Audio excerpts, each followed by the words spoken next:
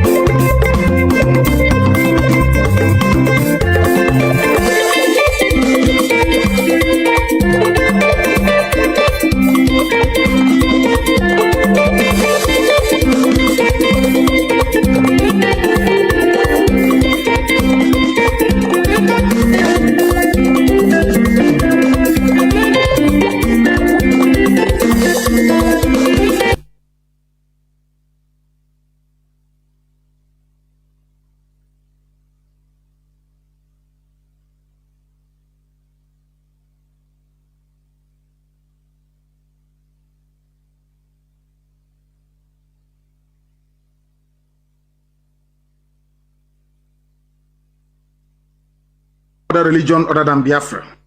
Please remember that we have no other religion other than Biafra.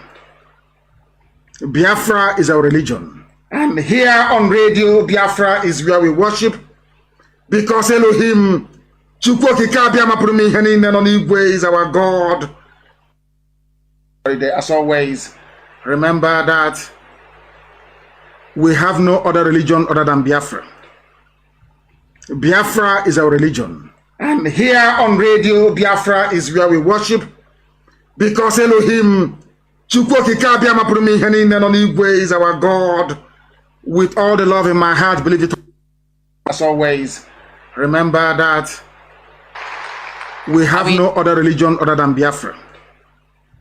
Biafra is our religion. And here on radio, Biafra is where we worship, because Elohim is our God. As a filmmaker, as a human being, as a member of a humanitarian community, my head is always buzzing with so many questions. And I think we bottle it down to some spiritual inquiries, some religious ones. There's always been a debate about these two terms, religion and then spirituality. There are people who feel like, I'm not religious, I'm spiritual, and I'm not quite sure they know the meaning of that. But they use it because sometimes terms are just thrown around. To those people who are at the crossroad between religion and spirituality, what is your answer to that dilemma?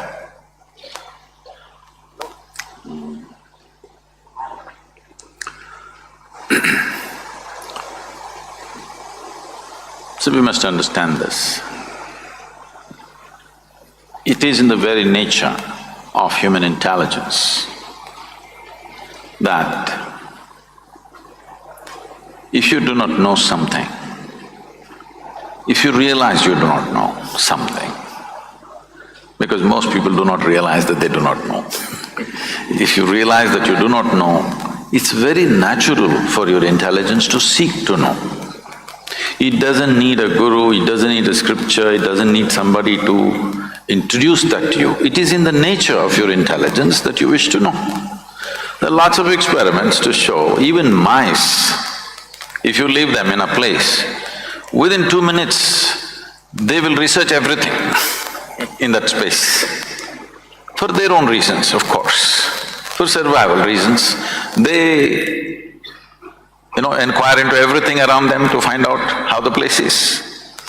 Human intelligence goes beyond survival, so naturally human intelligence seeks to know many more things which does not concern our survival.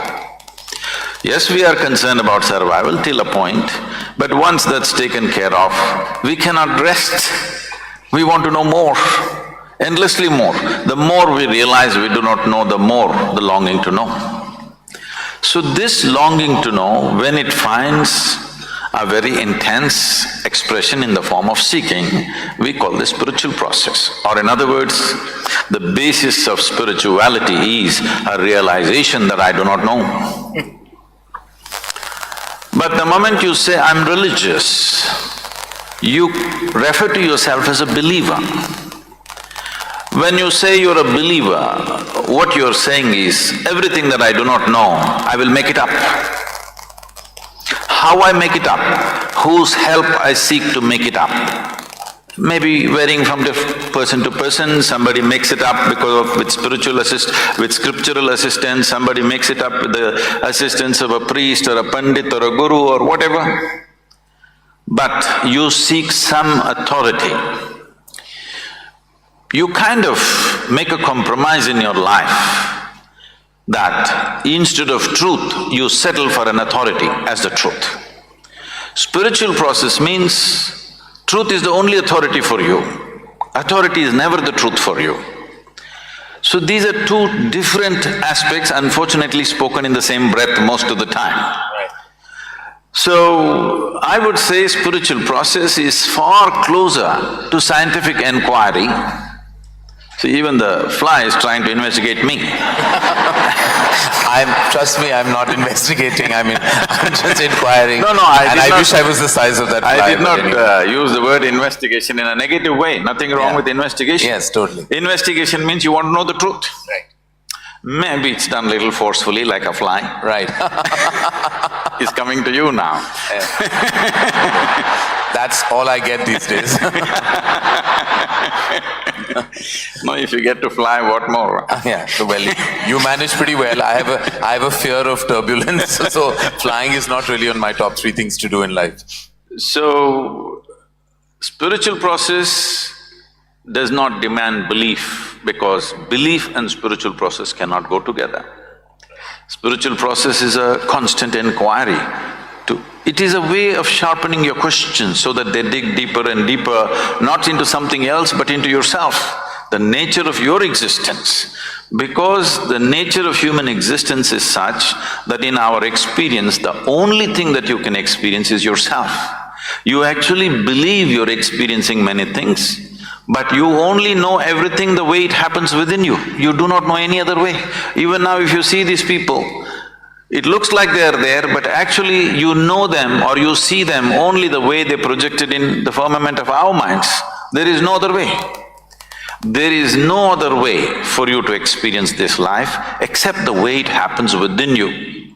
Now, spiritual process is a constant effort to see that the way that it happens within me is not a distorted vision, that my mirror is not a wonky mirror, it is a plain mirror, that it shows me things the way things are, it doesn't distort anything.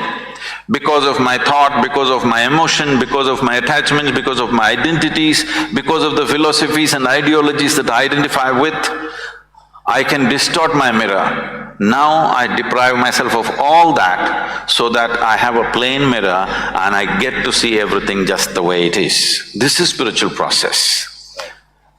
No, well, thank you, because that's always been a continued dilemma, and I believe that the word spirituality is sometimes misused, where there's not a grave understanding of what it really is. And as you said, that the I don't know has immense power, and I think acknowledging the I don't knows of your life really means everything, and I wish people would start doing that, because according to me, sometimes delusion is the biggest disease that plagues humanity, when you're not aware of your own self.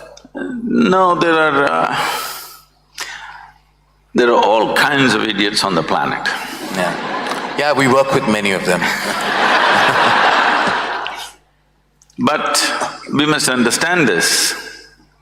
In the very nature of who we are, it is like this. If you do something stupid today, tonight your intelligence will bother you. Why did I do this? This is the nature of human intelligence. But the moment your stupidity is either scripture endorsed or God endorsed, you can go on doing the same idiotic thing with enormous confidence. It gives you confidence without clarity. Confidence without clarity is a disastrous process. If you do not have clarity, at least you must have hesitation.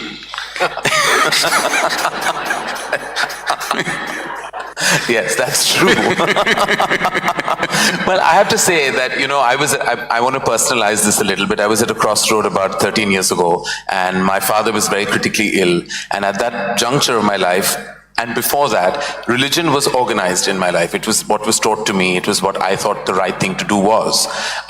When he was in his last stage, there were things suggested to me, which were, to me now, completely ridiculous, including going to a certain temple and feeding a cow of a certain color and, and doing a certain ritual at home, and all those things that one did without even thinking. Because as you said, when you spoke about the idiots on this planet, I was definitely one of those in that stage of my life. But sometimes you reach a critical stage where you seek any kind of desperate measure and you try to kind of hold on to any hope that even something that is advocated to you that goes against your grain of intelligence or thought.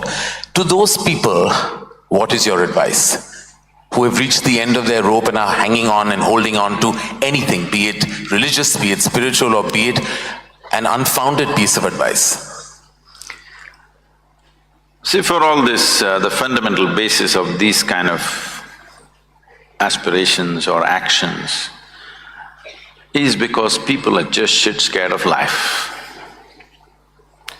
Why is it so? It's like this. Suppose you sat on a bicycle on stand, and started simply pedaling for fun. But it came off the stand and started rolling. Anxiety, faster, fear, very fast, terror.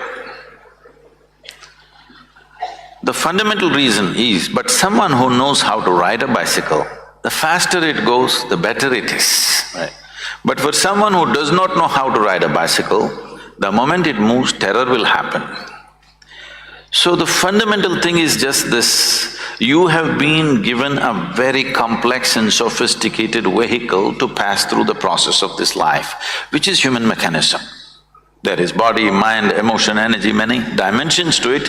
Essentially, this human mechanism is a very complex phenomenon. Now you are going at it, you are trying to walk through life without understanding a thing about the vehicle that you're using. Every time it moves, there is terror. If it doesn't move, you want to die of boredom. If it moves, you're terrorized. There is no way out of it. Tell me one thing that human beings are not suffering. If they're poor, they suffer poverty. If they become rich, they suffer taxes. If they're not educated, they suffer that. You send them to school, endless suffering. They're not married, they suffer that. You get them married. Yeah, I was heading to that next. I didn't say a thing, they're the ones. Well, that's an extreme validation of the institution. So, tell me one thing that they're not suffering. So now somebody develops a philosophy, life is suffering. You know, there are philosophies like this. Now it's not about life because you've not even touched life yet. All that you're dabbling with is right now your own thought and emotion, and it's going crazy. So you are on a bicycle that you don't know how to ride. But this is not just a simple two-wheeled bicycle, it's a complex machine. You don't know how to ride. You don't know how to manage your thought, you don't know how to manage your emotion.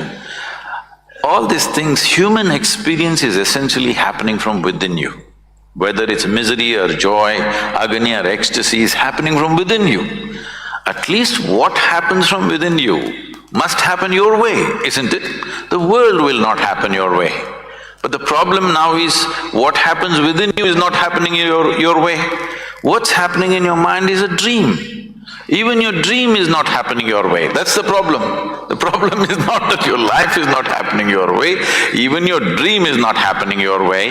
And this is the source of their misery, but they think it's marriage, they think it's children, they think it's poverty. No, fundamentally, it is just that you are not happening the way you want yourself to be. That's all your misery is. So, even if you want to learn to ride a bicycle, it's a simple basic machine. It needs a certain level of attention and involvement.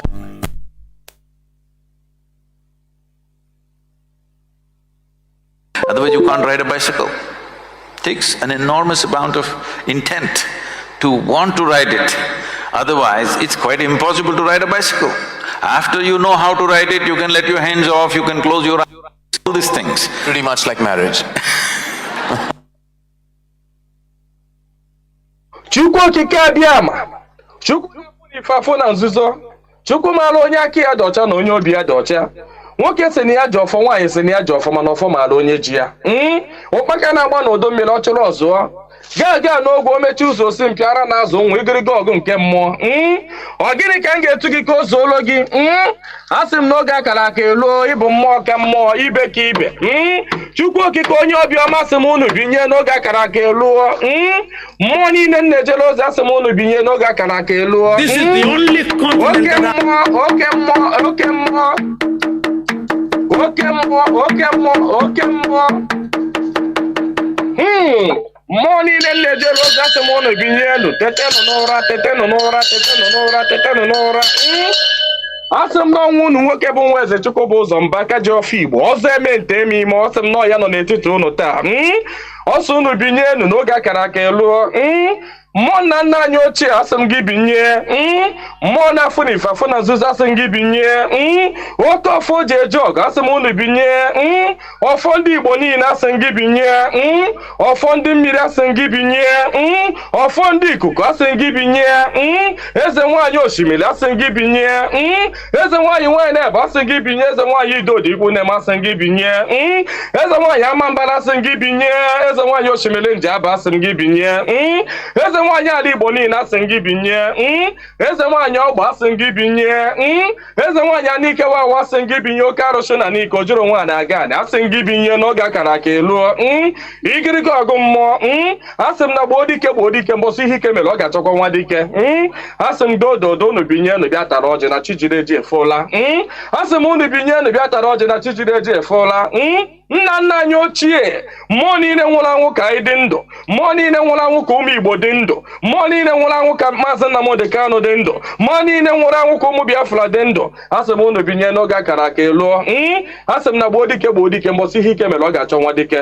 Ọ sị na mberede nyiri dike na mberede ka o ji ama nwa dike. Ọ ya ka m ji akpọ unu n'isi Ọhamadike. Ọhamadike bụ Maazị Nnamdi Kanu. Ya bụ Maazị Nnamdi Kanu, otu mkpụrụ anya ji isi ụgwọ, otu ọnụ na-ekwuchitere mba niile, ụkpaka na-agba n'odo mmiri na-agba n'oge nke ya. Asị m unu binye n'isi ya, nye ogologo ndụ na-arụ isi ike, napụta ya na Eke, napụta ya na Orie, napụta ya na Afọ, napụta ya na Nkwọ. Asị m na ahịa akara aka anaghị eri nwa ngwụrọ, na ahịa akara aka agaghị eri Maazị Nnamdi Kanu. Asị m unu ga-anapụta Nnamdi Kanu na Eke, napụta ya na Orie, napụta ya na Afọ, napụta ya na Nkwọ. Asị m mee ka ọnụ niile kwụrụ njọ n'isi atụgharịa kwụ mma, ka ọnụ kọrọ ogiri ọnụ kọrọ ogiri lachaa. Chukwu okike abịa ma onye jiri mmiri siri ike kpọọ aja were aja siri ike kpọọ mmadụ. Asị m na taata bụ ụbọchị Eke n'ala Igbo. Asị m na Eke ga-eketara Nnamdi Kanu ndụ, Eke ga-eketara ya nwere onwe, Oke ga-eketara ya ndụ, Oke ga-eketara ya Biafra, Oke ga-eketara ya nwere onwe, Oke ga-ekegburu ya ndị iro, kegburu ya ajọ mmadụ na ajọ mmụọ. Asị m na mbọsọ ga-apụta ekwensu ga-anọ n'ụra, ndị ilo ya ga-anọ n'ụra, ọkwa na ekwe osu. Asị m gịnị bụ ekwensu? Asị m na mbọsọ ga-apụta ya bụ ndị ilo ga-anọ n'ụra, ọha bụ ndị ọha nwa bụ ekwensu. Asị m na ha ncha ga-anọ n'ụra, na Nnamdi Kanu ga-apụta n'ike na ebube. Nnamdi Kanu ga-apụta n'ike na ebube. Asị m na ọnụ kwụrụ njọ n'isi ya ga-atụgharịkwọ mma. Asị m ọbịa igbu Nnamdi Kanu gbuo onwe ya. Onye si na Nnamdi Kanu agaghị adị ndụ, onye a ga-eji anazere mmiri. Onye si na Nnamdi Kanu agaghị apụta, onye a ga-eji anazere mmiri. Ọnụ niile kwọrọ ogiri ọnụ ga-akọrọ ogiri lacha. Osisi abụla oturu ga-emeche wee kwele. Onye asị na Nnamdi Kanu agaghị apụta, asị m na ọnụ ahụ iji wee kwuo ya na ike ejikwa ya wee kwugharịa mma n'isi ya. Asị m na ebe onye ahụ na-atụ Maazị Nnamdi Kanu aka, asị m aka gị ga-akpọnwụ. Osisi ahụ fọrọ Nnamdi Kanu wee tọọ nkwe, asị m ikuku futuo gị. Anya ọbụla fọrọ Nnamdi Kanu kwawa akwa alịla, asị m alịla akọrọ ya n'anya. Onye fọrọ Nnamdi Kanu cheta ihe gburu nwa ya, ihe gburu nwa ya gbuo ya, maka na ọ bụrụ ya gburu nwa gị. Chukwu okike abịa ma asị m na mberede nyiri dike, mberede ka o ji ama nwa dike. Asị m na okirikiri ka a na-agba ukwu ose, ọ dadị ukwu ose elu. Na okirikiri ka ndị iro ga-agba Nnamdi Kanu mana ha ama mkpata ya aka. Ọ sị na nkirikiri ka ọ na-ekiri odido, jiri odido enyi ozu. Na ọkwanụ nkirikiri ka ndị iro ga na-ekiri ya mana ha ama mfụ ya anya. Asị m na eje anaba isi ije. Asị na Nnamdi Kanu ga-eje na ọ ga-ana. Asị m na inye anaghị eri ọba maka na inye na ọba bụ nwanne. Inye agaghị eri Nnamdi Kanu maka na ọ bụ nwa iyi. Asị na Nnamdi Kanu ga-adị ka echi, echi anaghị agwụ agwụ. Maka na ije ejere bụ ije mmiri, ọ bụrụ eje nkụ. Asị na ya bụ ije ga-abụ ije mmeri. Asị m na ọ ga-anata n'udo. Asị m na ọ ga-abata sirili welele. Asị m na unu ga-aga kpọnatara anyị Nnamdi Kanu. Asị m unu ga-akpọnatara anyị Nnamdi Kanu, ga-akpọnatara anyị Nnamdi Kanu, ga-tụnye ugo, ga-nye ya mmeri, ga-nye ya mmeri, ga-nye ya mmeri, tụnye ugo n'elu ugo, nye ike n'elu ike, nye ya ndụ n'elu ndụ. Ọkwanụ ndụ ka o ji efu na-efufe. Unu nye Nnamdi Kanu ndụ, onwe ike wee kwụrụ jinjin, onwe ike wee kwụrụ wee fuo n'ofufe. A sị na ya kara ka anaghị eri nwa ngwụrọ. Ihe mere ha ji jide Nnamdi Kanu bụ ka ha nwee ike wee megide ndị Igbo, ka ha nwee ike megide ụmụ Biafra, ka ha nwee ike wee kwuchie anyị ọnụ, ka ha nwee ike wee kachie anyị ọnụ, ka anyị ghara ikwu okwu ọzọ. Mana ama m na dododo Chukwu okike abịa ma ndị nwa na ndị nwe mmiri, ndị nwe ikuku, ndị nwe anyanwụ, mmụọ nna nna anyị ochie, mmụọ niile nwụrụ anwụ ka anyị dị ndụ, mmụọ niile ọ kwafọrọ ọbara ha n'ike maka ihi Biafra. Asị m unu binyenu, asị m unu dododo na ọkwa na unu bụ ihe nwe ike a, ọkwa na unu ga-eji ọgụ mmụọ a, ọkwa na unu ga-aga bụori ahịa, ọkwa na unu ga-aga napụta ya maka na ihe ọ tinyere unu n'aka anaghị ele ule. Asị m dododo igirigi ọgụ mmụọ. Eze nwaanyị niile nọ n'ala Igbo, mmụọ niile nọ n'ala Igbo, asị m unu binye, maka na onwe onye nọ n'ụwa na-anaghị aṅụ mmiri, onwe onye nọ n'ụwa na-anaghị eri nnu. Nnu bụ ihe ụtọ si na mmiri wee pụta. Onye ọbụla na-eri ihe na-eri ihe dị na mmiri. Onye na-asa arụ ji mmiri asa arụ. Onye ọbụla na-eme ihe ọbụla ọ na-eme ji mmiri eme ya. Asị m ihe ọbụla mmadụ na-eme n'ụwa, mmiri ọ na-ebube ụzọ. Asị m onye ọbụla kpọrọ mmiri asị na mmiri a ga-agbagbu ya. Asị m onye ọbụla fụrụ mmiri n'anya ga-afụ Nnamdi Kanu n'anya. Onye ọbụla fụrụ mmiri n'anya ga-afụ Nnamdi Kanu n'anya. Onye ọbụla mmiri na-awụsa n'arụ ga-afụ Nnamdi Kanu n'anya. Onye ọbụla mmiri na-emesa n'arụ ga-afụ Nnamdi Kanu n'anya. Onye na-aṅụ mmiri na-eli nnu, asị m na ọnụ anyị ji wee lie nnu wee ṅụọ mmiri na ị ga-eji akwa okwu ọma n'isi Nnamdi Kanu n'aha Chukwu okike abịa ama. Ise. Good morning, good afternoon, good evening, and good night, great Biafrans and lovers of freedom. This is Radio Biafra HAUSA-SERVICE coming to you through the auspices of Radio Biafra London. My name remains Mazi Chinedu from Olu province of Biafra land, and we are here live and direct. Today is the 10th day of the 6th month, being June 2023. Tata Bobochi Saturday. Tata Bobochi ri no we see. Now for puku afọ abụọ ni iri abụọ na atọ 2023. Tata Bobochi orie. We are here live and direct with no equivocation. We must preach this gospel. That is why we are created, in order to do what we are doing. Therefore, I once again welcome each and every one of you to this hallowed platform. This is where we worship, our rallying point, because Biafra is our religion. If you have any other religion that is more important than Biafra, know that you are not worthy. I am saying it with no equivocation. Mazi Nnamdi Kanu has been preaching this. Therefore, we must continue preaching the gospel of enlightenment, the gospel of liberation, because the restoration of Biafra, physical restoration of Biafra, will be only genuine if our mental restoration occurs positively. If we restore our mentality positively, if we restore it, mental emancipation. You know what happened during the colonial physical colonization, I call it, because we are still under heavy colonization. That is why they program us to think the way they want us to think. You know what we are doing, many people might not understand. It is decolonization. Decolonization of the brain. That is what we are doing here. Started by Mazi Nnamdi Kanu. The clarion call. The time has come for African Renaissance, and that is what we are doing. Therefore, I urge you to be part of this. We are not doing this because it's easy. It is very difficult. It is very tedious. Do you know what it means to enslave people for centuries? More than 400 years of enslavement, and more than 100 years of direct colonization, indoctrination, everything. Do you think that is going to be just one day business, or 1 year business, or 10-year business, or 20-year business? It is a process, because they programmed us to think in a certain way. That is mental colonization. And that is what we are trying to untangle little by little. It is not easy. It's not easy. That is why today I'm going to talk about colonization of the mind. Colonization of the mind, that is the subject of my submission. Remember what we are doing here, this program, it is aimed at transforming focus from promotion of individual success and happiness to cultivation of collective well-being. I don't know whether you understand what it means. What we are doing here is shifting focus from promoting individual success and happiness to cultivating collective well-being, cultivation of collective well-being. That is what we are doing. Because when you come to individualism, you know, many of us are living well, no problem about it, but collectively we are a failure. I say, Mazi Nnamdi Kanu has continued reiterating on this, that collectively we are a failure, a complete failure. That is why what we are doing is trying to transform the focus, our focus, to this individual success and happiness into, focus in cultivation of collective well-being. Because, as I used to say, without us, there will be no you. There will be no I as an individual. Without we as a people, you have no respect. It doesn't matter that you are you are highly educated. It doesn't matter that you are rich as an individual. But collectively, we are nowhere. We are nothing.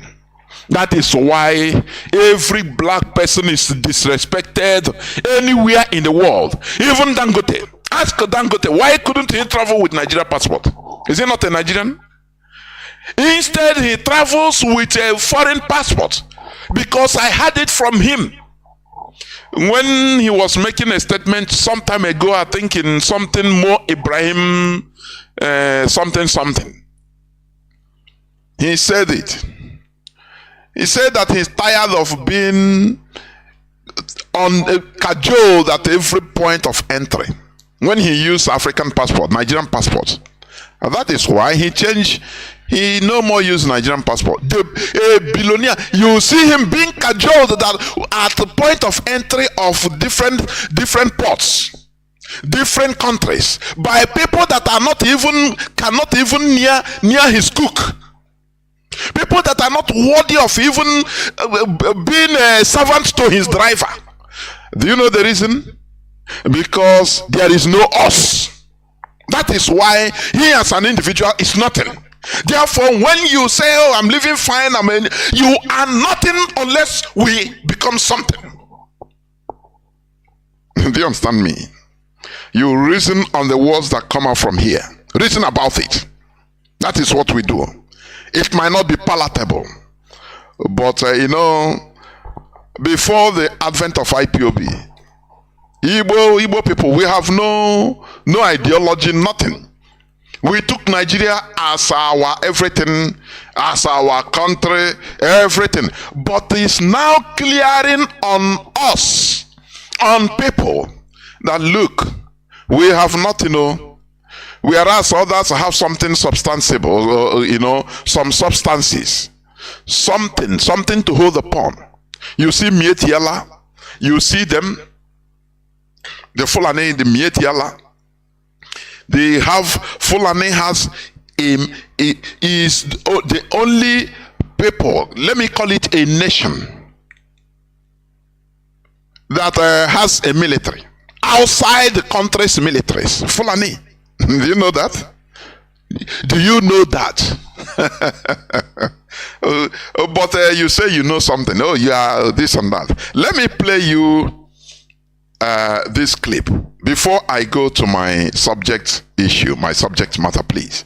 There is something I want to play for you. I think it's let me see. It's Ojozo Kanu. Sorry, not Kanu. Carlo. Ojozo Carlo. Reality has hit him. And that is it. Reality has hit him. But the problem is, will he learn? He started crying. Ojozo Carlo, former governor of Abia State, a senator, chief whip. Now, I want you to listen attentively, please. Ojozo Carlo, openly crying and lamenting. When we tell them, these are people that contributed heavily for the renditioning of our leader, Mazi Nnamdi Kanu. These are our people that took Nigeria, they slaughter our people. They slaughter their own people, kids and kin, to sacrifice them for Nigeria. But look at today, he is crying, open crying like a baby in the Nigerian Senate house. Listen, please, listen. We used to tell them, and we continue telling them, but the problem is, Igbo people, their egoism, their extreme egoism and selfishness blinds their sense of reason. Do you know who I am? I am this, I'm the governor, I am very rich, I'm living large. It blinds his sense of reason, and that is why we have been getting it wrong, even in the Nigerian political setting. We thought that sabotaging our people, sabotaging our own cause, collective cause, propels us forward. But lo and behold, it is lie. The opposite is the case. Politics is local. Listen to Ojozo Carlo, please. Listen. Listen to him lamenting in the floor of the Nigeria Senate House. Went through one of my best time in life in the Senate, and also went through He's sobbing. On the back one. One of my difficult period. On the back one, Also a dissident. This is a person that boasted that he's going to bring to Kanu to level every. It's me now. You know that primitive egoism in Igbo people. If only even we can lower it down. If Chukwuoke Abiyama will help us to lower this down, even in the next 50 years, it will be a plus. I said this extreme egoism is everybody. Primitive egoism. I'm not even saying egoism simple, but primitive one, selfishness. Primitive selfishness. This is the person that I will call her. So do you know that I have contact with her? I will just call now and to Kanu jet will level everywhere. This is how example of our people. It's not only even politicians. Ordinary people, that is how we behave. If you are delivered from this type of character, just know that you are saved. I'm telling you honestly. Because this character is in everybody. Every woman. Only if you are delivered from it, if you run away from this type of character. Extreme primitive egoism. You know who I am? That you are ego. You yourself, you don't even think about our collective being. Our collective well-being becomes secondary to you. That is primitivity. I call it, I always say that. It doesn't matter you have private jet. After all, orangutan. Do you know that this Middle East Arab billionaires, they fly monkeys and orangutans in private jets. Hire it for them. When orangutan is flying a private jet, does it remove the fact that he is still orangutan? It's a question I used to ask. It doesn't matter your social status. What matters is the way you reason.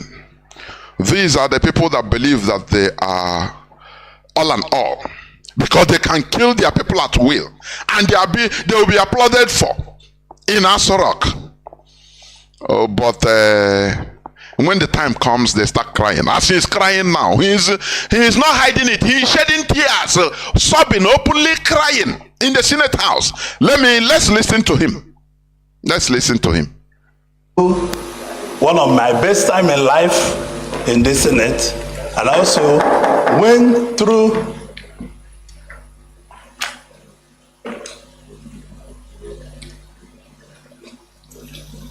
one of my difficult period. On a back also a dissident. Before I came to the Senate, before I came into politics, I can buy anything body can buy. I'm not a thief. Those that put me in prison, no treason, they put me in prison. They took over all my businesses and want to kill me. But I survived it. I'm in the Senate with you people. It's not the end to what we have done. It's not the end to United Nigeria. It's not the end to Brother's Keeper. But these senators I called were with me. I never lacked. When the PDP that I was his governor for 2 terms was being formed, I brought every money they used in forming that party. Every penny in 1997 and 98. Do you see how Igbo people are very foolish? Do you see, Mazi Ezekulie, I know he's hearing my voice. Oh, a formidable veteran. He said that we don't have no politician in Igbo land, and it is 100% correct. He funded PDP with his own money, thinking that he's funding it so that he can be the overlord of Nigeria. Fulani are laughing him. Is it not the same thing that Azikiwe did? The father of Azikiwe was helping a foreigner, Lugard, a lunatic, in order to form Nigeria for his own son. Do you see how foolish Igbo people are? I'm saying it openly. Igbo, many Igbo amaghị at all. Why wouldn't Ndi beribe ka anyị honestly? Ndi beribe, Ndi Zuzu.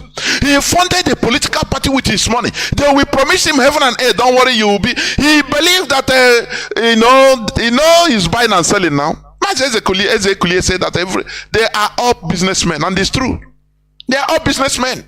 They thought that even politics is about just buying, I will fund a PDP. Now, after I will become the Lord, anything I talk will happen.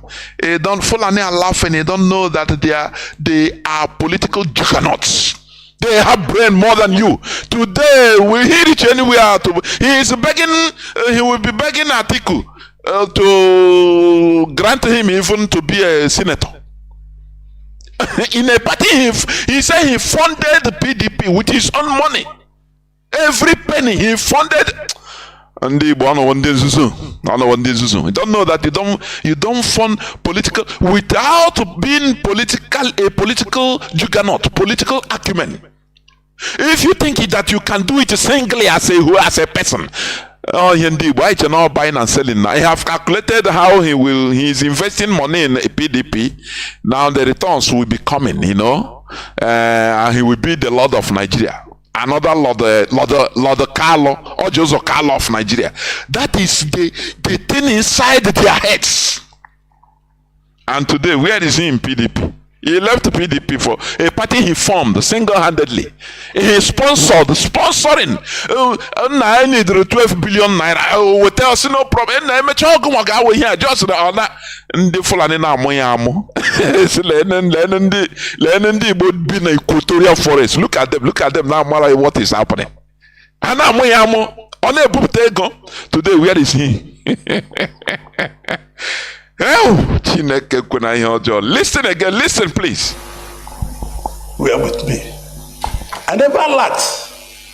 When the PDP that I was his governor for 2 terms was being formed, I brought every money they used in forming that party. Every penny in 1997 and 98. And I later became a thief. This man is saying this thing in the Senate House openly.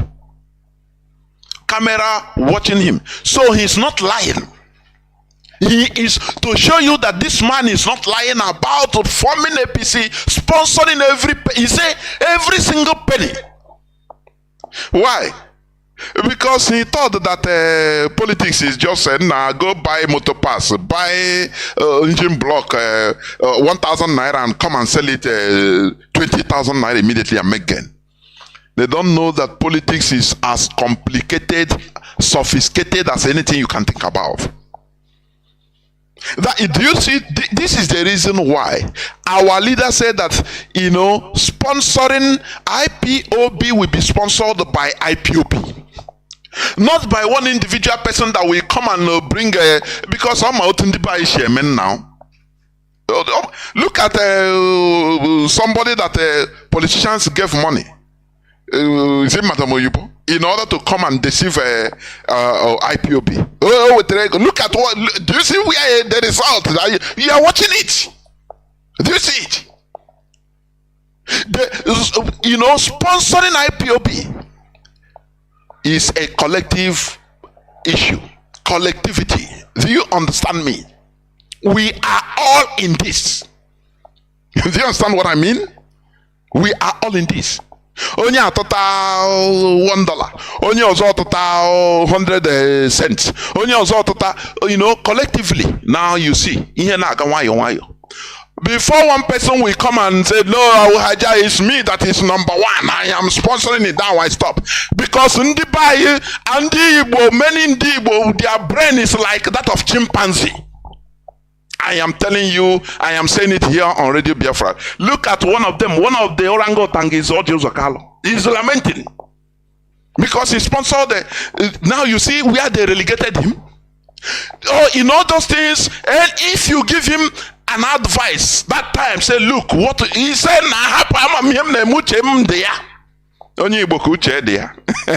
Ị na-eme onye Igbo advice, ọ sị gị hapụ uche m dị ya, hapụ ya ofugo. But just happy, he said no more. I give you advice. No way. This is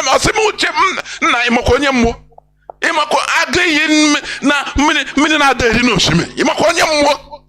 Colonel Madio, what are you talking? Nah, you self, you self. I think you were the same thing of this guy. Mbono jike na adu yode. Ebe na aga uzo adoroya. Nanya Ziki, you were big layeri anya. Oh, see, look at me. Look at you. Zik of Africa. I went to, do you know what it means to study in America? Be an athlete, do this. Do you know what it means? I beg leave. Which am they happy? I know. Only boy in any advice as one nigga or second now happen which am there. Now happier. That is what I discovered. I'm telling you. Or second, happy which am there, mammy name. Happy whip walaga. Council we are to take a because what are you is doing on sentiment. Or Joseph Carlo, when he was sponsoring all this PDP, if you come and give him advice that time, even he will plan, he will send killers to kill you. He killed our people, scammed everything. But today he is crying. He's crying. He is laughing at our leader. Oh, they are the people that wanted to kill our leader because they thought that Mazi Nnamdi Kanu wants to obstruct their political growth in Nigeria. Today, where are they? They renditioned him. Today, where are they? Even the deputy senate presidency no reach them. The worst part of it is that they don't learn. It continues happening day in, day out, the same thing. They don't learn. Tomorrow another person would feel that he is more. No, I just cannot get him now. You know, Sabi me, you know who I am. That egoism is a killer. I am telling you honestly. Is a killer. You know, he's a killer in us. That is it, egoism, selfishness, ego. Do you know? Even in the Bible, it is written, "Blessed is the humble, for they shall inherit the earth." I don't joke with that quotation. Let me tell you. You know, I say we learn from everything. Do you see? You will see a Fulani man, rich bastard Dangote. If you go to his town, or his village, he will stay with his people, sitting down, drinking that their tea, eating the same plate. He will not even know that he's the world class billionaire that you know. But in our land, just where one business go finish. That pride is destroying us. You see, pride, it is destroying us. I'm telling you. Blessed is the humble, for they shall inherit the earth. That is why we are losing the earth. Do you know? We are losing the earth because of pride. Now, do you know me? Now I am the person that is sponsoring. I have money. That pride is destroying us as a people. That is what this guy is lamenting. Let me finish playing it. He sponsored the PDP. With his own private money. But today, look at him now. Lenny Alemo to Cyclone. He slaughtered our people because for him to be Nigerian president. Today, he is even asking, he begged for Senate president. No way. They put him where he's supposed to be. Because he's a fool. We have fools as politicians. It's not, I used to say it's not only blaming our politicians. We ourselves, look at our characters. Even to the lowest, look at ordinary people's characters. Onye nwete 1 naira, ya put a boost. Ya put a boost. That is why we are losing it. If you understand me, listen. And people I gave transport money from my house in VI became angels. This is what Nigeria represents. I want to thank my colleagues for giving me these 4 years of uninterrupted support. Because this country is not fair to so many of us. It's not fair. It's got let him now watch you and you're not acting out or what you call okay. In this country is not fair. So many of us. But you plan to kill, you brought Python down to kill your brother. So that you will be, be made the president. Now you know that this country is not fair. Do you see how hopeless Igbo people are? I am saying it here. When the line opens, you can call to counter me because I am sick and tired of this, our useless pride. I am sick and tired of it. It is bringing us down to irrelevance.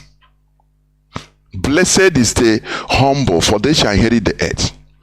The Fulani, they are very humble. Let me tell you. They don't boast. They don't make noise. You can see a billionaire. He's a world-class billionaire. But you will not even know that he's around. He will be with you humbly. But Igbo man never do anything. Why are we not? Why shouldn't we lose it? Unless we accept IPOB. Do you understand? That is only savior.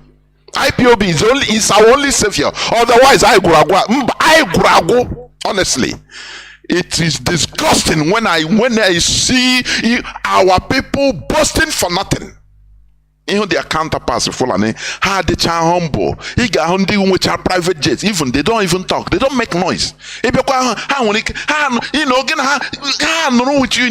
Hey, sorry.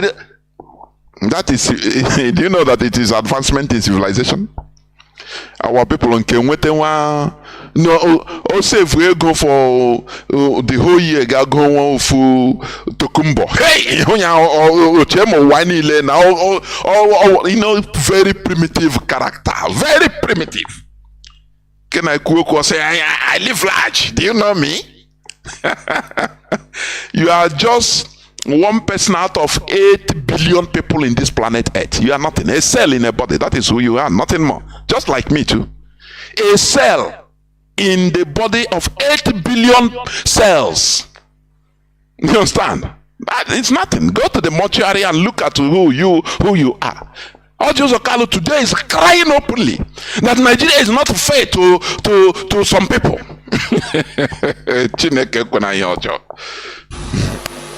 I built this country, I employed 13,800 workers. People employ nobody. And nobody asks them their source of wealth. I have 3 factories in Lagos, Nigeria. I have 2 factories in Ota. Build manufacturing. I have 3 factories in Aba, manufacturing. And I'm a thief. And people that cannot explain where their source of wealth come from, they are not thieves. I leave everything in the hands of God. May God be the judge. Now, leave it in the hands of God as a good Christian now. The same thing. All these things you are doing, how you do it, just to belong. A slave you are. A slave you continue being until you stand up and say, align with your people and stand to defend your people. That is it. Otherwise, nothing. You are a simple slave. If you want to empty your bank account in order to make your slave master happy, you are nowhere. You are a simple slave. As he's talking, the people that are there watching him, they are laughing inside. They say, look at this guy. Look at this monkey from Abia. He's what they are calling him. Don't worry. Another moment will come and sponsor another party. They will praise him. You see that is what Kunle and Alhaji. I will play some excerpt from it today. I don't know. I don't have enough time, because since how many days I never come on air because of some personal engagements, so work schedule and everything. But honestly speaking, I will bounce back as soon as possible in order to continue to contributing to this enlightenment, because we are called to do this. We must preach this gospel. This is our religion. It's where we worship. Now, I want to, before I enter into the subject matter, we see what is happening, what is going on. Igbo people's businesses in Lagos. You know, when you learn how to say what another moche, that is the thing. What another okenyoche, okenyanala. Okay, you don't want to know go and watch it. Then okay, you say okay, ngwana. Oh, mo wala. Gwazie maybe get tinyocha. That is what they are doing, Igbo people. Oh, we can develop. We can. We are hard workers. Aneshi kono no ala. Ndi nzuzu. Agboro nzuzu. Aneshi ono no ala. Ona wari. Aneshi ono. Aneshi onye obolo no ala. Now in Lagos, they are planning on making. They are not hiding it. They are planning on making laws in Lagos, promulgate law in order to revoke landed properties of Igbo. Oh, okay, they will tell you that land you build it is no more, even that CFO is no more viable. What will you do? But I build a mansion, carry your mansion. We say, carry your mansion, go, leave the land for us. Do you see where our people are buffoons?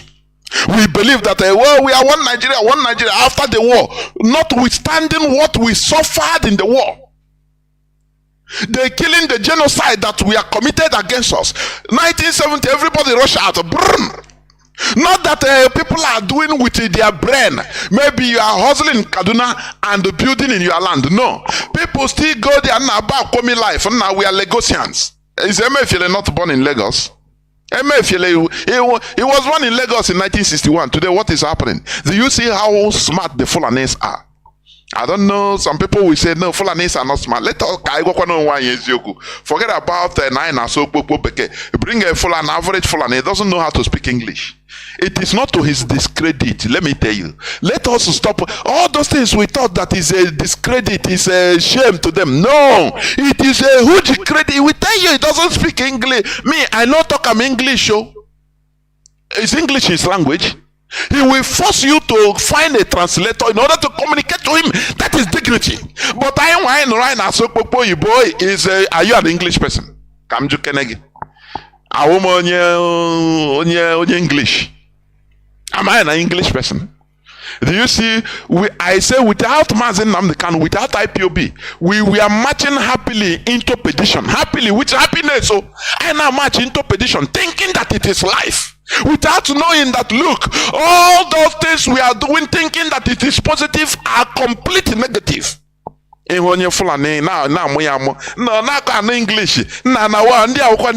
tell you? You all force again a fine onion but onion na translate now no Kakina make business. Do you see how is domineering character, domineering culture and tradition, but you don't know. But go I know. Hey, I speak English. Okay, you don't know that you are bringing yourself down so low. Don't you know that? So low. They said it. I the smart. Hey,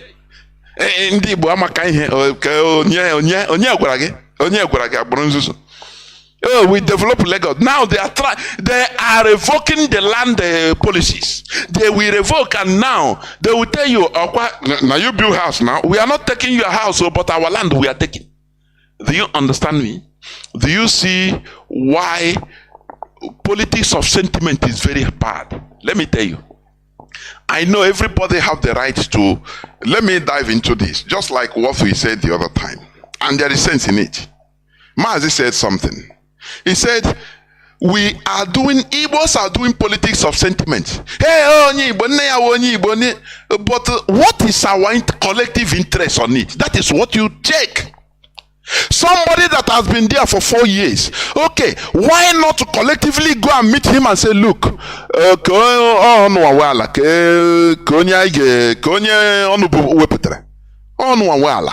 politics. I said, okay, no, another 4 years. I said, nah, I got support. Manale interest ayo, no, ya continue, make like, no squabbles, no problem. I said, don't worry. Why? Don't worry. If I get a way through tax, you need I get way through on you. Don't worry. Mana a way put on you. Oh, Chineke. Do the Naya Wonibo. Hey, are you sure we're okay? Sometimes I say, are we sure we're okay? No. When it comes to politics, I say, are you sure we are okay? Chuku just require talents without political wisdom. That is what I see in Igbo people. No single political wisdom from number one to from the highest to the lowest. No political wisdom. If not that Mazi Nnamdi Kanu came and start delivering us. In my name, in your with deliverance. If you accept, you become delivered. Tell me the rationale behind Onye Nobun or Chichi na Lagos. Onye Yoruba. Okay, why not to play along as Onye say na Igbo Union ka I got support. Okay, mana nwere ale interest I because I choro ahia ka ebutuo ya. You know on nature conditions I got support kwa ya. Onye ozo na abia sin na hapu onye no sentiment. Yeah, it's about interest. Millions of Igbo people in Lagos. But just that's a sentiment. No, you buy the sentiment as if you were used in order to pursue Yota from Enugu. I suffer today. Sentiment. Everything sentiment every time. Sentiment. Can you get when people don't talk about benefit or interest? That sentiment is too much. We need to be politically connected. We are not. That is why we are suffering. We are not politically connected. That's why we are suffering. It doesn't matter. I'm telling you. So we should learn. Now, what they say they are doing, listen to Kunle and Alhaji say about the conversation. Please. I want to play it quickly before I go to the subject matter of today. Listen. And we have food. So Igbos are actually helping themselves. Let me tell you, even in the trust, at least of the Southeast, is finished. And I assure you too, in Yoruba land, listen to me, I am coming. If you really have Northerners in 1979. I am coming, please. This is Kunle and Alhaji's bugged phone conversation. Shetima, that is the vice president, is him that is the Alhaji today. Do you understand? And the one Yoruba Kunle. So I want to bring out something there. Listen. Listen to me, not that they help themselves, gentlemen, please. We don't need anybody in this country, they help themselves. Let me ask you a question, sir. Let me ask you a question. Between cash, industries, and human beings, who are more in number? I do not know now. Not number, I'm not talking of population. I'm talking of economy now. I'm talking of cars, the motors that we drive. Yes. And industries that we have. Yes. If you put them on one part and you put human being on the other part, who are more in number? Cars are more. Cars are more than human beings? Human being. Good. Two, if you put fuel and food by the side, which one is consumed more? In food now. Good. And we have food. So Igbos are actually helping themselves. Let me tell you, even in Yoruba land, let me tell you what they will do to Igbo this time. What Oba of Lagos said that we are pushing. Listen here, listen. I think this conversation was, 2015. But listen. Here is the key. Listen. To tell you that they have planned this. Listen to it, please. Them to the ocean. Most of these markets that are banning in Lagos, look at it, they are Igbo-dominated markets. You get me? In fact, some Yorubas were telling me when I was in Lagos last weekend that it is we, the Northerners, when we are in charge of Lagos as federal capital, that open room for Igbos to come and dominate them. And it's over now. And it's over. All the businesses Igbos are doing, we are going to bring it and do it. You get me? Fashola for the past 5 years have refused to approve any industry, especially pharmaceutical, to Igbo people. Find out.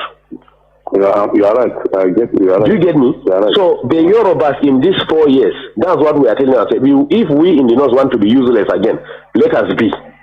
But the Yoruba people in the 4 years, they want to control their land completely. Are you hearing it? This was 2015. Please. Are you hearing it? That Yoruba, they have to control their land in Lagos completely. Listen, continue listening. Why Buhari have to sign that Lagos is going to be given special status. We are going to have a kind of semi-regional system. Lagos is going to have special status. It means nobody again will control Lagos. The indigenous of Lagos are the ones that are going to control Lagos. They can form land policies. Do you get me? They may decide to say, you as a Yoruba man in Lagos, you will pay 5,000 naira per annum for a land. As me as a Hausa man, I will pay 10,000 naira. Igbo man will pay 1 million naira. This is why they are heading to war. Do you get me? So now, unfortunately, again, the attitude of the do you hear it? What is happening now? You know, this thing we have been circulating it on social media, playing it on Radio Biafra, right from time. People we are thinking, no, this is propaganda now.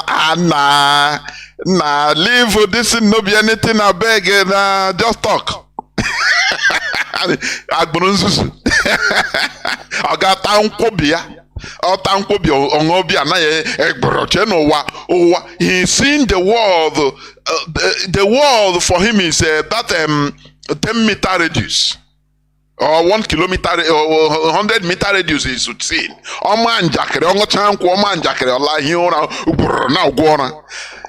The people are secretly working towards realizing everything against our people. But ending early in the morning, all poor now go on a shop or man jackery.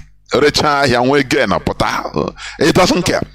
This thing was being said 2015, that they are going to deal with Igbos in Lagos. They are going to deal with them. I personally have played this, if not plenty, more than 10 times on this hallowed platform.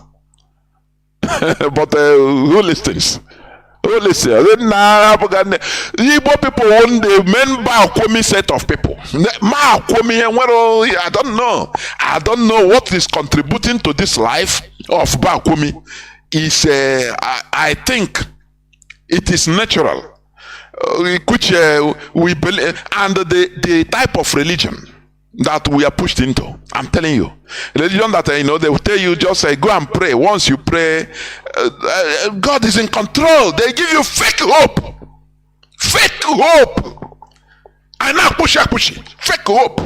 Don't do anything. Do you know the reason why the Muslims are on top? I think you saw it. El-Rufai have said it. He have done part of his job. That he thank Allah that he has done part of his job. That he have restored the power from the indigenous people in Kaduna, who are mostly Christians. Down now that Kaduna can be governor Muslim ticket, and they have replicated it in Nigeria, and it will continue till 20 years. Do you know what Khan said? Christian Association of Nigeria. They said, no, don't mind him. I have it as a news. No, Islamization. El-Rufai seeking relevance. Ignore him. Christian Association of Nigeria. What India had to kill to deliver us to hellhole or what? I cannot understand. This is how they have been deceiving our people. Highest thing they will tell them, let's go to church and pray. Every pastor pray against Islamization, and once you pray, you conclude that oh, God have answered. So don't worry, nothing make I want to hear amen. Oh, the most foolish set of people in that Nigeria. I'm telling you honestly. With this religion, the Muslims, they are practical. Please, they are practical.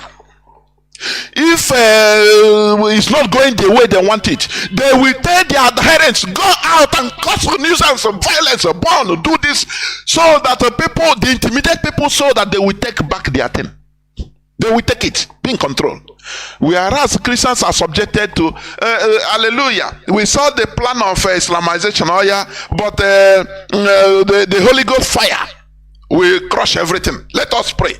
You know, when we are talking this, as if we are at the outside. This is what we experience, what I experienced Oh, Bojina Bowamobi. I wouldn't know him, no, maybe him no outside no. This is what I experienced. They never tell us about, the need to be practical. If this thing is not going, pastors, we should tell people, oh yeah, go out, please, let us go protest, let us do this and that, practical. They will conclude everybody. Don't worry, God is in control. What is going on, they want to Islamize Nigeria, but as a prayer warrior, it's only in Christianity they have prayer warriors. You know that? They don't have physical combatant warriors. No, prayer warriors. It's very easy now. You pray. What is happening?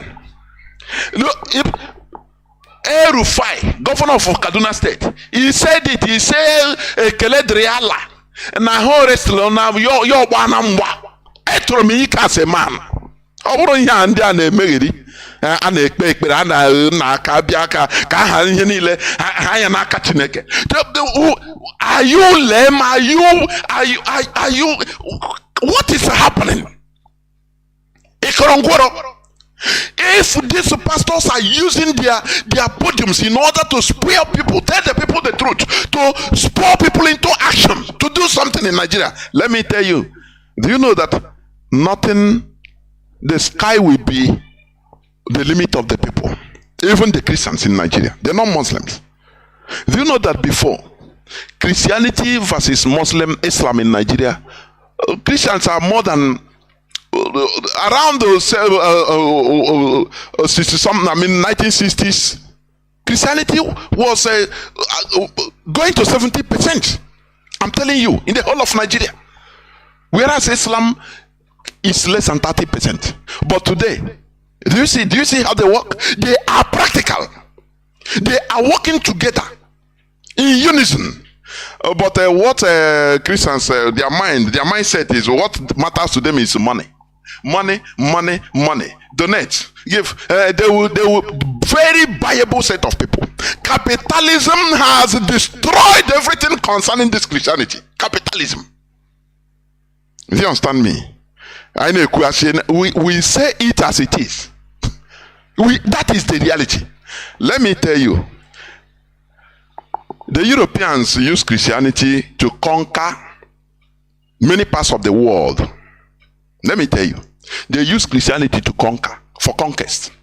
Now, when they have finished with it, they saw that look, they need to stop this, because that time they have empowered their government, they have enlightened their people.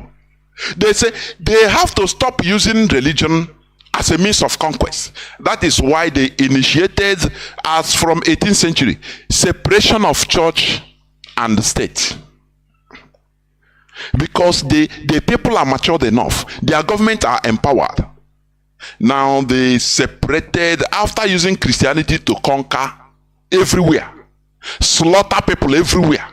In Africa, in the Americas, in Asia, in Oceanico, they use their religion to slaughter people. After they saw that, look, they have power now, they built a very solid government and handed the power over to the government. Now they separated the church and state, and they handed the Christianity they handed unto you. They tell you to become. Instead, they check in the night of Semulumba in Catholic Church. You don't know what it means? These are real combatant soldiers. You understand? Physical combatant soldiers. But they pacified everything now and bring to you. Now, in Africa, now, in Nigeria, they use it to make money. Oh, money is money-making machine. That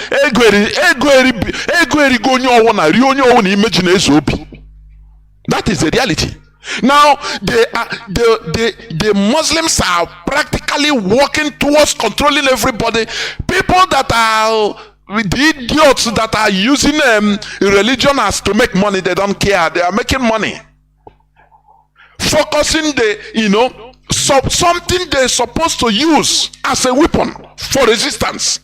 To empower the people, to say, no, let us defend our religion, let us defend our belief. No, they don't do it.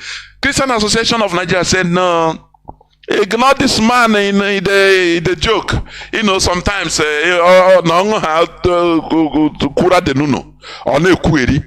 that is how bad it is. You will see in some churches they will be praying against Islamization, praying. No agenda, no political agenda, nothing. Only when election comes, they say, oh yeah, if you don't have your PVC, you will not receive Holy Communion. Where are those people today?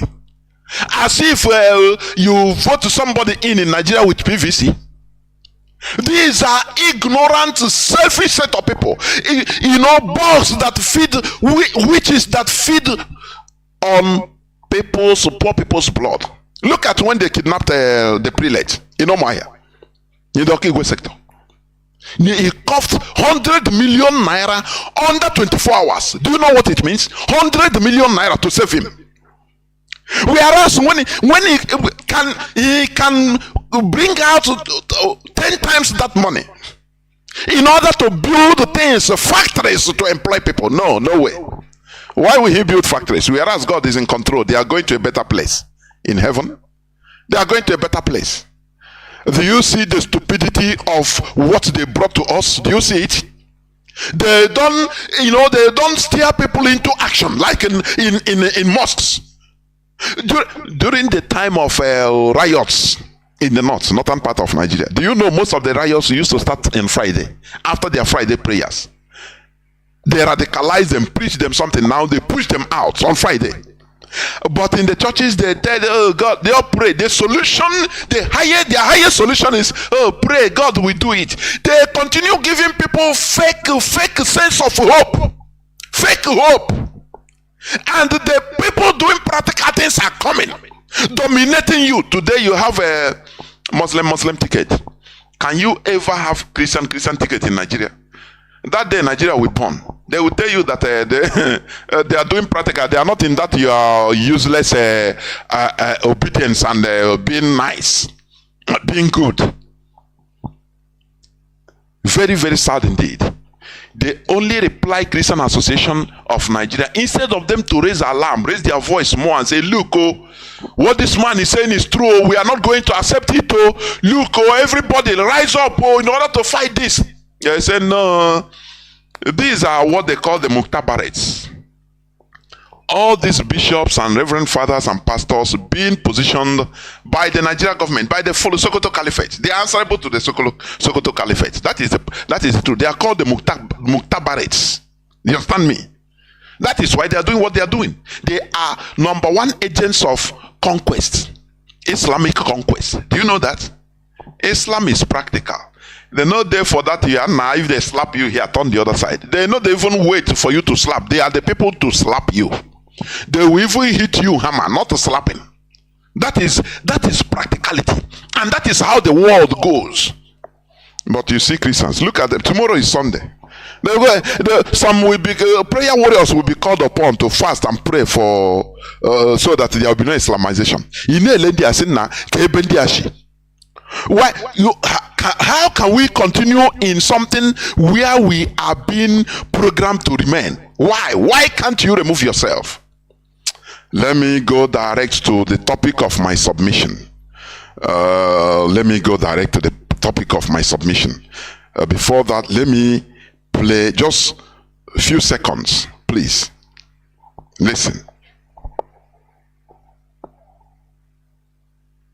Only continent that has welcomed all civilizations. We started with the Arabs.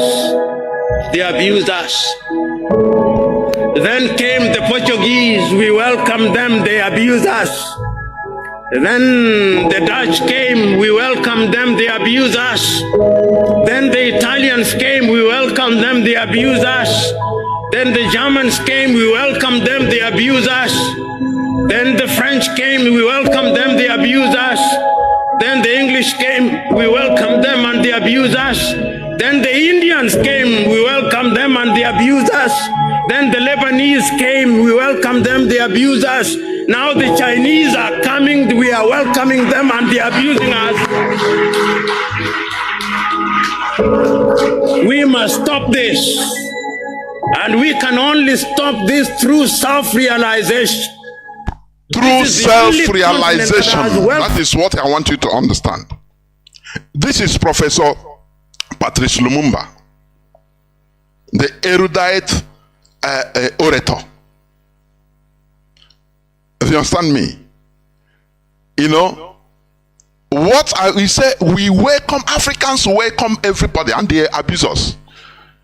Agba ofu ya atọ n'ogwe, agba abụọ ọtọ n'ogwe, ọwụ ogwe ka apịara akọ. Now he said we have to stop this. How do we stop this? Through self-realization. That is the word I want. And do you know what is self-realization? Going back to our roots. You can never advance solely on foreign ideology. It is impossible. As a people, it is impossible.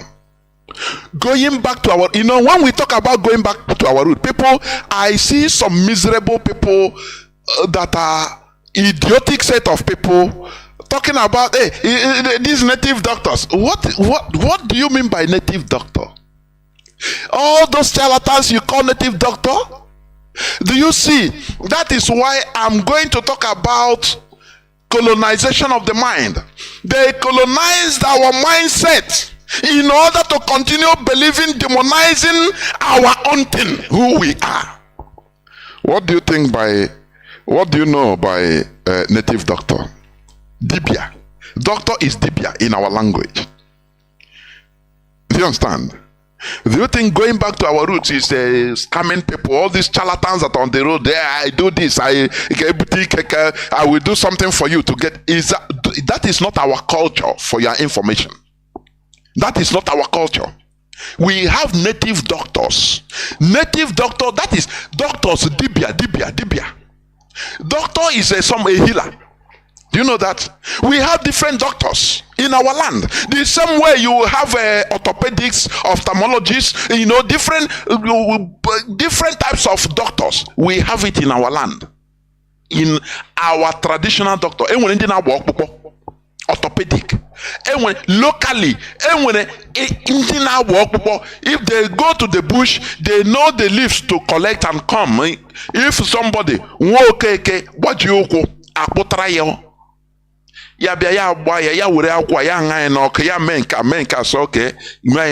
before you know, the following day the person didn't heal you. That is our native doctor. Maybe you want fibroid or wine other. These are medicines, because the bush in our land contains every medicine you can think of. Only that we are not smart enough to research about them. Do you understand? Today, the white people have seen that a bitter leaf in our land is a very big medicine, and they have now converted it into pills. But we have been there with us, no researching, nothing. What of Akilu? What of Oji? Do you know the content, the therapeutic content, the medical content it has? Do you know? Do you know that Oji, for you to get a heart problem, it is almost impossible. What of Akilu? The same thing. But all these, you see our people, I am a doctor, I have a degree, this and that. How do you impact to your environment, to your own people? Can't you go and research? We have all the leaves, all the roots in possible, necessary. All of them. For one healing one sickness or the other, or preventing one sickness or the other. I could remember when we were small. Inwe Haider. What? Akpara osisi nka. Akpara akwụkwọ nka. Akpara akwụkwọ nka. Mix eshie n'ọkụ. Now ịsa ha na ahụ ịgbake. Iwere that things. Iwere mmiri asa ahụ ịgbake immediately. Ekpuchie gị. The following day, these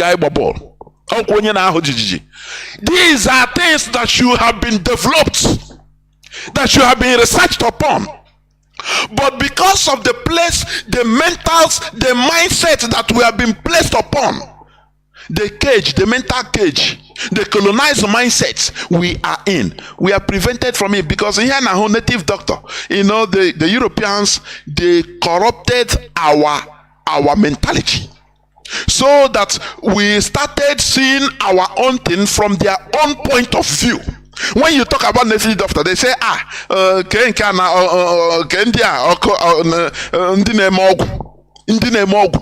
is imogu? Hey, but you will see a pastor, a reverend father that commands miracle. You have problem, you go and explain to him. I have this enemy, this and that. Pray so that he give you olive oil. You say once you want to pray, once you want to sleep, this and that. Call the name of that your enemy or your perceived enemy. Do this, do that, do this, do that. Now you see, wait for results. Is it not imogu? Can you please come? Can you imogu? Only. What if you use olive oil? Use a handkerchief, no miracle handkerchief. Now you have olive oil. Go to your shop and pour it. You have customers. This is what comes with these churches. I'm telling you honestly. In our tradition, we don't have all these things. Do you understand me? We didn't have all these things. They corrupted our tradition and we must get it right. So when you talk about native doctor, it's not all these charlatans that are scammers that move away from churches now and come back and say, how is the meaning, or this and that. All their focus is making you get money. Is it not the same thing? Is it not the same thing? I could remember in the 80s, when the wind of these Pentecostal churches everywhere, that is when everything, things completely fell apart. Because everything church now your situation change. Nobody is telling you that look, you need the government. Your problem is about bad governance. It's not about any other thing. There is no witches or wizard that is holding you. It's the bad governance in our land. Do you see it? The colonization of the mind highlights the following characteristics. The intervention of an external source, that is the colonizer or the colonizer, in the mental sphere of a subject or group of subjects, they colonize. This intervention affects central aspects of the mind. The colonizer understands perfectly that without colonizing the mind, physical colonization is never totally sustainable.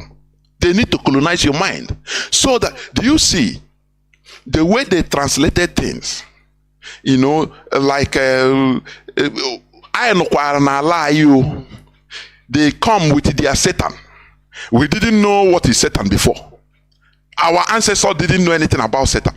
Now they came after they translated the Bible in Igbo language.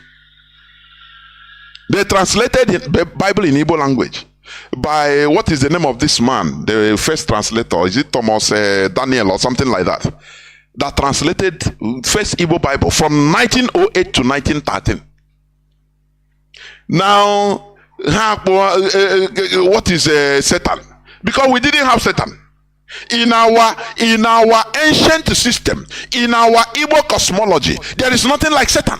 Because we believe on positive and negative. In electricity, every electricity, one wire can never bring light. Do you know that? There must be positive and negative. Oh, these two work together. You can call negativity to come and he will come and work, he do his job. It is his job. Even in the Bible it is there. When according to the story, the biblical history, when God wanted to tempt Job, who did he use? Did he use Angel Michael? The answer is no. He called the person's job.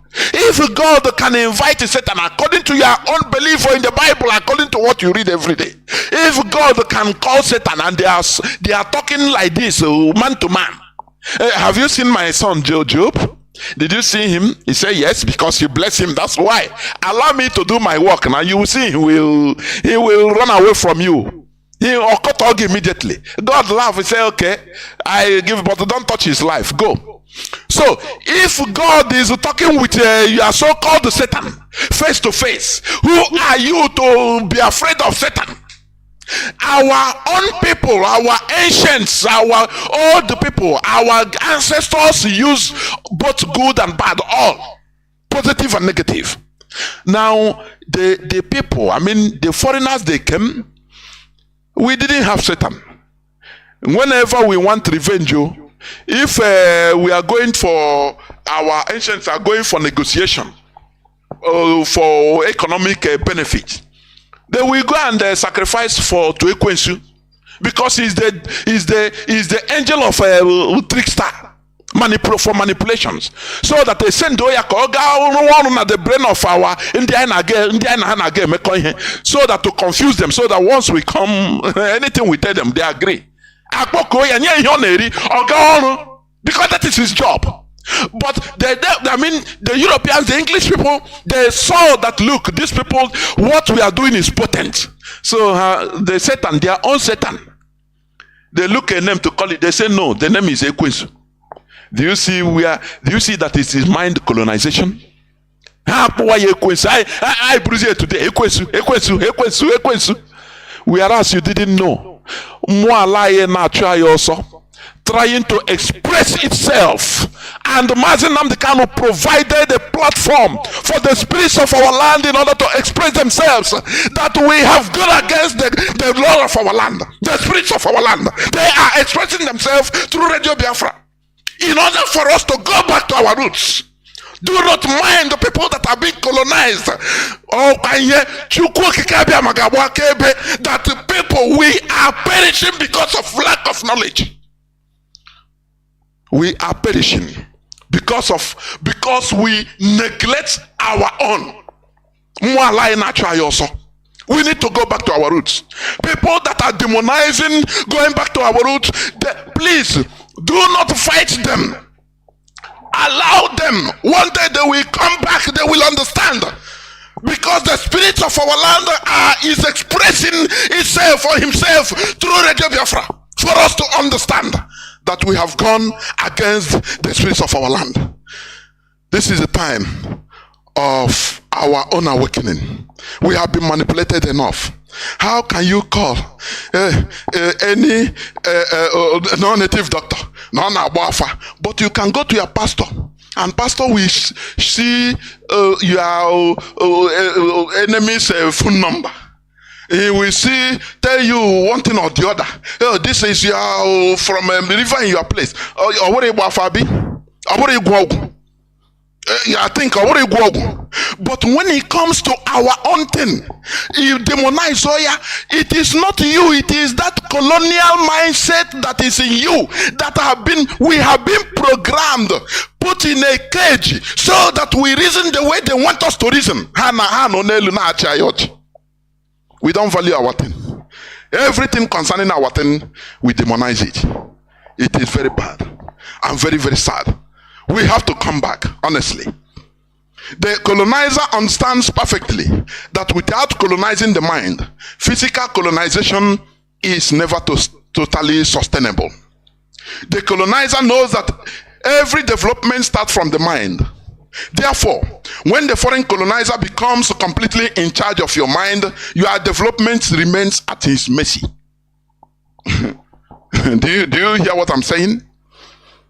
When the colonizer becomes completely in charge of your mind, your development remains at his mercy. Do you know why? Because development starts from the mind. This is why they first of all subtly force us to learn their language, so that we can see and interpret things and the issues according to their perspective and interpretations. Are you hearing me?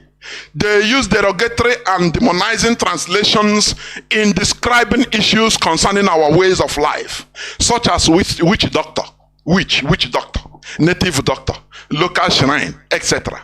Whereas they also make us see the equivalent of all these translations as angels. They are equivalent, they are unequivalent. You know, when you call a pastor, what is a pastor? What is a pastor? What is his job? Is it not to guide you spiritually, to give you counsel, to tell you what to do, so that maybe your problem or the pastor is shepherd, to guide you? A reverend father, look at their own thing. You wear white. A reverend, onya nefe. Do you know that? A reverend father, near their own home. Whereas when it comes to our own, they make you be afraid of your own thing, demonizing it. We need to wake up. We are in a mental cage, complete mental cage. I'm telling you, we are in a mental cage. They call them, oh, men of God. They call temples. But when it comes to all, they say, oh, the shrine. The shrine, they equate it with filthy things. A shrine, I go to shrine, I go to bush.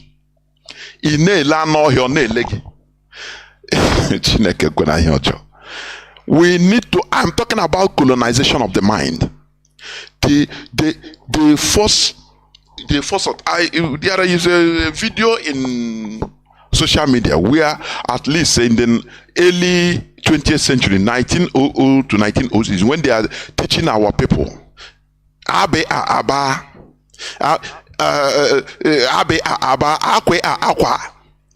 is using English alphabet. That was the time they were laying the roots. They were laying the foundation to what we are seeing today. You understand? Instead of us resisting, using our own inchibidi, we fell into their trap. Japanese didn't do that. They got advanced technology, advanced weaponry from the Europeans, but they resisted their culture. They resisted their religion. They resisted their ideology. They resisted their language. We accepted everything hook, line, and sinker, thinking that is development. It's advancement when they teach you how to speak English. Use Igbo, abechede. This is European alphabet. We forgot completely our own. We forgot it.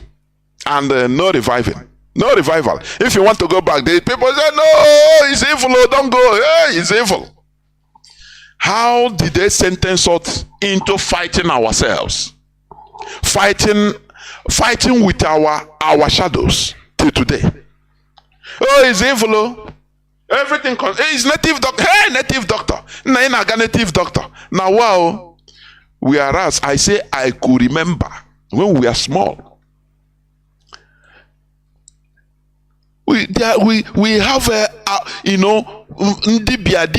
dibia omenala, dibia ndibo.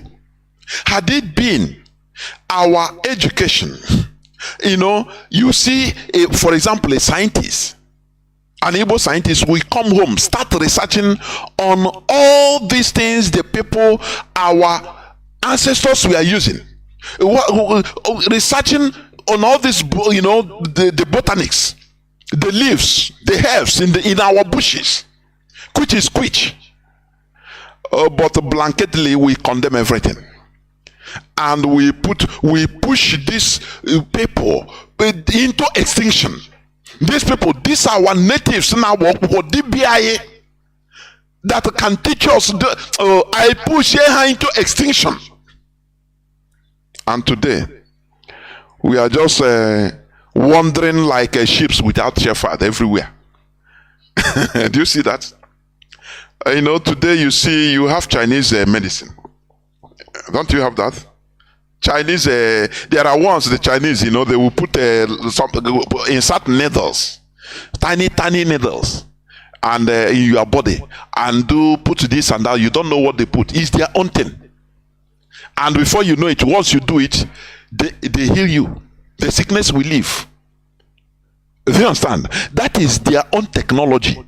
Locally developed technology. It came from their ancestors. But today you see many of us, you can go, this Chinese, they are good, or their medicine is good. Why can't they say, this your own local native doctor is good, or you refer it to somebody? You recommend it to somebody. Why can't you do that? Because you see yourself as lower human being. So you are ashamed. They program you to see your own thing as evil. You call native doctor. Once you call native doctor, you go, the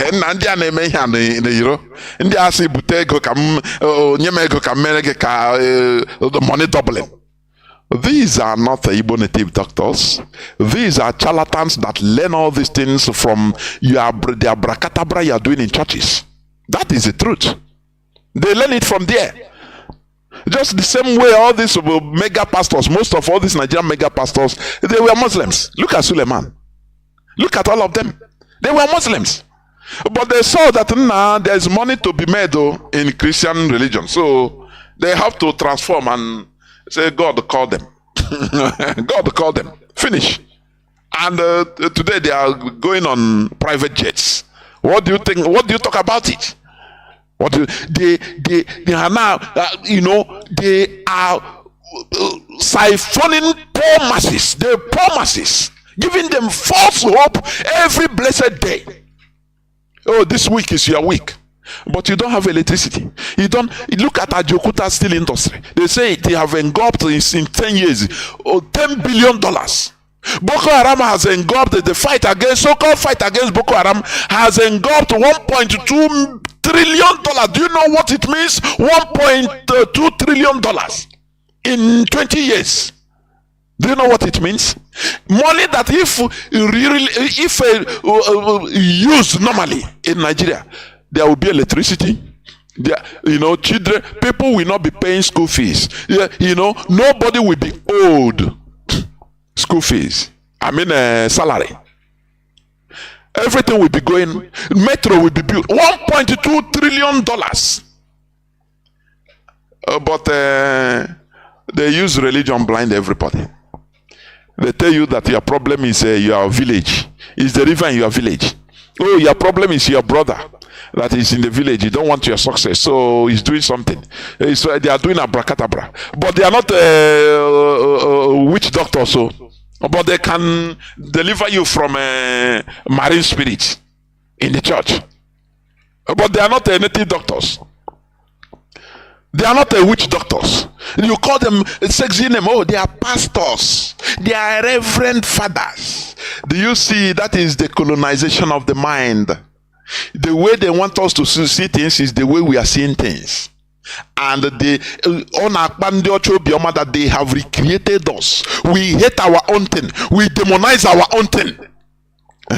How do you think we can succeed? How do you think we can progress? Until we come back to self-realization. What is self-realization? Going back to our roots. When a prodigal son, it's in the Bible also, the parable of the prodigal son.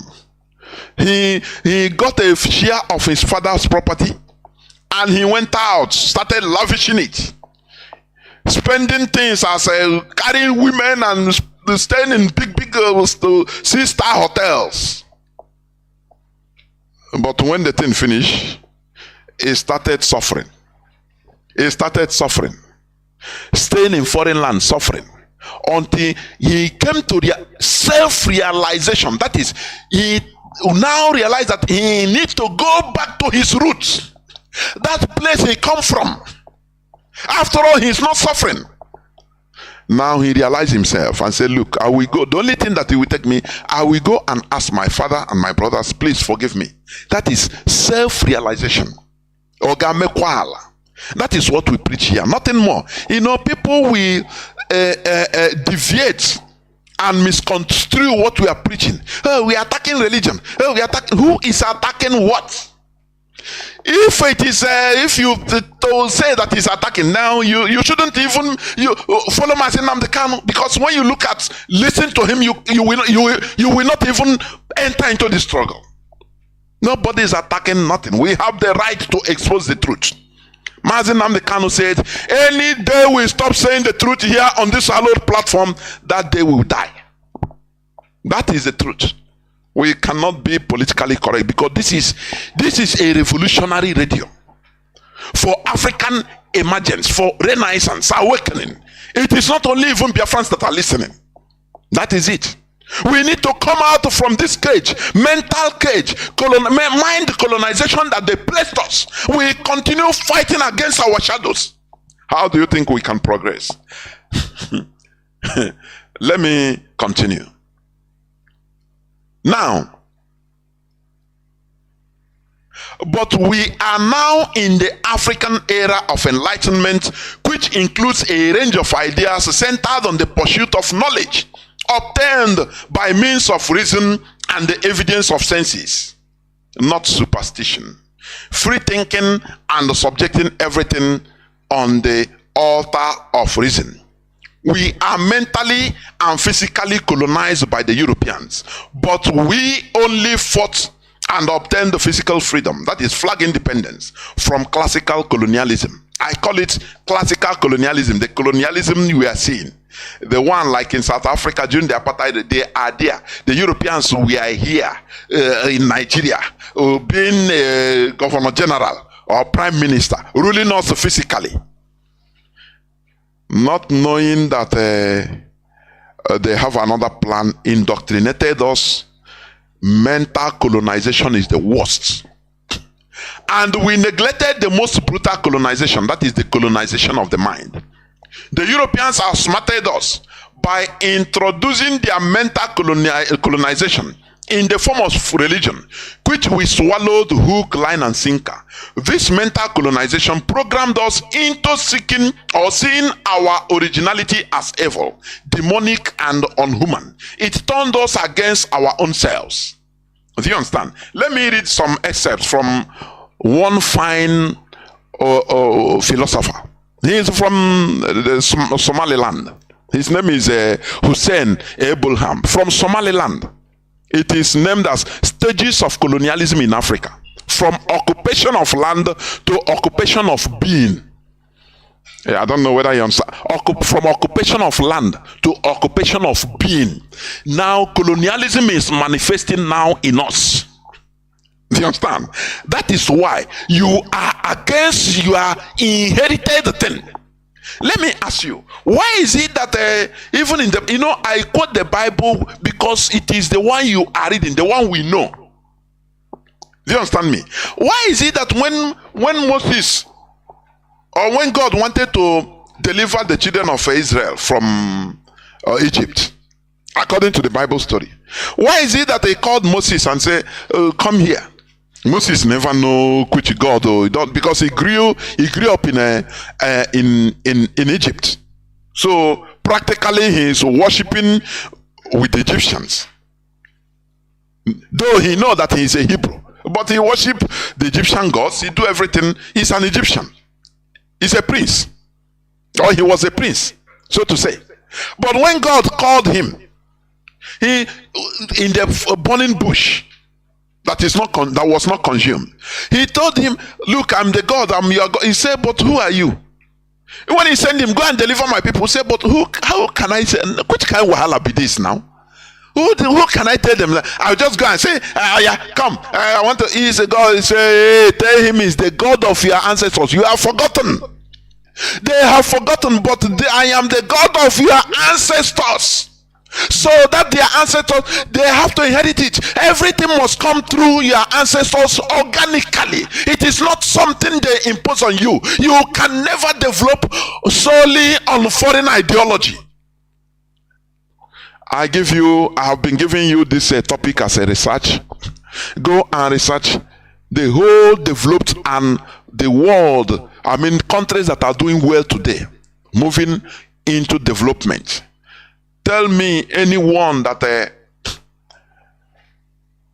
adopts foreign religion as their major, or foreign ideology and religion solely as their major discipline, that are not developing their organic religion. Tell me any of the countries that are developed and highly developing now, China, South Korea, all of even India, they never accepted foreign religion. I am telling you, they never accepted it as their soul. You have Christians, Muslims there in India, no problem. But their bedrock is their organic religion. That is what I'm saying. Go and make researches. To the extent the Europeans even, they fought in order to indigenize Christianity according to their own countries, according to their own tribes. Do you understand? When Universal Church, you call Roman Catholic Church, was in control as the world power, others started rebelling. They said, no, you cannot be controlling us. Now, in as much as Christianity that time became European religion, they have to indigenize it to their taste so that there will be no foreign, foreign interception or interference on their own. So they take it. Now England they formed their Anglican church. No more Roman Catholic. Roman Catholic belongs to Rome. Anglican church, they made the King of England or the Queen of England to be the head of Anglican church, so that they don't need to be answerable to foreign Rome. No, though they are all Europeans. Do you see how they work? And that is why today they are peaceful. Russia the same thing. Russia Orthodox. They don't need to call Pope every morning to tell them, oh God, what are we going to do today? No. They now become independent, do their in their own way. That is what I've been soliciting. If we know that in Biafra land, okay, we are so Christians that we cannot change, let us indigenize it and throw away connection with England, with Rome, with all this America, everything. Do it our own thing so that we become coherent. It becomes a uniting factor instead of divisions. Do you see it? What we preach?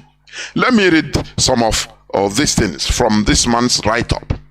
He said, colonialism is often misunderstood or narrowly defined. Some mistakenly confine it to either a geographic area or an era. Others, convinced that colonialism is outmoded and passé, view it a system no longer operative in Africa and generally in the world. Still others narrow it to a system imposed by and serving only inhabitants and descendants of Europe, ignoring that colonialism will not succeed or sustain in the past and present without local collaborators. That is the truth. Minions and conveyor belts essential for all forms of operations to take root and persist. No wonder then that discussions on colonialism turned stale in Africa during the last several decades after most African countries attained flag independence. Euphoria swept through the African continent before and soon after African territories hoisted flags, sang national anthems, and celebrated the rise of African leaders to power. Africans believed then that the Europeans had left for good, that therefore Africans could move forward unhindered to enjoy the freedom and prosperity they thought in immediate grasp. That was not so.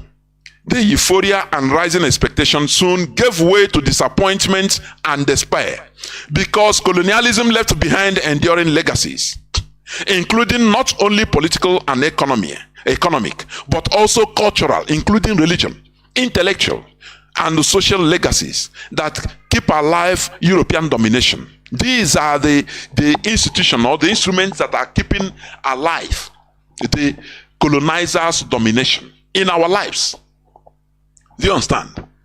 All these things. We thought that, once we have a native president or prime minister, now we have a judiciary as native people. We have the legislator as native people, executive. Oh, we are free. No, you are living in Klakuka land. Colonialism from the very beginning was economic, political, cultural, and psychological. Its economic and political motives were most obvious at the beginning. The cultural and psychological motives integral to it all along became more intense and manifest later. Colonialism did not end.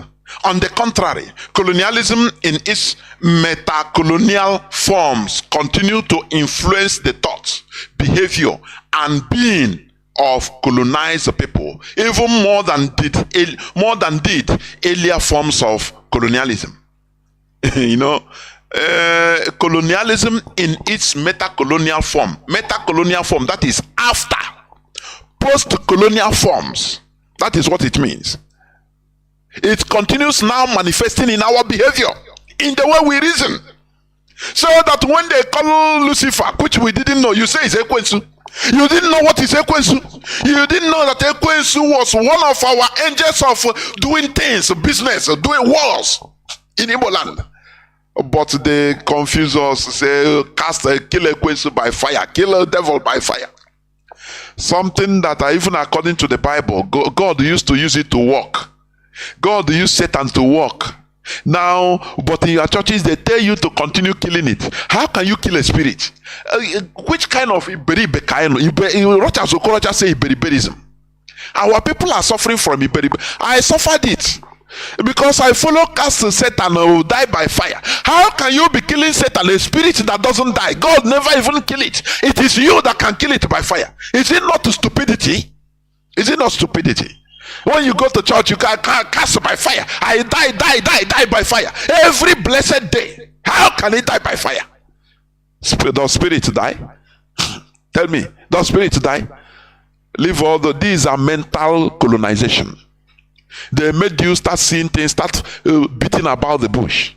You know, in a war, for example, they have digressive tactics, whereby they will come, you know, from northeast, the flank, and shoot. Maybe 10 soldiers will start shooting. You think that they are coming. You don't know that the real attack or counter attack is coming from east. You don't know that. That is digression. They put us into digression and we continue digressing. You will see people that are killing Satan every Sunday by fire. Die. Some buy broom. From buy knife. They say you bring knife today and Sunday to kill Satan, to kill your problem. This is Iberiberism. From this mental caging. I'm talking about mental colonialism. Colonization of the mind. That is what I'm preaching today. I think I'm going to rush because time is not at my favor or in my favor, unless I will continue it another day. But let me continue. Colonialism did not end. On the contrary, colonialism is a metacolonial form, or in its metacolonial form, continues to influence the thoughts, behavior, and being of colonized peoples, even more than did earlier forms of colonialism. Mark that word. Our colonialism continues to influence our being. You understand? Our behavior, our being. That is why in Igbo land today, they don't, unless you start speaking big grammar, big English, they'll say, oh, you are intelligent. No, grad school is intelligent. They don't see somebody with a Kanu again as intelligent. Somebody that will come and regulate and be at the helm of affairs in a community, and things will be moving on. It doesn't matter he's a palm wine tapper. It doesn't matter. Because he has the ability, the knowledge in order to do something. Our people, we don't respect knowledge again. What we respect is bukru, or you have money. That is that colonization of the mind. It influences our behavior, our being, the way we judge things. That is our being. Oh, who is this man? And did he go to school? Did he go to Cambridge? No. Did he know how to speak good English? No, I don't even know. Instead of calling London, he said London. You laugh. Now this person go tell me something. You know, there is one man. He's a senator. He's an Hausa man. I think from either Sokoto or Bauchi.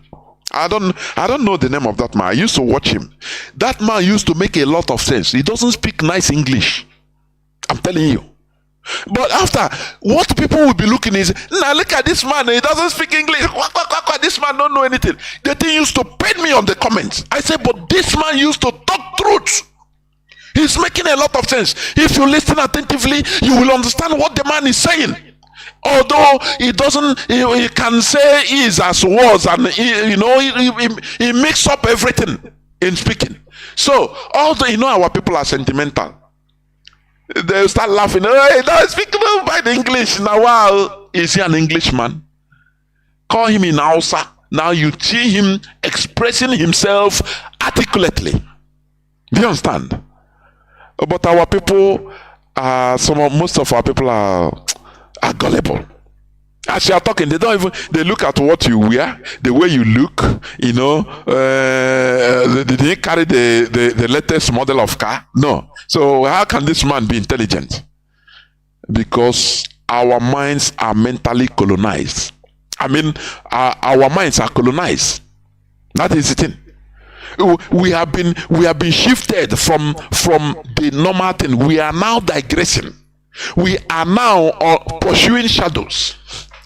That is why our land is in disarray. Decolonizing the mind cannot therefore proceed unless we first understand the history of colonialism, the precedents instigating it, its underlying motivations, the transformations it has undergone, and the consequences that followed. A critical legacy of colonialism not sufficiently analyzed is the way formerly colonized people acquire knowledge, understand their history, comprehend their world, and define themselves. Do you understand? A critical legacy of colonialism that is not sufficiently analyzed is the way formerly colonized people acknowledge knowledge. So they put us in that cage. So then down I know Nnamdi Azikiwe come out to become Zikov. I could remember when Nnamdi Azikiwe used to speak, hey, Zikov Africa. We blot him. Why? Because we believe he's speaking a grammar. And we look at it as knowledge, not knowing that he don't know nothing. He is not politically knowledgeable. He's not politically wise. He should have listened to Mbono Jike's advice. The intelligent man that died for him, that died because of him. But we were misled into believing that, once, because of the effect of colonialism in our lives, we now believe that everything English is standard. They become our standard. We don't know. We didn't know that we should have our own roots, our own route of development, because we had our educational system. Before the advent of white people, we had our language, our alphabets. Why didn't we develop that? We had our doctors, you call native doctors. We have orthopedics, people that treat the eye, ophthalmologists. We have people that treat the body. Different types of doctors in our land. But we bring them together and call them native doctors. Indina Biafra. I went in Biafra, yes. But the pastors, are they pastors not Bane Alpha? Hana Biafra. When you can go and tell them their problem, they see. Oh, tomorrow, don't worry. I saw something is it not a Biafra? Why are you demonizing our own thing? Why can't we promote it? Now make it better.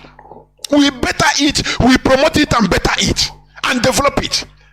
That is the colonization of our mind. But for now, we are highly colonized. Our minds are colonized. That is why we see things through the prism of the colonial masters. You understand? Okay. These concepts illuminate not only economic and political consequences of colonialism, but also the Eurocentric epistemology, ontology, and ideology emanating from supporting and validating European monopoly of power. All this logy is talking about the study of human behavior, for your information. Hegemonic knowledge, distorted truth. He's talking about the European system. They are distorted truth and deform the being of the colonized. Colonized mind promote validation of European hegemony and superiority, while invalidating, marginalizing, and eroding the knowledge, experience, and rights of the colonized people. This is what we demonize. This is why we demonize our own cultural heritage today.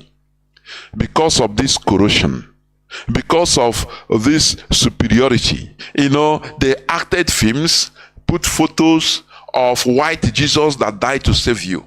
Do you see it? It's white.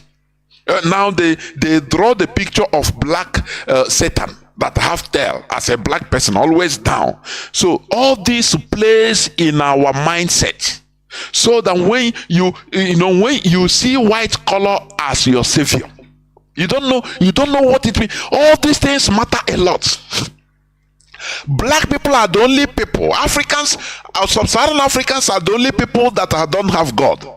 All their gods are foreign.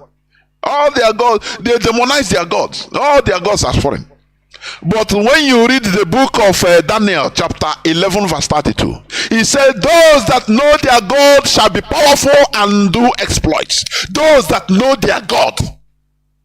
He didn't say those that know God. No, he said those that know their God, which means everybody, every nation have their God. But when you acknowledge and know your own God, you will be powerful and do exploit. What are we not saying? Why do we continue clinging on foreign God, demonizing our own? That is colonization of the mind. It is better, what we are doing, Biafra restoration, for your information. It is not the restoration of a flag independent African country, another African country. Another African country. No. We must first of all, because anything we are doing is very deep. Biafra restoration will be the rise of Africa or African dignity. Let me tell you. It is not ordinary flag independence. You understand me? And that is what the Europeans want us to do. Flag independence, so that after I quick one line and the natural aids. As England said they are committing £2 million to Nigeria healthcare, for Nigeria to continue developing their healthcare system. Giving beggars. Tell me, have you seen a beggar that is responsible? Tell me. He have houses and cars. Irresponsible. Have you seen it? Do you think that there is a free meal in Freetown? All this money, they give you this and that. They give you this is the way they want you to be programmed. Look at England. Normally, Nigeria, under normal circumstances, together with our population, our dynamics, our natural resources, our human resources, we are the people that are supposed to even dash England or something. Be dashing the money. But because they are your gods, they created Nigeria, so they place us in a corner that we should be and be dashing us crumbs. All those things they are dashing us, maybe it's not even, maybe it's only 20% cash, which goes into the hands of the politicians. The other ones are maybe equipments, expired equipment, and what they will gain from that is 1,000 times more than what they give. What Britain will gain, because there is no free gift in Freetown. Do you understand me? Very pathetic situation we are in. I think I will not finish this thing, but let me continue. Okay, colonized mind promote validation of European hegemony and superiority, while invalidating, marginalizing, and eroding the knowledge, experience, and rights of colonized people. This is why we demonize our own cultural heritage today. Lasting occupation of land, exploitation, and human material resources, and quelling resistance required the erosion of social bonding. Erosion of social bonding. That is why in our land today, you see churches everywhere. They eroded our social bonding so that they create a mirage. You understand? There is no more that bond that connects us as a people, as Ndi Igbo. All that matters only I want the Catholic, I want the CMS, I want the deeper life. They divided us into piecemeals. That is corrosion, erosion of social bonding. Do you understand? That is the colonization, what it did to us. Lasting occupation of land, exploitation of human and material resources, and quelling resistance required the erosion of social bonding, indigenous beliefs, values, identities, and indigenous knowledge. What is our indigenous knowledge today? You demonize it. And many of these people that have our indigenous knowledge, they die out of frustration. All those old people that have wisdom they should impact, they die out of frustration. Do you understand that? This is the job of colonial masters. They erode social bonding so that you cannot have any basis of resistance. When you call, say, because I'm not among you people that are nefarish, I'm not among you. I beg. I'm not among. And now you remove yourself. Another person remove himself, say, no, I cannot, because Bible say you don't have any communion with Gentiles.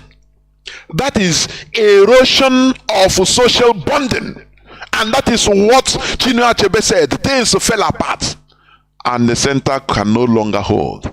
Now the enemies, foreigners, have upper hand on us. They made you to become falsely, to have that sense of belonging to them. When they say, let us come and do something as a people, say, no, who am I going to do something? You that worship idol. No.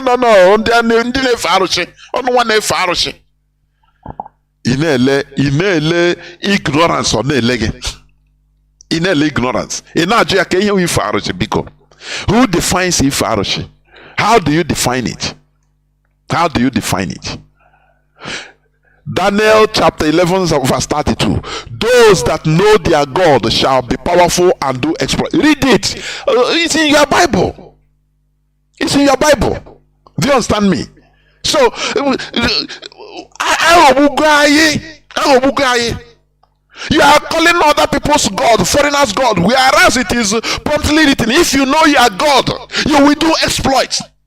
That is the reason why the king of Moab that time, according to history also, I think 2 Samuel chapter 3 verse 27, if I'm correct, which our brother Joe Agafis quoted, that the king of Moab during a war, when the Israelis came in order to invade them, now he has to sacrifice his own son that's supposed to be the prince. The prince, he killed it and sacrificed it to their gods, and that made their gods rose up and swept up the Israelis. They ran away, they slaughtered the Israelis. Do you understand me? All these things fool your Bible, but you don't see them. You don't see them. What you see is Indine Farishi. What is Indine Farishi? Indine Farishi. And you go start cutting our economic trees, burning our antiquities. Who is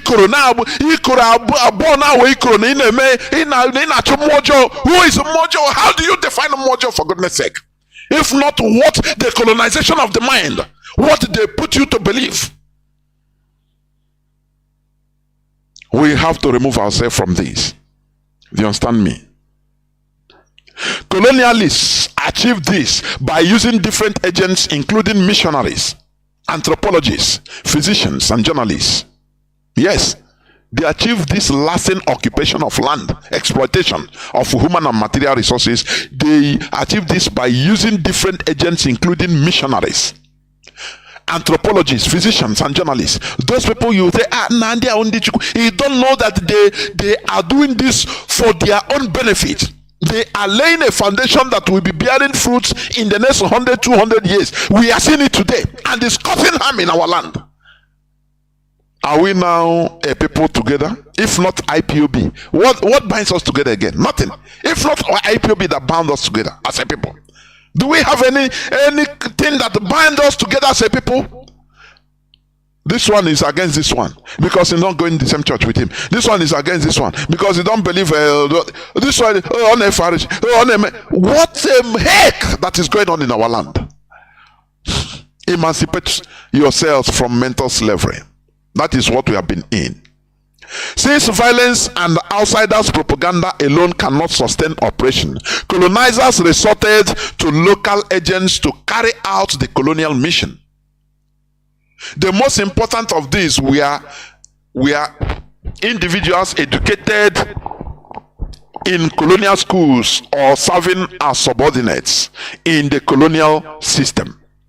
These so-called local elites inherited the colonial state, whose function was not to serve the colonized but to exploit them. Now, the restoration of Biafra, championed by IPOB, goes deep beyond the physical liberation. We are going to continue in what we are doing, because we are not only looking for flag independence. As Mazi Nnamdi Kanu said, that we cannot afford to restore a nation of zombies where idiots will be at the helms of affairs and stopping development. Do you understand me? Where what matters to them is about what they believe, what this and that, instead of our collective well-being. They don't care. That is egoism. What matters to them is, my belief, my belief. They say, what's your belief? You are nothing except we are something. For your information, I think I will continue this another Saturday. We'll continue this another day, please. Because as our brothers used to say, if I go too much, there will be law of diminishing return in the heads of many of our people, that we start, going and coming. Please. This is where I'm going to stop, so that I will open the lines, please, so that we will go into interaction, receiving calls. You understand?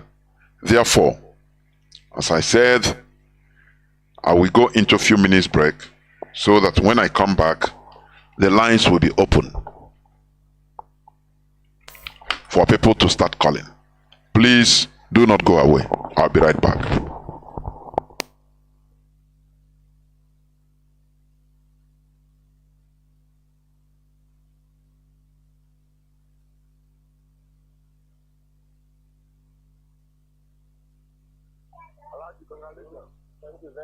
Thank you very much. Honestly, I accept your congratulations, even though I'm PDP.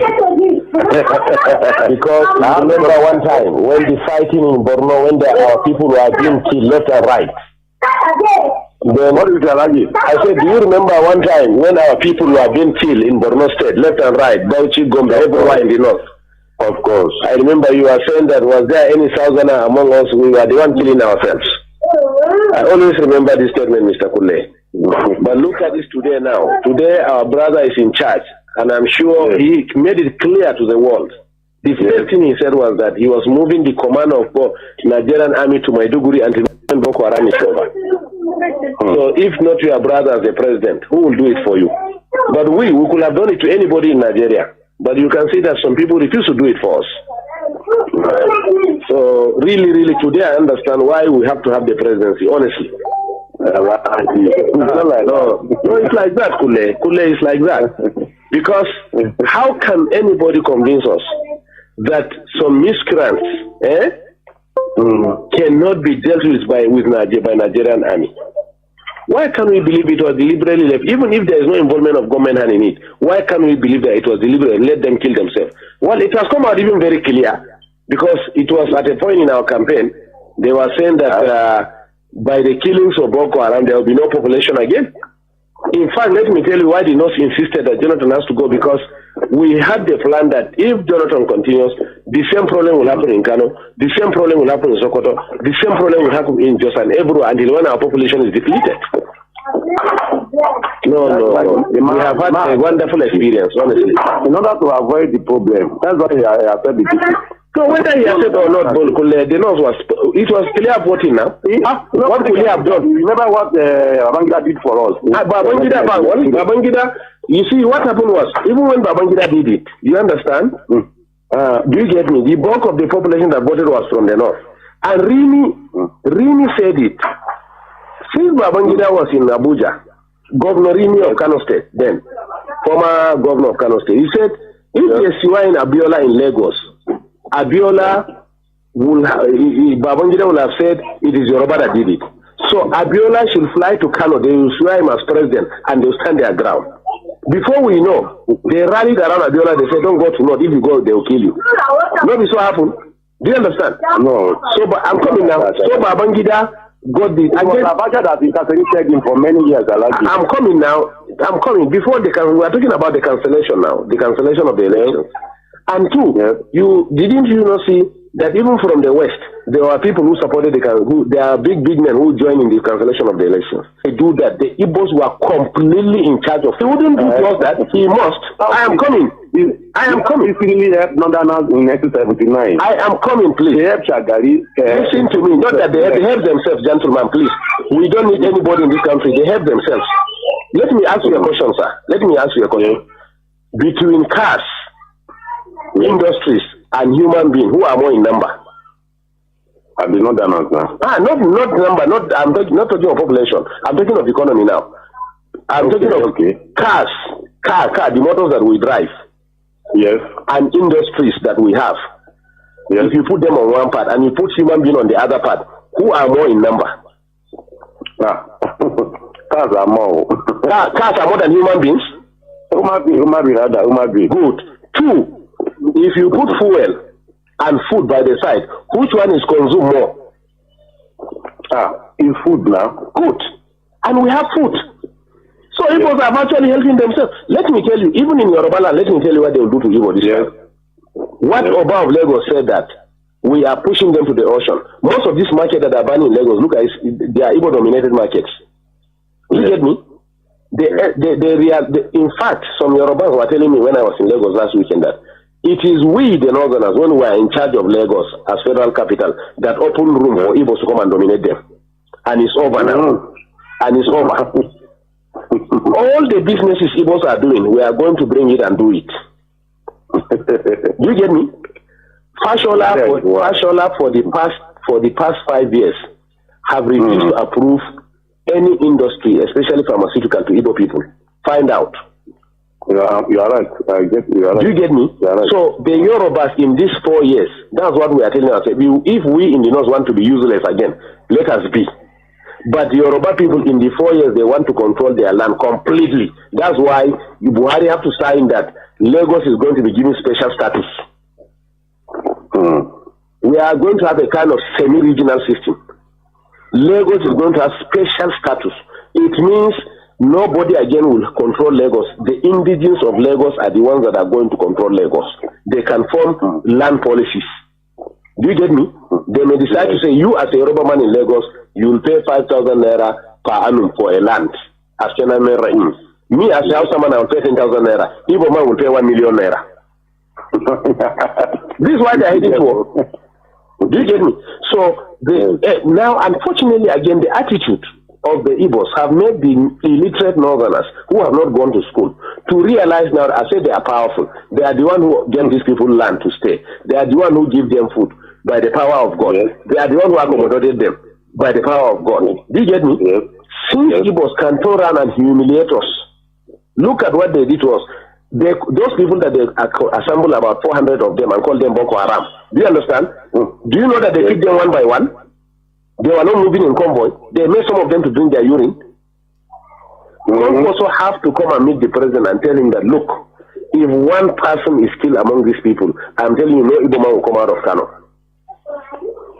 That was how they released the Hausa people from Jigawa and Kanu, whom they selected and arrested and called them Boko Haram. Two, you are in Nigeria, I'm in Nigeria. Rochas was actually brought up in the north.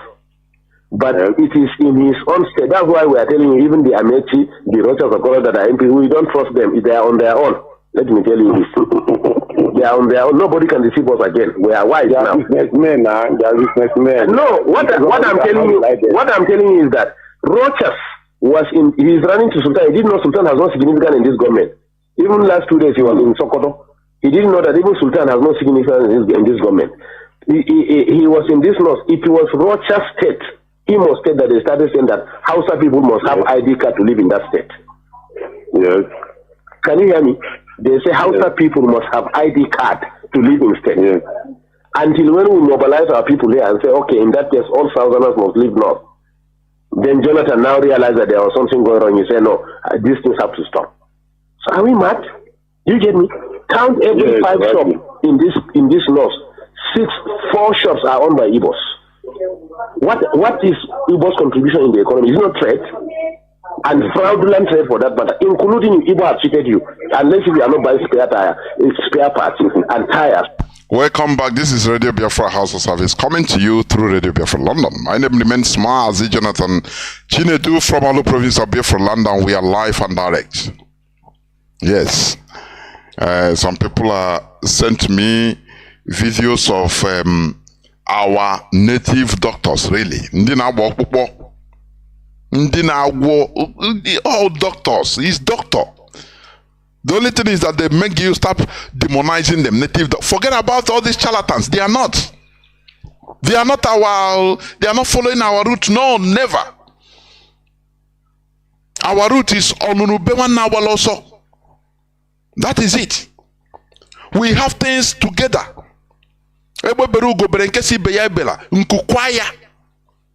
Or it's not in case instead can receive another slap from him. This is not our value. These are our values that kept us together. But when they came and start eroding our social bonding, that is where problem starts. Now I see you as a brother. Now I see you as a Gentile. I see you as an unbeliever. I see you as you are not going to my church, so you are not, no more. You are not my brother. That is where things fell apart. Moreover, we are seeing, what the DSS wants to do to operate our leader, and we have refused it. And the IPOB leadership, the Directorate of States, have issued a press statement or a memo concerning this. If all these Nigerian politicians can never be operated upon by even in Nigeria, not even in the prison, in Nigeria. Now you want to touch our leader. You want to commit suicide. Nigerian government should know. I say it like last time. Tinubu is a Yoruba man. People, Yoruba elders and the intelligentsia, they should talk to him. Not to fall to the pranks of the Fulani. Because they will be pushing from under. What they cannot do directly, they tell him, do no problem. In order to knock our head. But we know them. We cannot achieve it.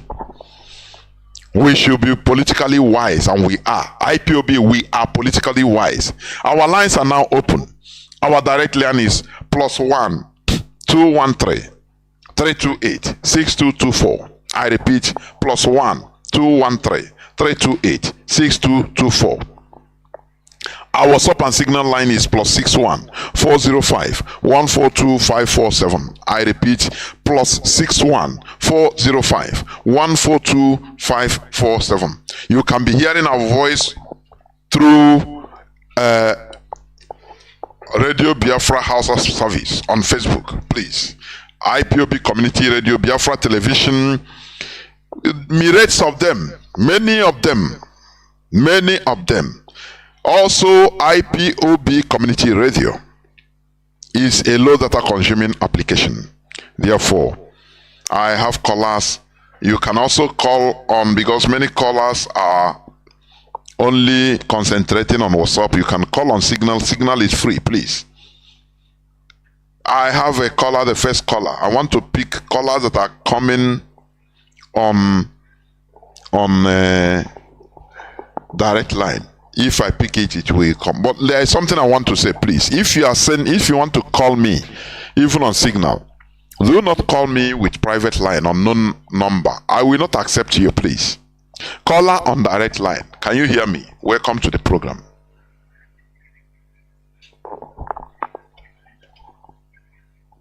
Caller on direct line. Are you there? Caller on direct line. Off. Please switch off your listening device and talk to me through the phone. Please, the whole world is listening. Call on direct line. Go on, please. My brother, God bless you. And you too. I thank Almighty God for keeping you alive. You are a man. God bless you and bless your family. Now, I'm happy that Nnamdi kept a man of attack and DOS and Chinas and Wuru. Not this armed robber that is ruling Abia State, calling himself a OPC person. By the time I heard from Mukina Saworu, in fact, the love I have on people now is too much. Thank you, my brother. Now, I want the world to know that it was all these Okalas killed all the youths in Aba, put them on the container together with his mother at Ariada, plus the people that is coming on their wedding season and destroy them, put them gas on that container, all of them perish. So this Okala is a demon. The devil is serving will punish him and her mother. Do you know the atrocity that her mother committed in this Biafra? Then some people are this woman are using them. Some people are granting a gushi. Some people are using this nonsense woman. The atrocity that this man committed in this Biafra land is only devil will punish him. I'm telling you. I thank God for the level of DOS and the type of people you people are. Thank you.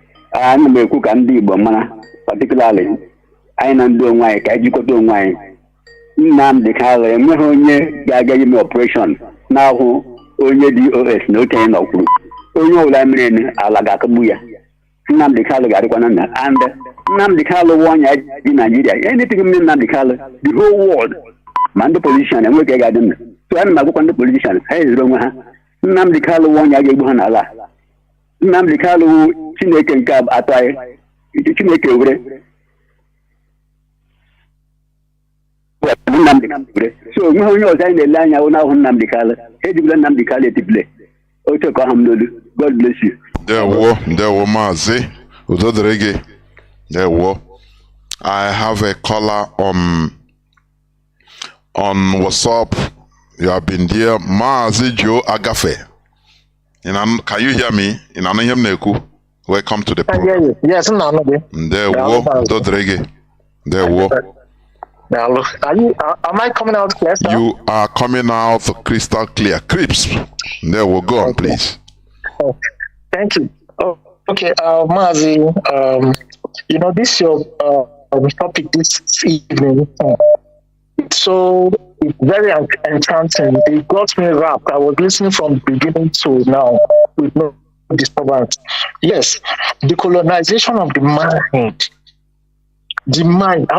People, you know what the mind inside you is telling you that what the British or white people brought to you is better than your own. That is your mind tries to convince you that this thing is for you and this other one is for the other person. In the book, as a matter of fact, I've not seen the importance of IPOB's evangelization of going back to our roots. They don't understand yet. I think it is until when they all understand that Biafra will come. Because they don't understand what you are doing every Saturday to wake them up from the slumber that they are in now. Okay, Mazi, you made mention of prayer warriors, of the Christian prayer warriors. Like as you just said, it is only in that their church they will be binding, casting. They will be on one prayer point for 1 hour, shouting, tossing, binding. How can you bind spirit because it's that you don't know? And in the Bible, which is God, is talking to their own Satan, which is the devil. They were talking to punish somebody that has not done anything. In that rough play, Satan killed the man's children, turned the man to a very poor man. That's gambling with somebody's life. You understand? So now, another point is you made was Christian war machine. The Crusaders and the Knights in the Catholic Church and all of these church. Our African Knights that they are knighting now, I think it's like they don't know that organization of society they were in was used to conquer their ancestors. And they foolishly go there, they give them all the robes that they dress like knights. These people, are they sensible at all? They are giving you a sword that they use to slaughter your ancestors, and you are happy wearing the garment or their coat or whatever. Now, also, Mazi, I'm going to bring in the issue of Ekumeku. Like as you mentioned, the Ekumeku lasted for 31 years. As our people even sat down to ask themselves, how did our ancestors fight it for 31 years? What did they do? Have they gone to Iba to know what they did? No. But they are here busy banging and casting. Meanwhile, people died for them to be alive till today. People died. Now they said that the English Bible is Satan. That is a big chunk of lie. We don't have any Satan in our amongst our deities. No, they all have duties that they perform. But our people, because of like as we said, colonization of the mind, they have bought into that Ekwensu is Satan. Ekwensu is not Satan. Ekwensu is a deity that does what he is being asked to do. Like as we said, our people going from a business trip to another land. They would tell him, Ekwensu, please, we want to go to that place. What do we do? How do we do it? At least in the Bible, before David goes to war, he will go and Biafra. He will ask God, can I go? And he will tell him, go, I am with you. That is Biafra in the Bible. Saul, the first king of Israel, before he goes to war, he will talk to Samuel. Prophet Samuel would not tell him, go. God has said that you should go. But when Samuel died, Saul was trying to consult his spirit from the witch of Endo. Yes. Yes. Now, you know, Chineke. Anything about our own thing, they give it a bad name. The same colonial mindset. They give it bad name. Yes. But in the Bible, it is what went there, what was going on there. They are reading it, they are carrying it.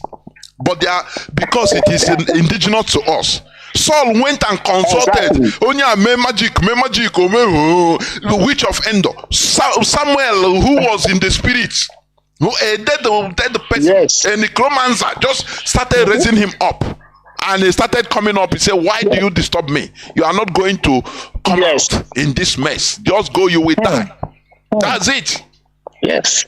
Mazi, go on, please. Go on and conclude. Many calls are coming. They want to crash the phone. Yes, I'm going to.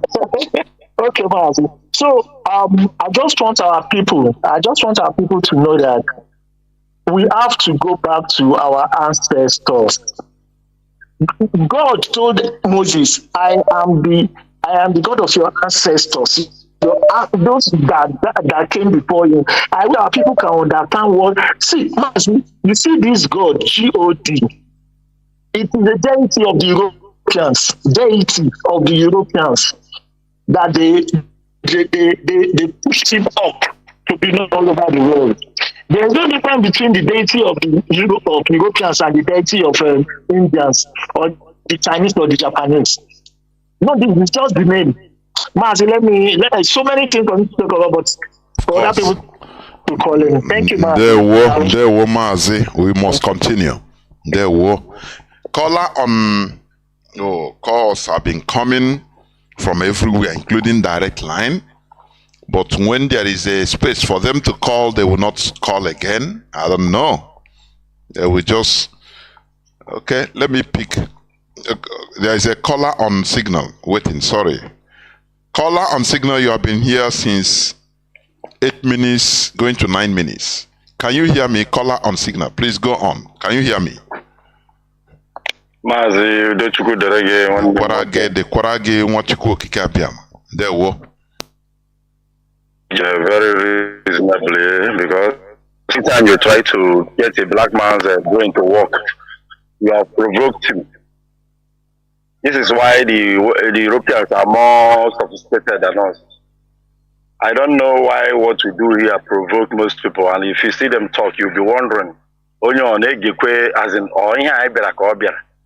somebody will be making a comment that if we, so your own individual position is more superior than the millions. What we have come here to do, and let me still tell them that if we, the Biafrans did not do this work, has the ability, has the power to raise even stone to do this work, because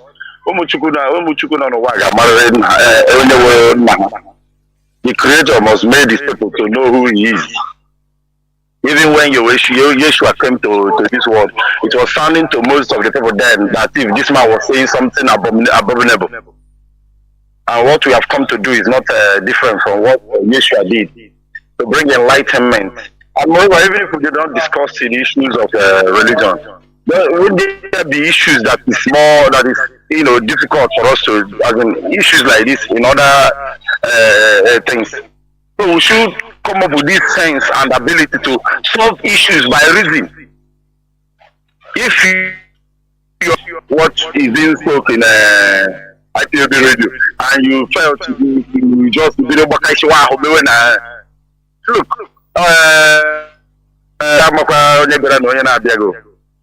I was telling somebody that if Mazi was a Muslim, I would still follow him. Because what he's saying is what I need to hear. That is what have developed me. How can we be a people that in a family you have brother and sister? That is this one naga Catholic or naga onye kasi no na go mo no na efe arusi. Onye kana naga the Catholic say and there is no unity.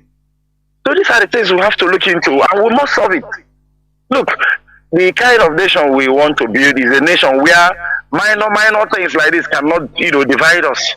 Even the real thing cannot divide us, because we bring it in the order of reasoning and splash it. So I would not want to dwell in this religion, because to me, what I've been hearing here have developed me. I have come to this stage that I know my God, and I worship Him, and I thank Him, I pray to Him, and He has been doing what He has been doing for us. I have been doing it in my life. But me believing that, you go to church, or you dwell on their doctrine. No. I look at other, say this thing in this program, in other program. Why can't we indigenize this thing just as other nations have done? Rome used it to impoverish and rule other nations. When they now got themselves, they made it their own thing. They are no longer subject to Rome. Why is it that we change, read into histories, know how these things are good or bad? Anyway, these are what I want to even talk is about the Jagaban and the rest of them. I said, if he wants to play into the Fulani's night, we are here watching, but what we know is that at the end, Biafra will definitely emerge. Mazi Kanu will definitely be a free person. He wasn't sent by a man, and the work he has come to do, he has not finished it. So no mortar, no whatever can ever harm him. And we are here watching. We have even subject our life. I want to do IMZ. It has no gain. It has no value without Biafra, without the restoration of Biafra and Mazi Kanu being free. Mazi, I say, no matter what anybody does, no matter how you bring it, we will, at the end, we will win. Look at, say you saw what is, I like this tape that you'll be playing. Why is it that our people they don't react? This thing, I know when Shetima said it, and it is playing in our eyes. If you meet them today, now they will say, no. Yes, okay, what are you doing to stop it? Nothing. I am praying that the worst, this one now they are implementing in Lagos and everywhere. It should be 10 times, because as anybody saying, I'm born around on it. And that is how other nations, actually, today, if anything comes to happen to us in this country, it is these foolish ones among us that have refused to reason and react. When you are trying to make them see things, they tag you poor person that you don't have. That is why you're top. Man, Chineke gozie again.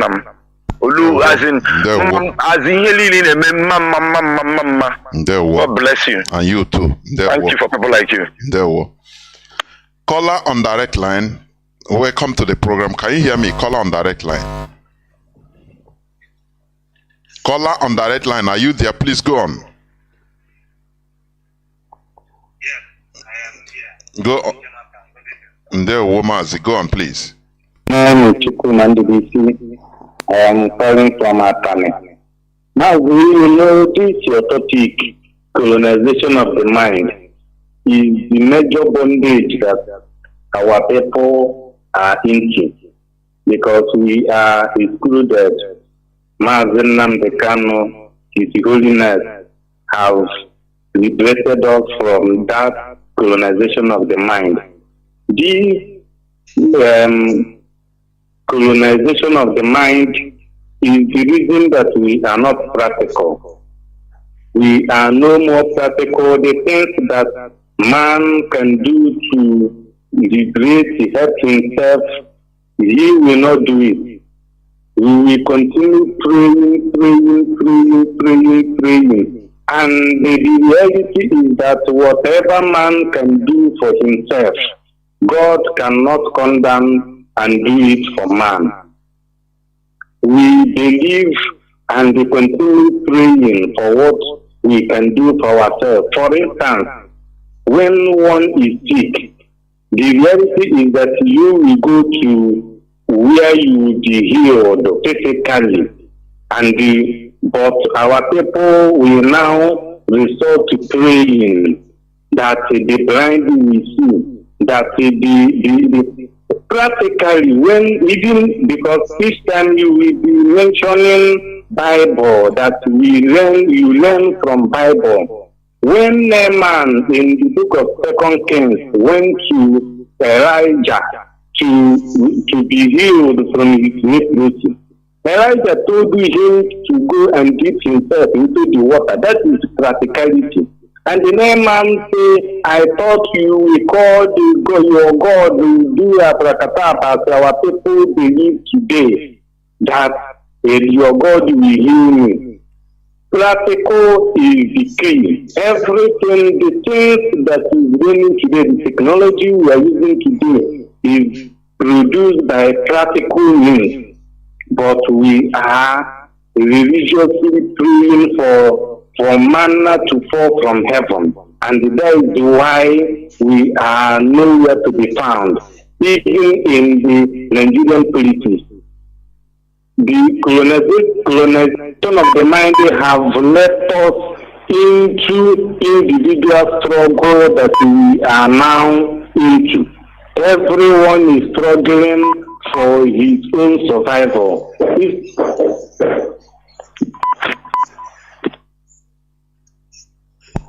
Mazi, are you still there? No, I think your airtime is finished.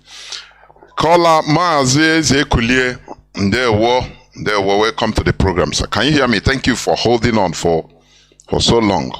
Mazi Zekulie, I know you nego. Yes, I'm hearing you very well. There were Mazi. Mazi Jonathan. Ganilu. Good evening. There were. Fellow Biafran, good evening. Those that are listening this evening, good evening to all of you.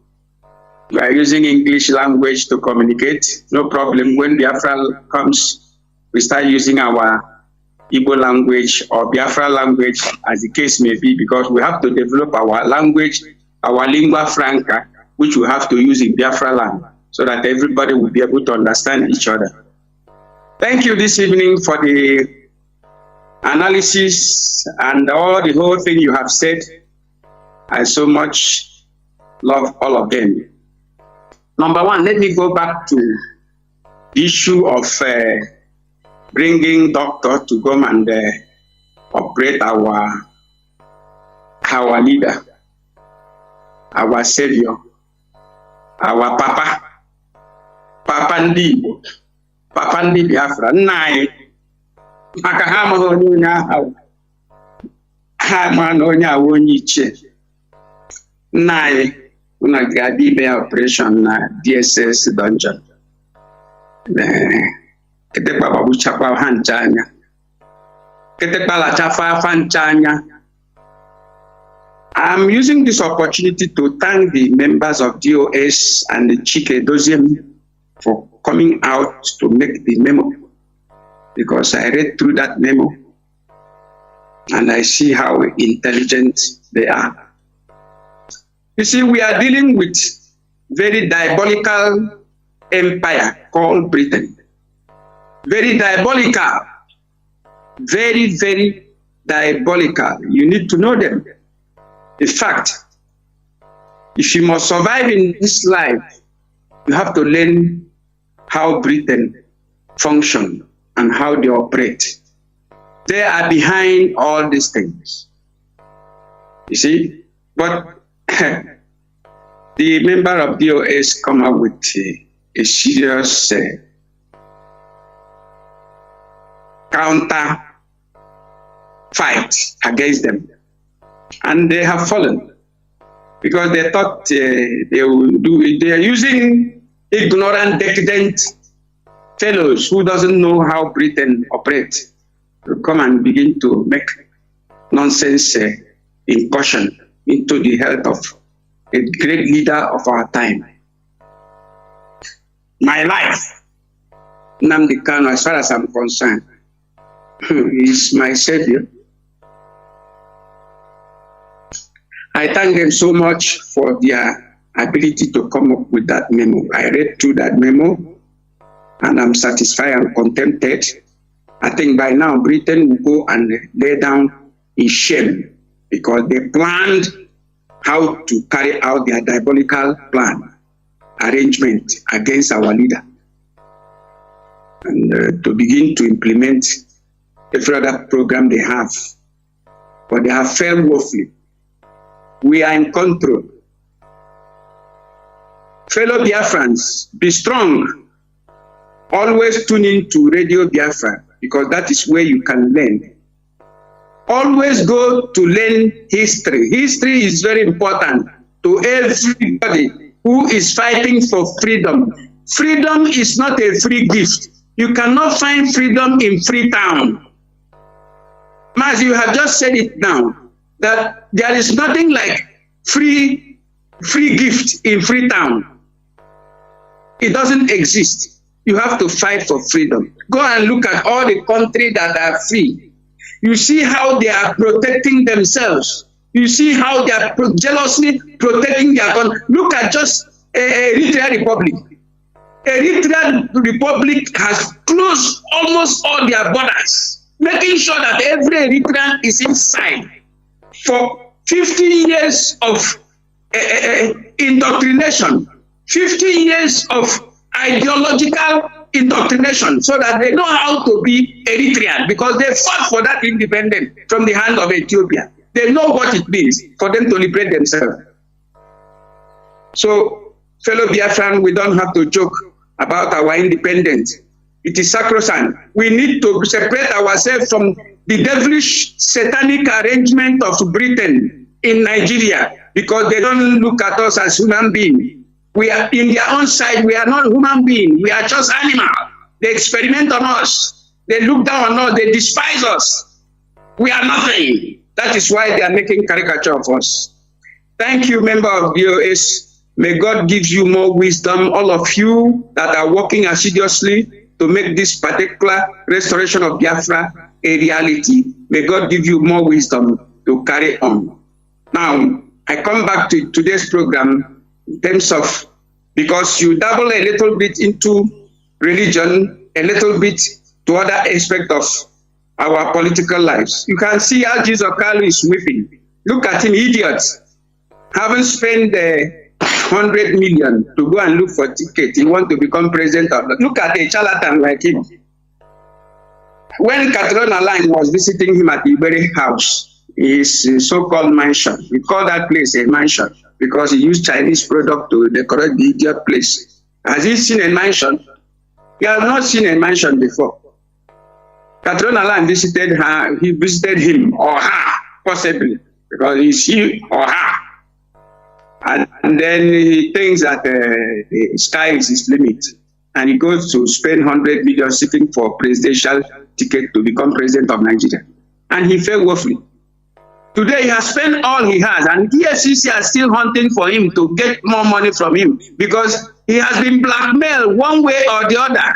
He spent all the money he has in getting PDP, bringing PDP to control the every other thing. At the end of the day, he failed, and at the end of the day, he is corrupt by taking money, because EFCC are not looking him for arresting him for nothing.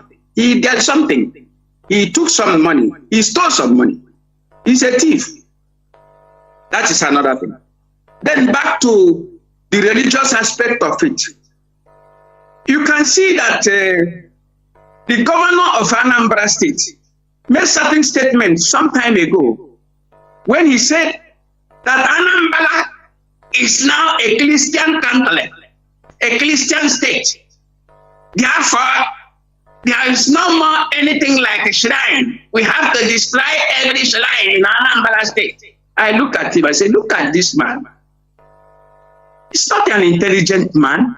What do you mean? What do you call shrine? What do you call Anambra as a Christian state? You want to please Catholic people just because you want to go second tenor? Why don't you use 4 years to develop Anambra State so that your name will be engraved like Sambakwe? What do you need another 4 years to do? Go and develop Anambra. 4 years is okay. 3 years is okay for you to do something. And then, because I know your tenor will be the last tenor as Apuga in Anambra State. After you, there will be nothing like Apuga again. Go and write it down. The Catholic, they are waiting for you because they know how you came in there. You didn't congratulate Chinedu when he won president, and yet you go to his inauguration. What a hypocrite! You think that they are very foolish? These people, this religious organization are foolish. Well, fellow Biafrans, please continuously listening to Radio Biafra.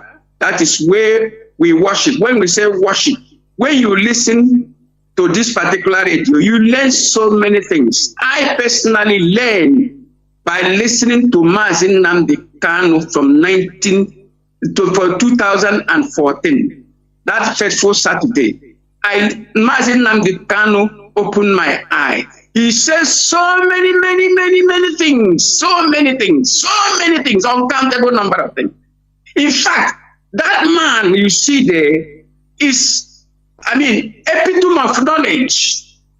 He knows so many things. He even mentioned that even that name called Africa is a slow word name. It's a name that is very insulting. He told us how that name Africa comes about. And here in overseas, I asked one man, what is the name Africa? He looked at me, he said, why do you ask that name? Where does that name come from? He said, he laughs. Do you want to know? I said, yes. He said, Scipiona Africanus. He's a Roman commander who defeated Hannibal and celebrated the death of Hannibal in Tunisia. They hanged Hannibal, who was confronting Rome, and they gave that place Africa. That is how Africa come about. So for Africa for black race to be answering Africa is also another insulting name. So Mazi Nnamdi Kanu is wonderful. Please, this radio he has set up, let everybody who cares, if you are a member of IPOB, continuously listening to, even when they are making some other program, repeating program, keep on listening to it, because there is something you have to learn from it. There is something you must have to learn from it. Don't just say, I have listened to it. What do you learn from there? You have learned nothing. Why don't you learn something? So this evening, I'm thanking you, Mazi Jonathan, for your effort, for your ability, for your steadfastness, and for your strength of mind in programming this particular program, because the way you put this program, for anybody who lacks knowledge and listen to you will always get knowledge. Thank you, fellow Biafrans. Thank you, Mazi. Thank you. Caller on WhatsApp, we have been there for 20 minutes plus. Welcome to the program. Can you hear me? Caller on WhatsApp. I can hear you, Mazi Chinedu. Mazi. Go on, go on. Mazi Chinedu, don't take Kabiama, Okas and the Colonization. Mazi, can you hear me well? Yes, yes, Ganiru. The whole world is hearing you. Hello? Yes, Mazi, go on. Okay. Go on. Okay, there were watching it. Don't get cool Kabiama, Kanu Sim, Beled Qualade, watching it. Alomo Biafra Nine. My name is Billy Malugo. I'm calling from United Arab Emirates. Mazi Jonathan Chinedu. Mechukoka will continue to give you more wisdom for liberating our people from mental slavery that we have belonged into it for some years, for some centuries. I greet my fellow Biafrans all over the world, especially those who know the importance of freedom, especially those who stand shoulder to shoulder with our leader Mazi Nnamdi Kanu, especially in his absence. You are the people that love our leader, not those who disappear when our leader enters the hand of enemy.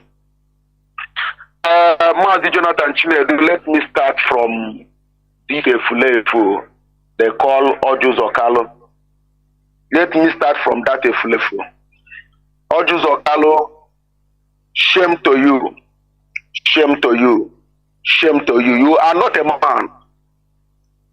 You are not a man. You cry in the presence of your enemy because of you have sold your people. You have sold your people to please your slave master. Today, you understand that Nigeria is not fair to we Biafra. Now you have understand. Now Nigeria have happened to you. You have understand that Nigeria is not fair for we Biafrans. You cry like a baby in the presence of your enemy. Shame to you.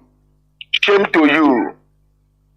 You sold your brother as Nnamdi Kanu to the enemies because of the position that you need. All of you, the useless politicians in Biafra land, all of you put together, all of you, because you people are very useless idiots that I have never seen on earth. You plan and handle your own brother to the hand of your enemy because of position. All of you, where are you today? Those noise that all of you are making some years now, Igbo president, Igbo president, Igbo president, Igbo president. What is your position? What is your people's position now? Shame of you. All of you, politicians in Biafra land, didn't want it to live. You people are not worthy to live in Biafra land because you people are abomination to us. You people are abomination to us. Mazi Jonathan, in the area of religion, I thank Chukwuka today that we have already now understand our problem. We have now understand where our problem lie. This religion that white people bring to us is a part of the slavery. Is a part of the slavery. Europeans bring this religion to us not for our own good, not to better our life. Because the heaven that they are promising the gullible ones, nothing like heaven that someone, if you die, we go there. It doesn't exist. Or hellfire that they use this to scale our people. They use those things to scale our people because all those things never in existence. Heaven never in existence. Kingdom of heaven or hell. Those things never in existence.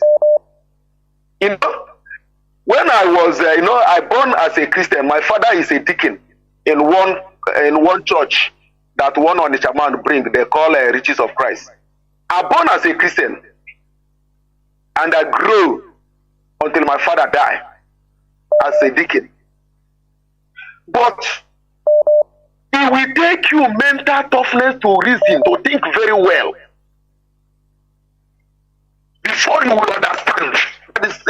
Some people that think very fast and understand things very well.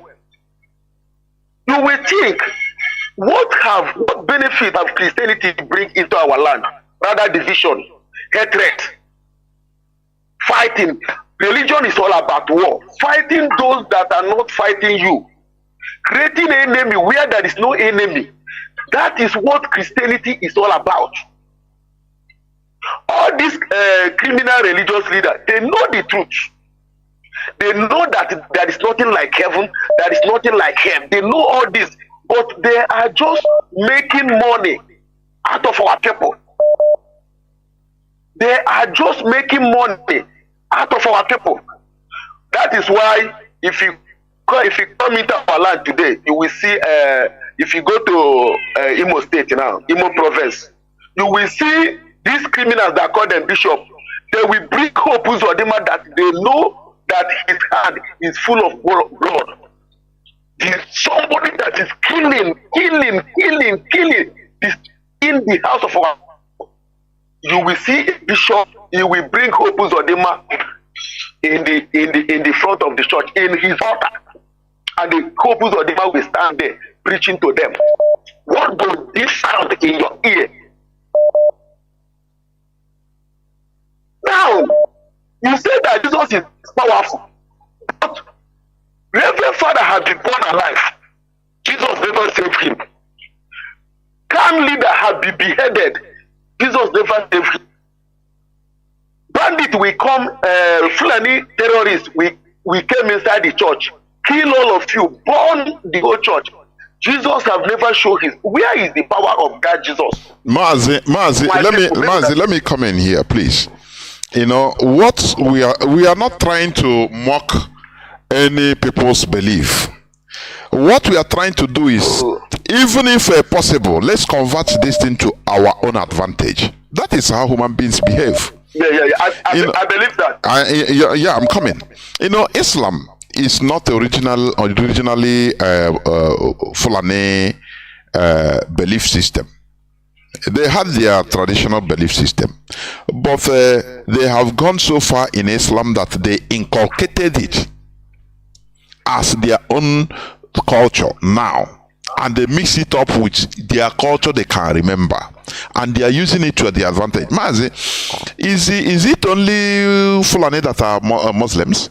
The answer is no, but it took more than belief or more than religiosity in order to do what the Fulanis are doing. Let me tell you, you have other ethnicities in Africa, in West Africa, that are Muslims, but they are not doing like the Fulani. But Fulani, because of wisdom, they now use Islam in order to champion it, in order to control for their advantage. That is what we are asking for.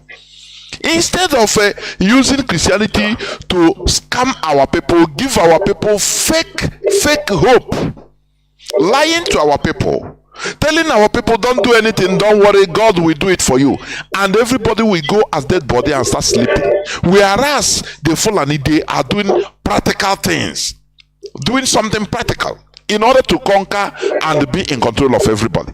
That is what we are talking about. It's not about maybe mocking or trying to talk down. No. If we know that we are so engrossed in Christianity, of which I know that Christianity, it came in our land less than 200 years back, 150 something years ago only. So that is the luck we have, that by now our Mazi Nnamdi Kanu started opening our eyes. It's not so long. The Fulani, they accepted Islam since 9th century. Let me tell you, 9th century. It's not today. More than 1,000 years. So how do they know their culture again? They mixed up everything now and take it, because they can no more go back to their culture. So they use it to their advantage. The religion they now use it as a motivational factor in order to conquer, in order to be on top politically. Whereas we have others also, we have other races in Africa that are Muslims, but they are not doing like the Fulanis. which means the Fulani, they are politically wise. So, in order for us to do something for ourselves, for our collective interest, let us use what we have, go back to our roots, or mix it up in order to come up with our own unique system of Christianity. That is what I'm saying here. Mazi, please go on and conclude. Thank you very much, Mazi Chinedu. I'm not trying to mock our people because this is mental slavery that our people have been in for years. I'm not trying to mock our people at all, and I can't mock our people. But I'm trying to tell our people the reality that they use those things to deceive our people, that there is no power in it.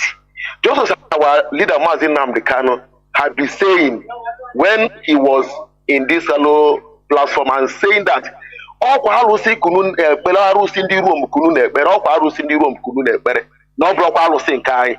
you understand that the ignorance that these people have planted in our people make our people to understand that they don't understand that Chukwu Okike Abiama is alusi nowhere. Is alusi nowhere.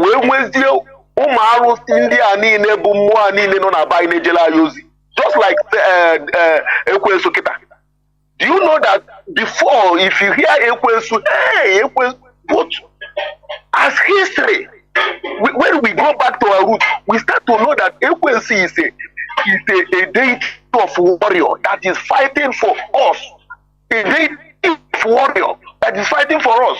So if we can use, if our people, I wish, if our people, we use this white man religion as an advantage to go back to our root, and they push away all this scam they call religion, push away, and they use it as an advantage to us. It would be, what are we talking about again? What are we talking about if we use it as an advantage to us? You understand? Because this religion, it made our people to be gullible. One day I was discussing, when I was in a Biafra land, I was discussing with a choosing. He told me, brother, that her hope, because he's a lady, he told me, brother, that her hope is not here on earth. That is, the unbeliever is fighting for freedom. So he cannot join us for fighting for the freedom because his hope is in heaven. So here is nonsense. Do you see the game now? Do you see the damage? Do you understand? Do you see the damage? Because we always tell them, your hope is in heaven. Don't you are the world, but you are not of the world. Do you understand? So if our people can take this as an advantage to know the truth and they understand that they use this religion to slave us for years, to make us to be dumb, so that we be gullible forever and ever.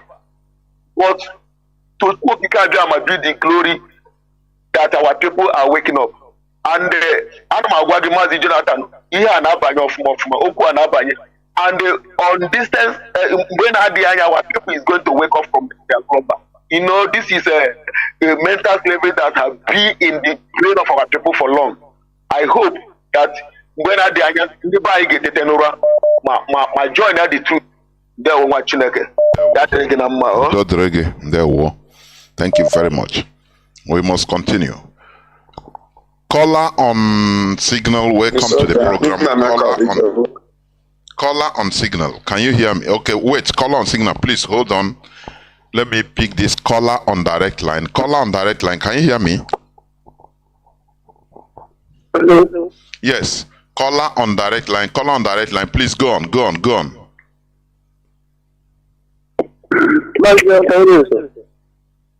we go. My name is Johnson. I'm coming from August. On Apotakwa from. Am I coming up? Yes. MC in Egekwe from FM. Olu e na apụta from FM. Call FM na work there na Aba. Yes, I'm listening from FM, sir. Okay, there we'll go on, please, go on. Okay. I got to thank you guys for the program. You guys are doing a very good job. when I met this person earlier last year, it was very hard, but thank you guys. You guys made it possible. My mom said me to come for many years, but still I'm looking at them. I know that what I saw now, they haven't seen it. I know. I did mention going on. I did mention we had not to change everything. But after I have to pass to Biafra all over the world, just to tell them to go on, to encourage them. They should not be the generation of Africa. We must change it. We must change the narrative. You know that the Europeans have done much to us, but this is our generation now. We must do everything to do. I encourage all of us to live back our youth, because our youth is the key. That's the time to fight for us again. And I'm looking with Miriam. I'm not mistaken. There were. Thank you very much. Caller on signal. Go on. Welcome to the program. Caller on signal. Can you hear me? They were watching it. I can hear you. Udo Drege. There we go on. Good evening, Biafra and lovers of freedom. I still remain your son, Mazi, reaching you from my location. Mazi, Nnamdi, let me say it like this, because here in Hindi, you know, annual Biafra means here. No get the Kanka, Africa, and through all ramification. They want us to miss this opportunity of our own hour of renaissance. The sons of perdition, through their agent, want to deprive us this opportunity. But I've never seen them go to people like Joshua Mapunga program to go and condemn them. You see the problem, but that's topic for another day. I will go straight to why I called Mazi. Mazi, I will tell you that the problem with the events happening around, the problem with the people is our people. The people are the problem. 80% of the problem is the people. Why do I say it's the people? Our people have done everything, every weapon at their disposal against their people. But let them go down. We have done everything weapon at our disposal against our people. Do you need baby? You were a threat no one do. Big on you, Bochi. You were a man, Tibu and then I have one. Go when you book again, see our own Shala. Yet, I told the hamburger, Gausan, not, or so put on everywhere. Chief well and then no joke of Carlos. So I was so happy when I was watching that criminal, because it's a criminal. It's not our blood, as far as I'm concerned, because his birth is suspicious. So for that man to reject him, that means he has a reason why he rejects a son of such influence in Nigeria and Africa.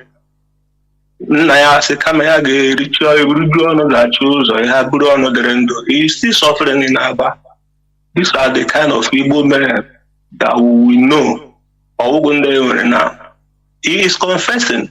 He ruled the state. My state, that state is my state. He ruled my state. Siphon all the money. Close every revenue. Siphon everything to him and his mother. But he's confessing to me in the national television that he used my money to go and build industry and or farm. Build industry in Ogun State. You see? But he governed the state. So that state of government is not good to survive through those industries. You see the kind of people that we have as a leader. So later you come and blame another person for your misdeed or for your evil. He's crying. That's the fool he is. He think he's the one that went and claimed that he will destroy, he will capture Mazi Nnamdi Kanu after they chased him from his house through the military.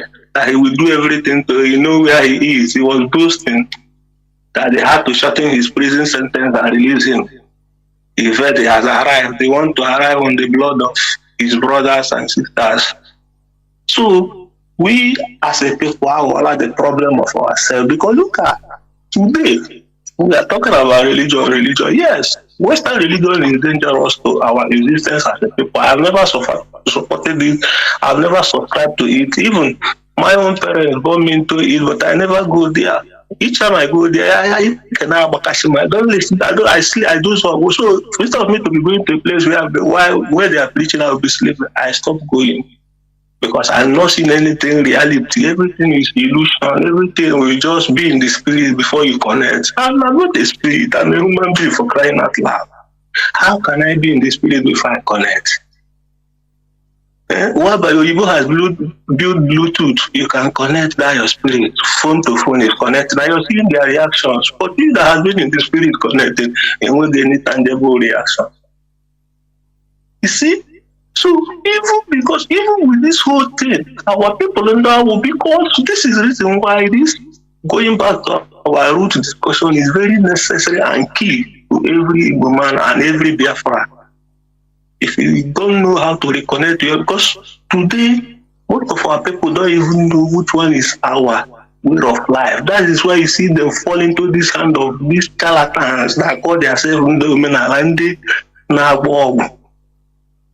These are people that went and carry evil spirit. This is why Alibu today is having serious havoc in it. Because they have surrounded the land with dangerous and negative spirits from other neighboring countries and states that are not Igbo, that does not believe in Igbo culture, that does not share the same heritage with Igbo people. They have flooded all our evil shrine, famine people, because our people itself have lost touch with what is called our way of life, culture, and tradition. What we have is Dibia Mborogu, Namba. This is what our ancestors left for us. They use this herbs and roots to go and fish out, cure diseases, ailments, infections, so that they became healthy. What they do, everybody is connected to his own chief ancestor. You live with in your normal way. I live with chief and we say to because no one is to change before they about you. That means ascribing every honor and glory to him and him alone. But today what we have is need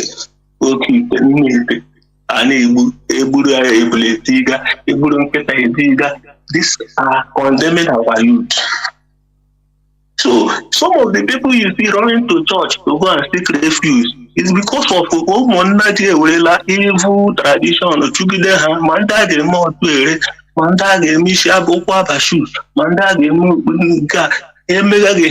You have no choice for your life. So the people only face a family is a tribe that you will begin to see that is because they were conquered. I don't subscribe to some of these things that people come out of social media to talk. The people has always maintained that level of wickedness against one another. Look at today in Lagos. Lagos State is making laws now to be with our brothers who have failed to think home. Now they will be pushing them. Look, I will tell you categorically, most of them will be pushing to Ogun State now. And when they go Ogun State too, because as Lagos is chasing them now, the Ogun State government will be welcoming them because there is no difference between Lagos and Ogun State. Because what I see there, the Lagos State have found out that these people have really developed their land. They need this development to shift to Ogun State because that is the new area of industrialization in Nigeria today is Ogun State. They want Ibuna to run from Lagos to Ogun State to go and start developing there. You will see that most of our Igbo brothers, instead of thinking home, they will be thinking Ogun State, where people are not disturbing them. This is the type of people we are. And only when we as a people realize our problem and think of solutions, which the solution is simple, only Ndu has brought out the solution for us. Biafra is the solution. Referendum is the solution. Let us go back to who we are, because restoration of Biafra, as Ndu have said, restoring who we are, going back to who we are, our originality, nothing like state. They want to go kite. They want to go kite. They're going to go the outside. Or going to allow Biafra because our land is holy. So we should think home. Home is home for all. No, Mazi, thank you very much. We are winding down towards the end of the program.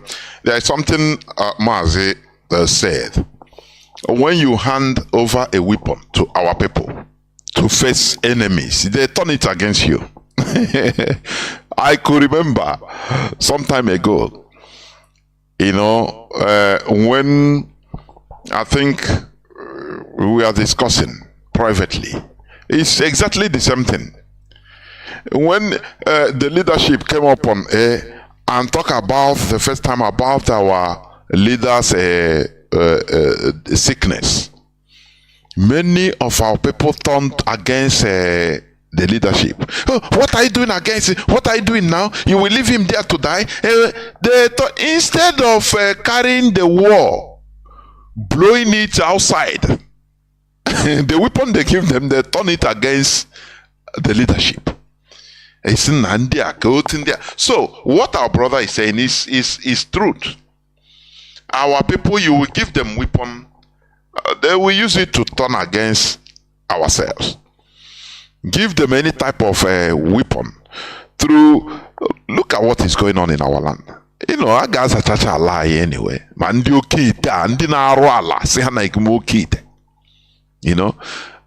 thing is sure, that this road we are following, it is not rosy.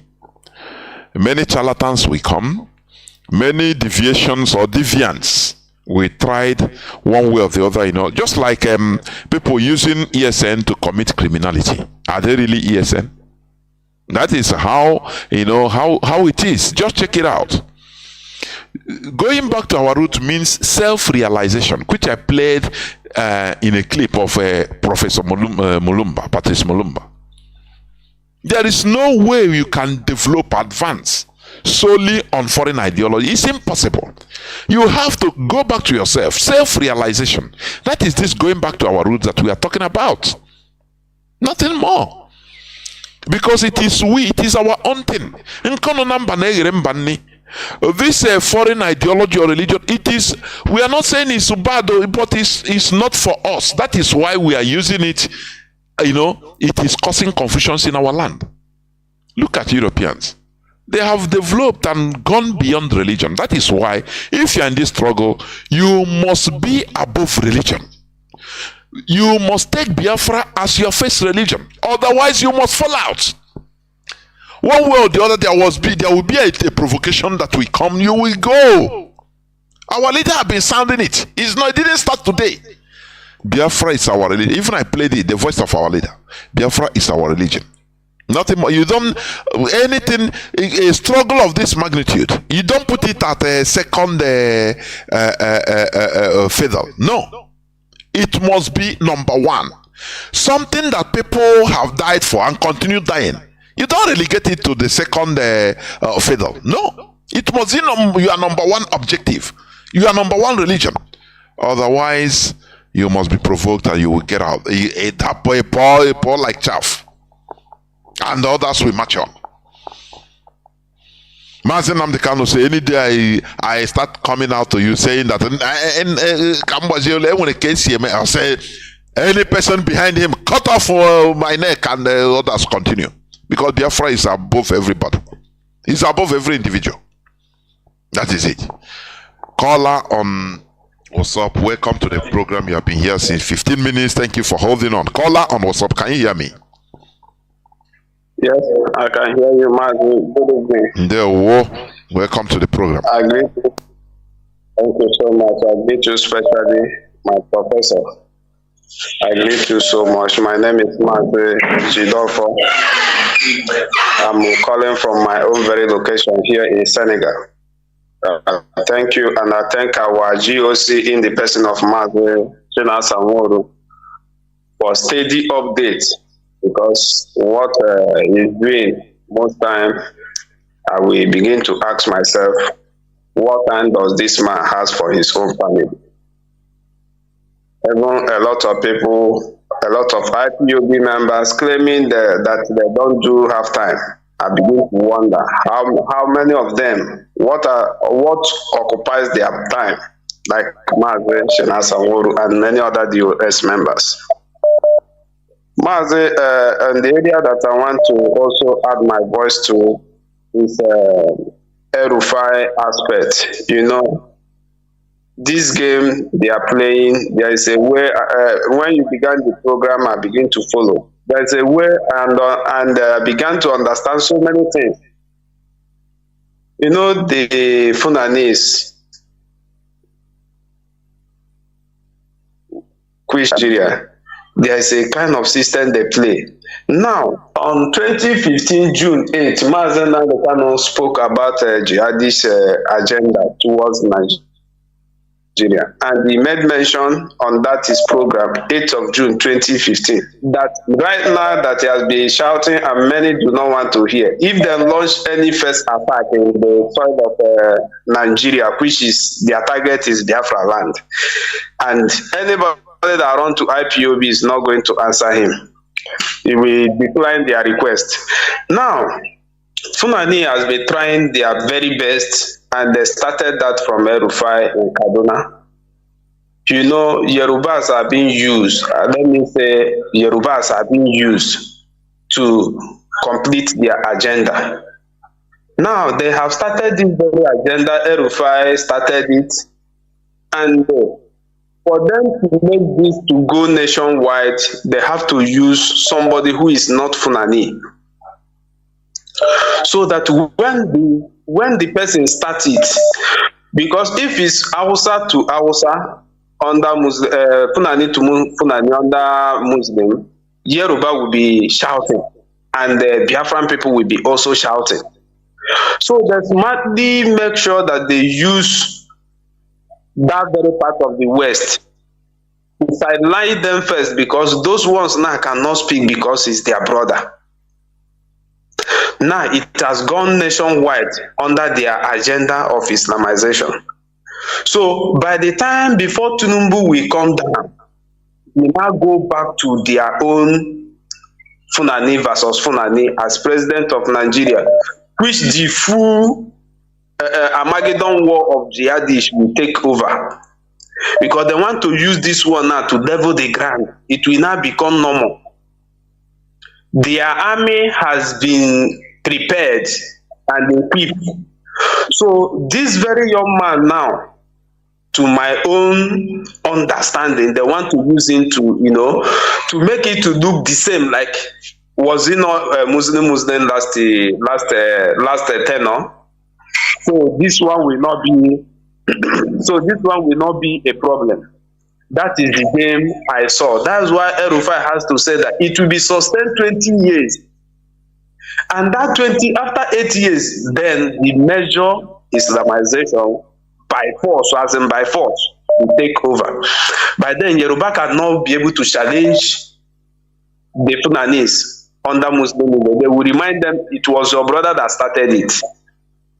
So that one is as in a very well organized plan they had towards that very country, and this many people do not understand about that. So that one is apart.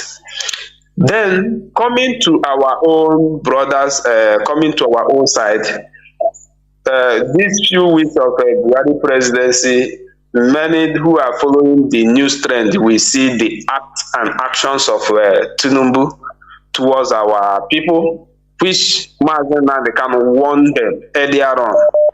There is one prophecy that Mazi Nnamdi Kanu made, which many people were celebrating. Mazi Nnamdi Kanu said it when the cashless policy started earlier this year. That prophecy has not come to fulfillment. It shows our people what it will look like in nearest future to come. That very, your money in Nigeria, you will never get access to it. As in what happened before the election, is a very good example our people should learn from. because that prophecy has never, it has not come to fulfillment in a fullness, and it starts approaching. Which this CBN governor now that was suspended and arrested, I think he has arrested now. Funanima will take over as the CBN governor. EFCC, I don't know how Tinubu will handle them. And our people are too forgetful. The leadership has announced, I think towards October last year to November, that if you have money in Nigeria account that you are saving, convert it to hard currency so that you can save your money. But our people has forgotten that and continue living their life. Our people has forgotten that and continue living their life. So Mazi, I don't know how we can be able to speak to our people. One thing, the only problem I can discover in this very movement about Biafrans, number one is the lie gossip. As in, if this very radio now is a place where there is a platform of Facebook gossip, you will see a lot of people. Our people derive joy in gossip than where they can be able to have words to sleep with and think about it. And it's really affecting us in this very struggle, which I don't know how we can be able to handle. A lot of our people love gossip. Many cannot listen to Radio Biafra any more than Facebook gossiping. And after that, the person will digest it, we move. But if many of us have been listening to this on Radio Biafra, it will not be a difficult something for us to understand about this teaching of religion, because you have to think about something. Now, if I could read from, when we are talking about ourselves, the gods and the going back to our way of life, a lot of people will begin to think these things that is happening now is the way of our life. Like somebody will go and do sham to make okite for somebody. And those okite people, our people do not understand, even those doing the okite. All this kidnapping you are seeing in our land today is the part of the body of many of them they are using to prepare okite for people. And our people derive to make money through okite than to save the life of their own people. These people, I don't know, and I don't know how. I know that the leadership, maybe the fight is very broad, but it's small. I don't know how we can be able to regulate those people. Now, our people who are talking about we are fighting Christianity or we are fighting our faith, Senate has passed the second bill in Nigeria how to regulate this very Christianity religion. And the Rufai is saying what he says, and most of all these people now, because of familiarity under IPOB, talking, because of that familiarity, they can speak to you the way they want to speak to you, but they do not know that Senate has passed bill. Is going to the they have passed the bill to the second reading now in Senate House, Nigeria. How to regulate this their Christianity, this their faith now, they are fighting their own fellow comrades. So these are the things most time when I go on social media and see all these things, I became angry. So much angry. So Mazi, thank you so much. I don't want to go because of time. And Kanu, I don't want to talk. That is, he has opened himself. There's nobody to shade him now, because that is what they bought. They killed their own people and went to the enemy, and the enemy disgraced them. They will not stand like a single palm tree in a neighbor or something to protect them. So that one is for his own self. Thank you, Mazi. I thank you so much. Thank you. Caller on signal, you are the last caller. Welcome to the program. Can you hear me? Yeah. Hello, Mazi, Jonathan. Good evening. Good. Yeah, Mazi, I remember which work. Calling from my location. Yeah, Mazi, it's not a small journey we are into like this. Like, like what the place, the clip you play? Is it how hypocritical these people are? These Fulani people. The same one that complaining that Jonathan allow their people to be killed by Boko Haram. The same Jonathan that fought the Boko Haram with they are the same people that all stop that said that Jonathan is killing the people. That he should sack Vedica. And the same people that the other voice saying that Jonathan don't do it's not fighting for them. They're calling him back. The same Jonathan is developing your state. He didn't do anything in East. He focused all his work in the North. And you people see what so when he check it, I don't know what we are doing in Nigeria.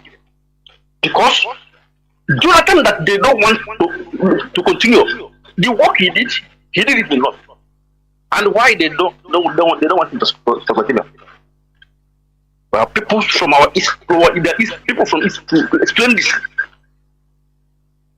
So that is by the way, our people need to know, open their eyes, and they know what's happening. Then coming to our topic that for self-realization, Mazi, we are already a lost people. We already a lost tribe, a lost race.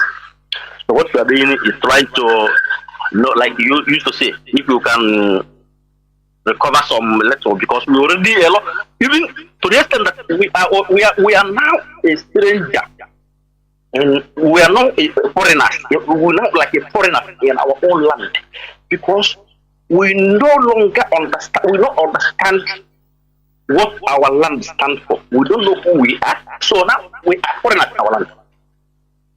Already we are foreigners in our own land, and it's very, very possible. Even you see, our name will change everything. Everything in us is foreign.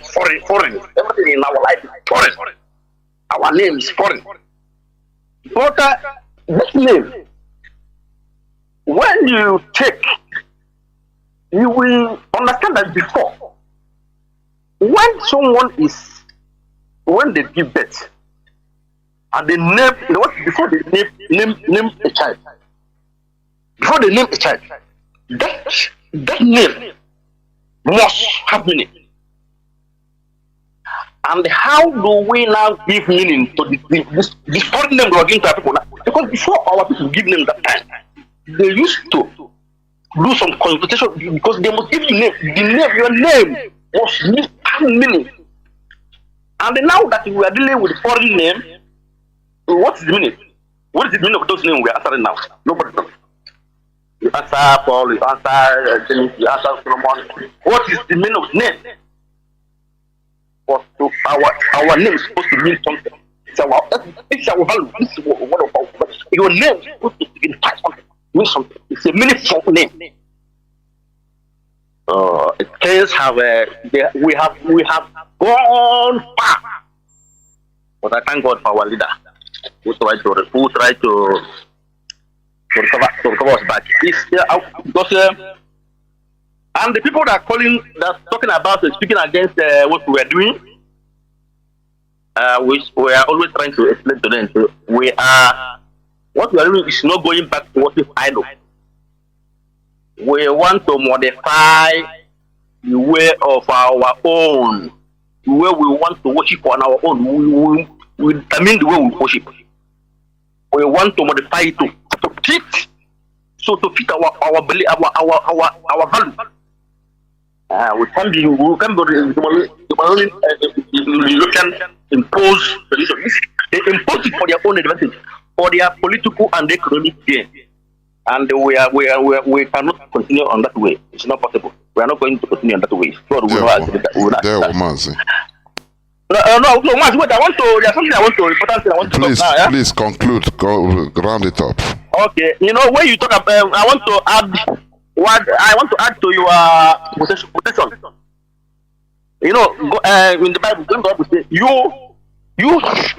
must not in Deuteronomy verse 6:14, or in chapter 6 verse 14, you shall not worship a foreign god. You shall not worship a foreign god. You don't worship a god from your neighbor nation.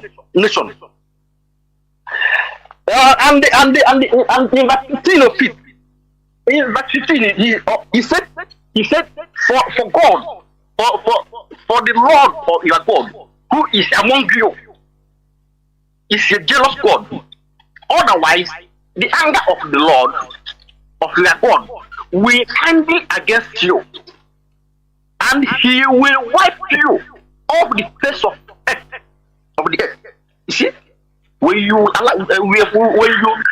forget to leave your Lord your God and worship a foreign God, he will wipe you out of the surface of the earth.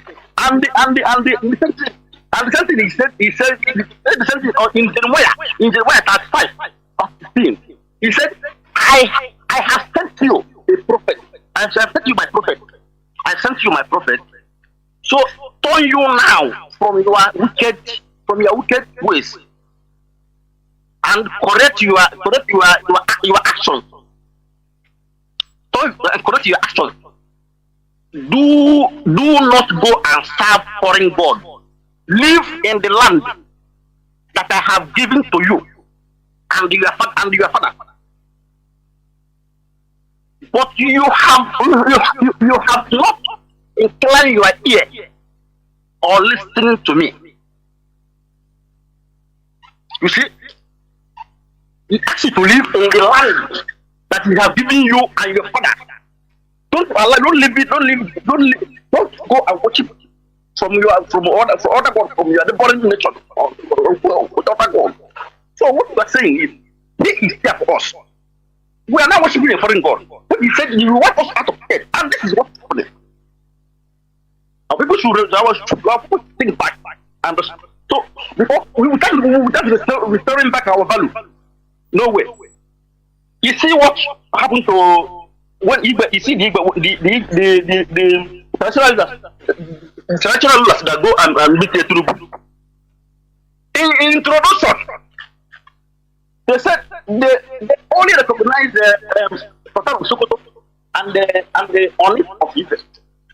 And the Obi of Florida, he said, they now, it's not they know you. Mazi, Mazi, we are finished. Not even after of respect. Because respect is end. Respect is end. Our people, because they will be killing our people. You Obi of there. You will not talk. So how can you get respect? Respect is end. It's not giving. You are there. You.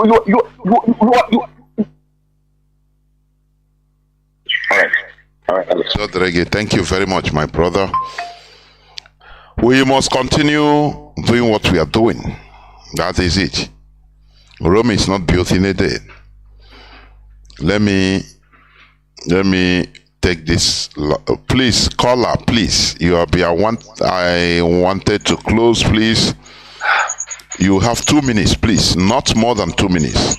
I just picked the call because you have been insisting. Go on, please. Call on WhatsApp. Go on, please.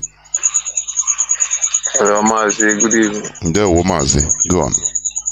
I hope I'm coming out clear. You are. Go on, please. You are.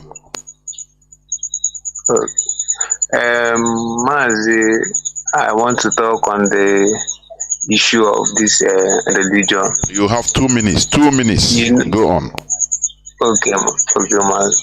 The problem is why Yorubas are uniting and exhibiting their powers is because Yoruba language is made compulsory in Yoruba land. I don't know if you're getting me. Why in this our place in Biafra land, Igbo language is it has not been long that I left secondary school. I know how it was. Too many of us that language don't understand that it is tough, it is hard, and it wasn't compulsory. So many people left it, and because it's not compulsory, and it wasn't taught, it wasn't handed like it wasn't something that is taken because of. So I think that was assuming Igbo language was compulsory in our area, and our young students and youth, we are taught, at least from teaching our Igbo language, some histories might try to force comment, but it wasn't taught. So that was why the whole thing was messed up. Mazi, let me say something here. You know, forcing language. You know, Yoruba is a recent word. There was nothing like Yoruba before. They have different tribes, but today they are called Yoruba. Is out of conquest. You know, the problem with us is our way of life, republicanism, autonomy. That thing affected us in this modern age, to be honest with you. You know, in this modern world, if you cannot conquer, you become conquered. That is the reality. So when you see the Yoruba, the Ijebus, the Iwori, they were different tribes before that spoke different languages. But due to conquest, they were forced to speak one language. And today they are enjoying it.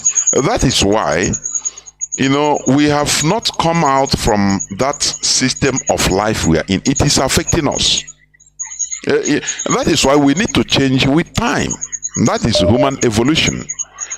We always say we are peaceful people, we are suffering because of it. And the European Christianity came and added the salt to an injury. We became docile, more docile. You understand me? Let me tell you this. Yes. Although it will be for a topic for another day, I will talk about it another day. Do you see the people we call Arabs today? Arabs officially is made up of 22 countries today. But let me tell you, let me shock you. Most of them were never Arabs. They were indigenous people that were in their land. But Arabs are very few. They were very few. That we are residing, nomads that we are residing in deserts. But they had the power of conquest. They were fierce, just like the Fulani. And if what is going on in Nigeria is going on unchecked, in the next 200 years, maybe you will hear that West Africa becomes for Fulani. Just the same way they Arabize the whole Middle East and even North Africa, calling it Arab. And most of these people are not Arabs, but they succumbed to the conquest of the dominant species. And Europeans supported them, because what Europe supports, a colonizer always supports the fierce type, a dominant species. That is it. That is the danger. What we are seeing in Nigeria, it is highly dangerous. What we allow the Fulani doing. The Europeans are happy. They are supporting them because they see them as the dominant species. When we are going, we only lamentation, prayer. Oh, let us go to pray so that God will do it for us. The Europeans are laughing at us that we are stupid. You understand? When you see Kurdistan, Kurds, they were distributed. They call them the largest non-state nation called Kurdistan, because they are distributed in 4 countries. Europe divided them into 4 different: Turkey, Iran, Iraq, and Syria. You understand? So, because they said there are more than 50 million people, but look at it, today they are still fighting. Europe didn't recognize them. Europe put them into Arab subjugation. That is what they wanted to do every indigenous people in Nigeria, under the control of the Fulani, because they are the dominant species. They align themselves. They know when to align themselves. They know when to do something. They are politically wise. Not our people that are selfish. They don't care about their people. They think that they can, because they have money, they can do it alone. That is the problem. So, we need to, be equal to the task and upgrade, and that is worrying us. This autonomy, this republicanism, it is primitive. The primitive type of republicanism we are still practicing. I'm telling you, we need to upgrade. Mazi, go on, please, and use 1 minute to round up. Go on. Okay, and I blame the politicians and the Nnamdi because they are the main problem. Assuming they took it serious, they know what they are doing, it wouldn't have result to this. And making like assuming they are like the Yorubas, like the elders, like what Mazi Azayoba was saying the other day that Yorubas, they kept their own Sondibo and the rest of them. Assuming they are like that, but see them roaming around. Look at what Ojus Okada is doing. He's crying, thinking that they will pamper him. It's not like that. So what I'm saying is that they should know that there is danger. There is danger because they have failed the people. So they have no regard. They have their respect. There is nothing they have now, if not because they have failed. So that is my contribution. You know, political wisdom is not rocket science. Just like our brother mentioned now. Where is Sondibo? Is he in jail? They kept him as a auxiliary. Do you understand? Do you see how they rally around? The whole Yoruba elders and the groups all rally around in Benin Republic in order to free him and keep him somewhere as a reserve. In case if they deny Tinubu now, you will see him. That is being politically wise. Imagine that is, for example, Mazi Nnamdi Kanu was arrested in Benin Republic, like Sunday Igboho. Just for example, it will be the Igbo politicians that we call Igbos. We call for him now. Bring him back to Nigeria. Jail him. Kill him. You know, our people don't know politics. They think that politics is buying and selling. They don't know.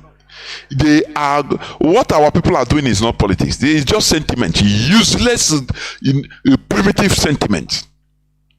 Because maybe you don't like Mazi Nnamdi Kanu, you don't like the way he talk, you don't like. So you use that eye, that is myopic eye, in order to destroy something that will be of beneficial to all of us. If it's Mazi Nnamdi Kanu like Igbo was arrested in Benin, they would have it's Igbo politicians that will bring him, bring him to this man. He will deny us a Igbo presidency. Is it not how they rendition Mazi Nnamdi Kanu? But look at how Yorubas, they fought to release him, release their own, and put him somewhere safe. So that in case if something is denied of them, now they will bring him up. He will start his own problem. That is political wisdom. But Igbo people, everybody is doing it his own, and don't worry. Ojus Okalo, he sponsored the PDP from scratch. You know anything, everything he's doing. Now, can you give him advice? Who are you to give him advice? But today he's crying. Our people are primitive. I keep on repeating this. I want people to think deep. Go make researches on what I'm saying.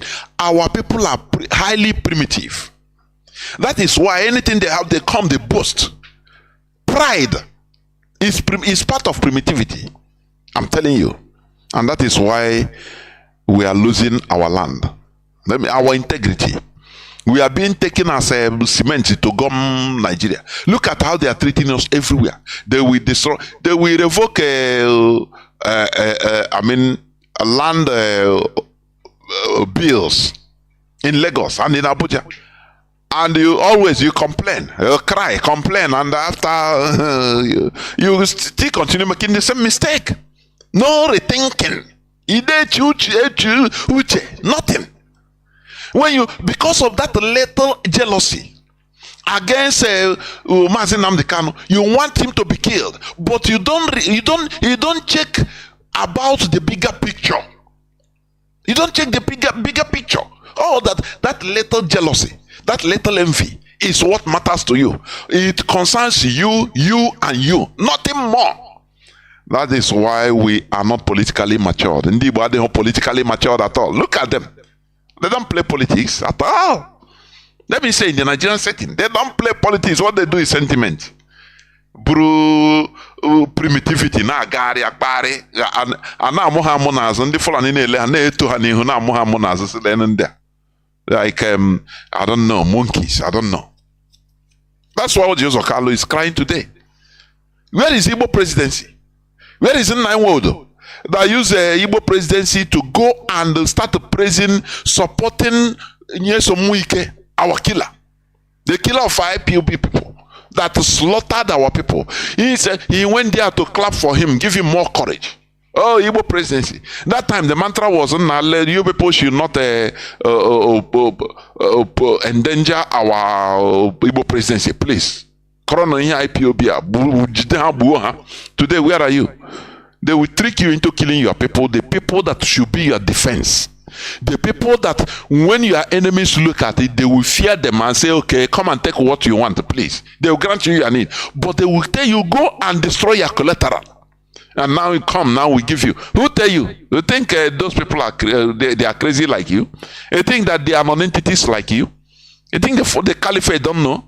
You think that they are not politically wise like you?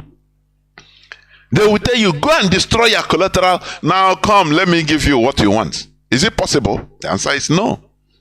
The answer is no. Igbo South, they are in the Igbo, these politicians, all the Kapopata know Mohawk Nanda, all of them. Because Igbo presidency, Rochas Okorocha, although Rochas Okorocha, his credit, he jailed also, but he never killed any IPOB. That is, we say it as it is. Rochas Okorocha, Oburu any person, and he used to say it with pride. Oh, play there, yes. But others, look at Dave Omai. Where is he today? Where is he? Is he a president or vice president? Look at Okezi Ikpeazu. Look at, they will tell them that, do you want the presidency? You are the person we want to support or to become presidency.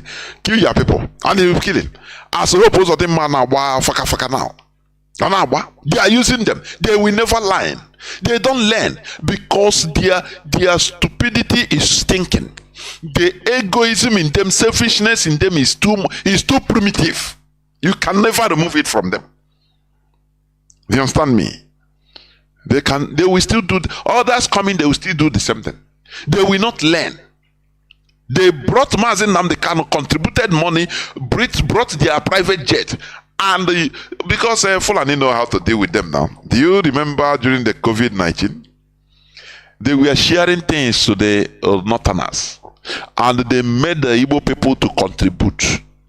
This one give 1 billion naira, the other one 500 million, carrying to the north.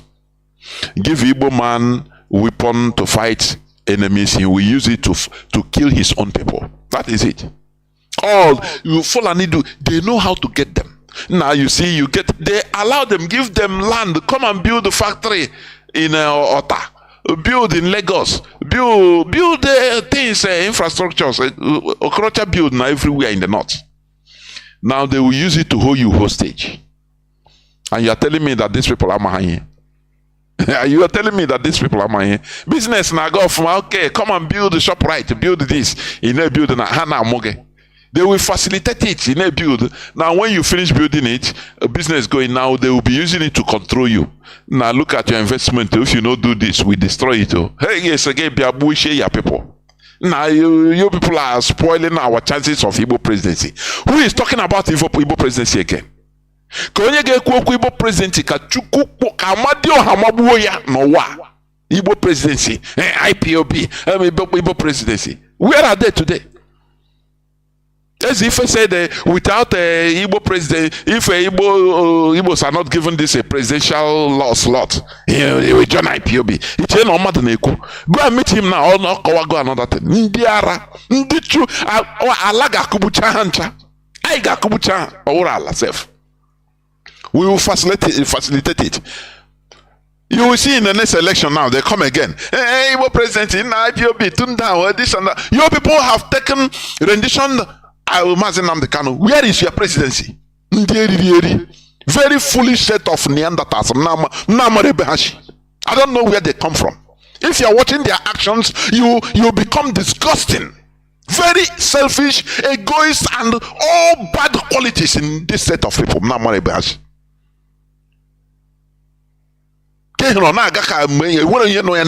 Nothing, no political brain, nothing. They will tell you, go and kill your people, you go and kill to satisfy the caliphate. And after you will not get anything. Because those people, when they program you, they know that you are stupid if you go and do what they think. If they tell you to do. They know that you are stupid, you are foolish. When you come back, they will give you another mission. Go do this. Anyone you fail to do, they say, it's because of this, so we are not going to give you. They will continue giving you missions until you become tired. Until you become nothing. You become miserable. That is how they do. And after they will kill you. Odioso Carlo sponsored the PDP financially. Where is he today in the party? You see how they treat him? That is how they behave. At the beginning, look, Kunle Alhaji said it to Kunle. Say they know how to treat Igbo people now. When you give him, just make him give him phone number of president Asorok. Hey, anything you tell him, you control them. They know us. They know us. I'm not saying I'm different. I'm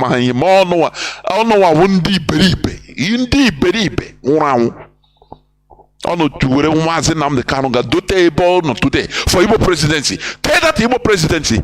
Chukuk Bono, care that Igbo presidency. Oh, even vice presidency on the winter. Senate presidency on the winter. Nothing. For goodness sake.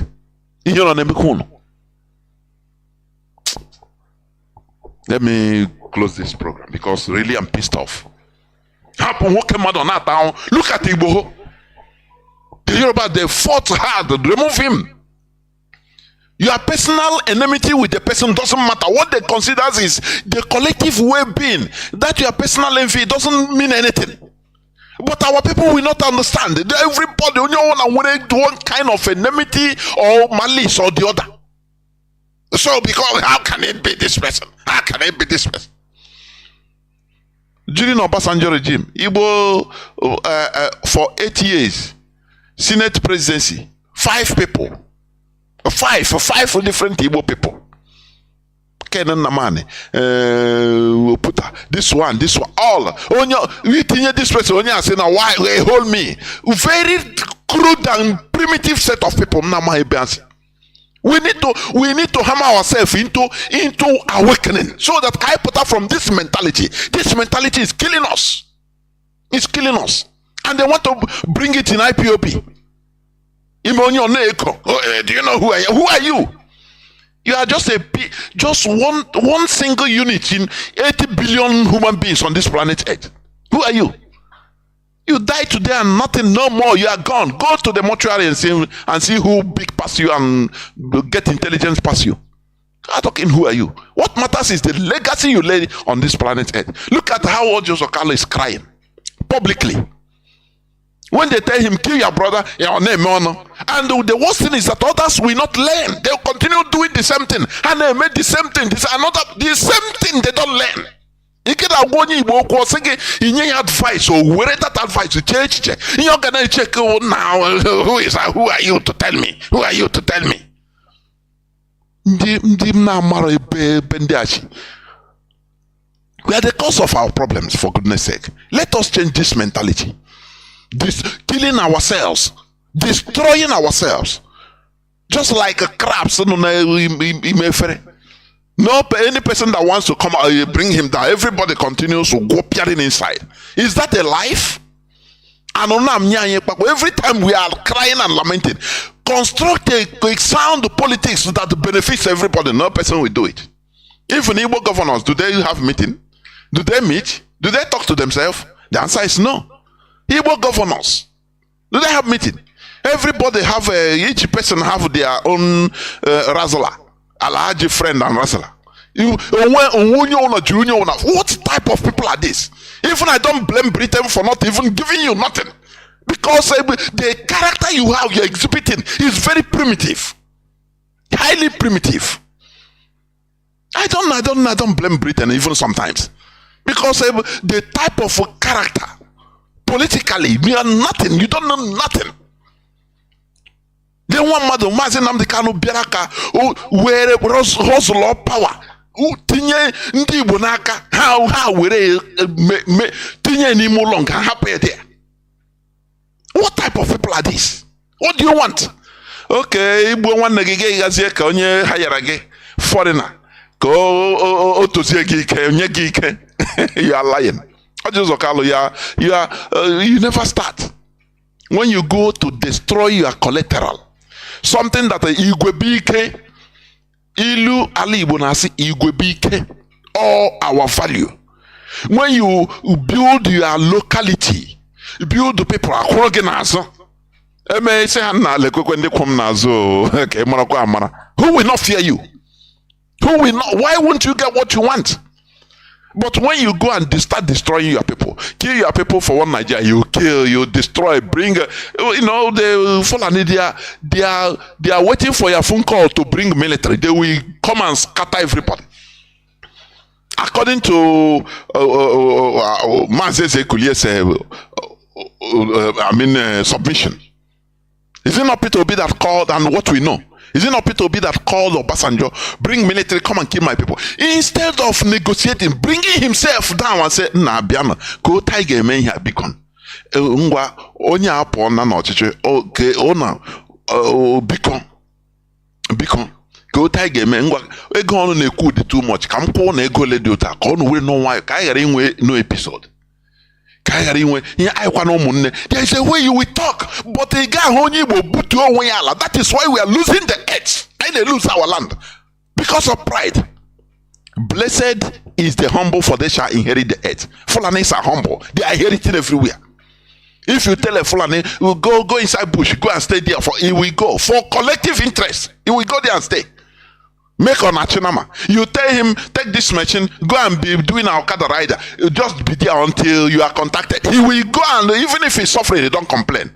But our people, but why? Do you, okay? Are you my father? So I cannot. Are you Ogunwana Saram Muto?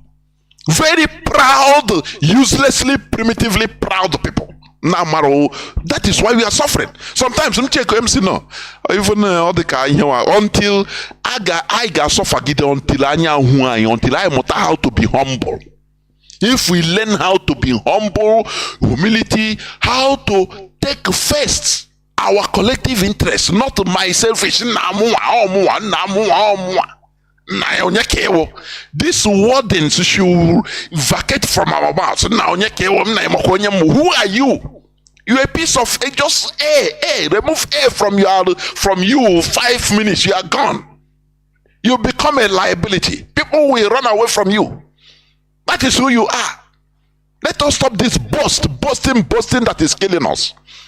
It's killing us as a people. It's killing us. Thank you for listening. Biafra is our religion, and we will never stop it because it's our religion.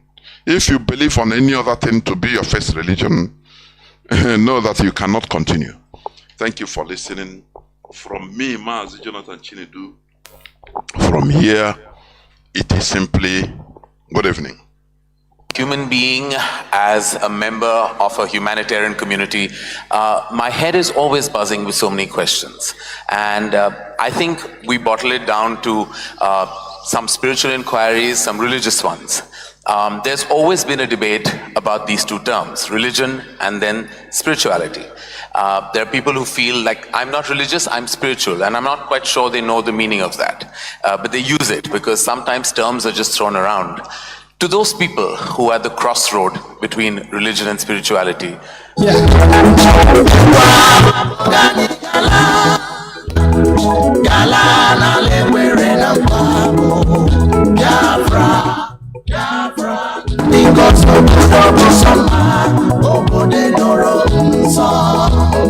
land of the a homophobe of the Biafrans. The fire of the eastern land is a promised land, a blessed land of the Chupa Biafra.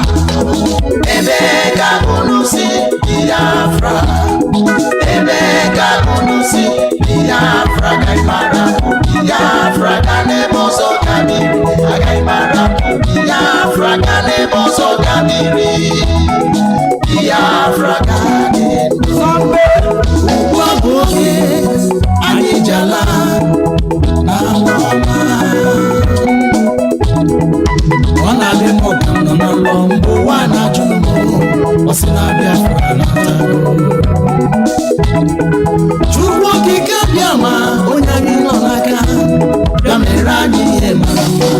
Zambe, Uwaboke, Anijala, Nala namo.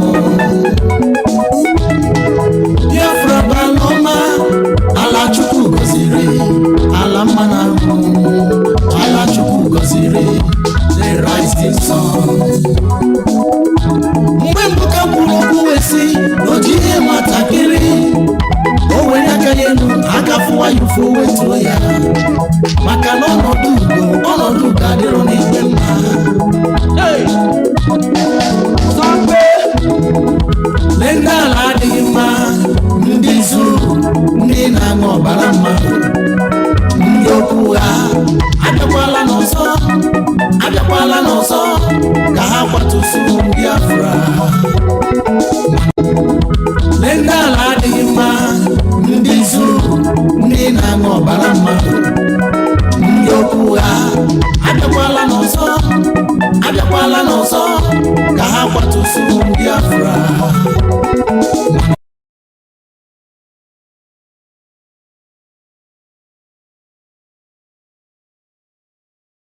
Alaji, congratulations. Thank you very much, Kule. Thank you very much. Yes, sir. Honestly, I accept your congratulations, even though I'm PDP. Because I remember one time when the fighting in Borno, when our people were being killed left and right. Then what is Alaji? I said, do you remember one time when our people were being killed in Borno State, left and right, Bauchi, Gombe, everywhere in the north? Of course. I remember you were saying that was there any Southerner among us? We were the one killing ourselves. I always remember this statement, Mr. Kule. But look at this today now. Today, our brother is in charge, and I'm sure he made it clear to the world. The first thing he said was that he was moving the command of Nigerian army to Maiduguri until when Boko Haram is over. So if not your brother as the president, who will do it for you? But we could have done it to anybody in Nigeria. But you can see that some people refuse to do it for us.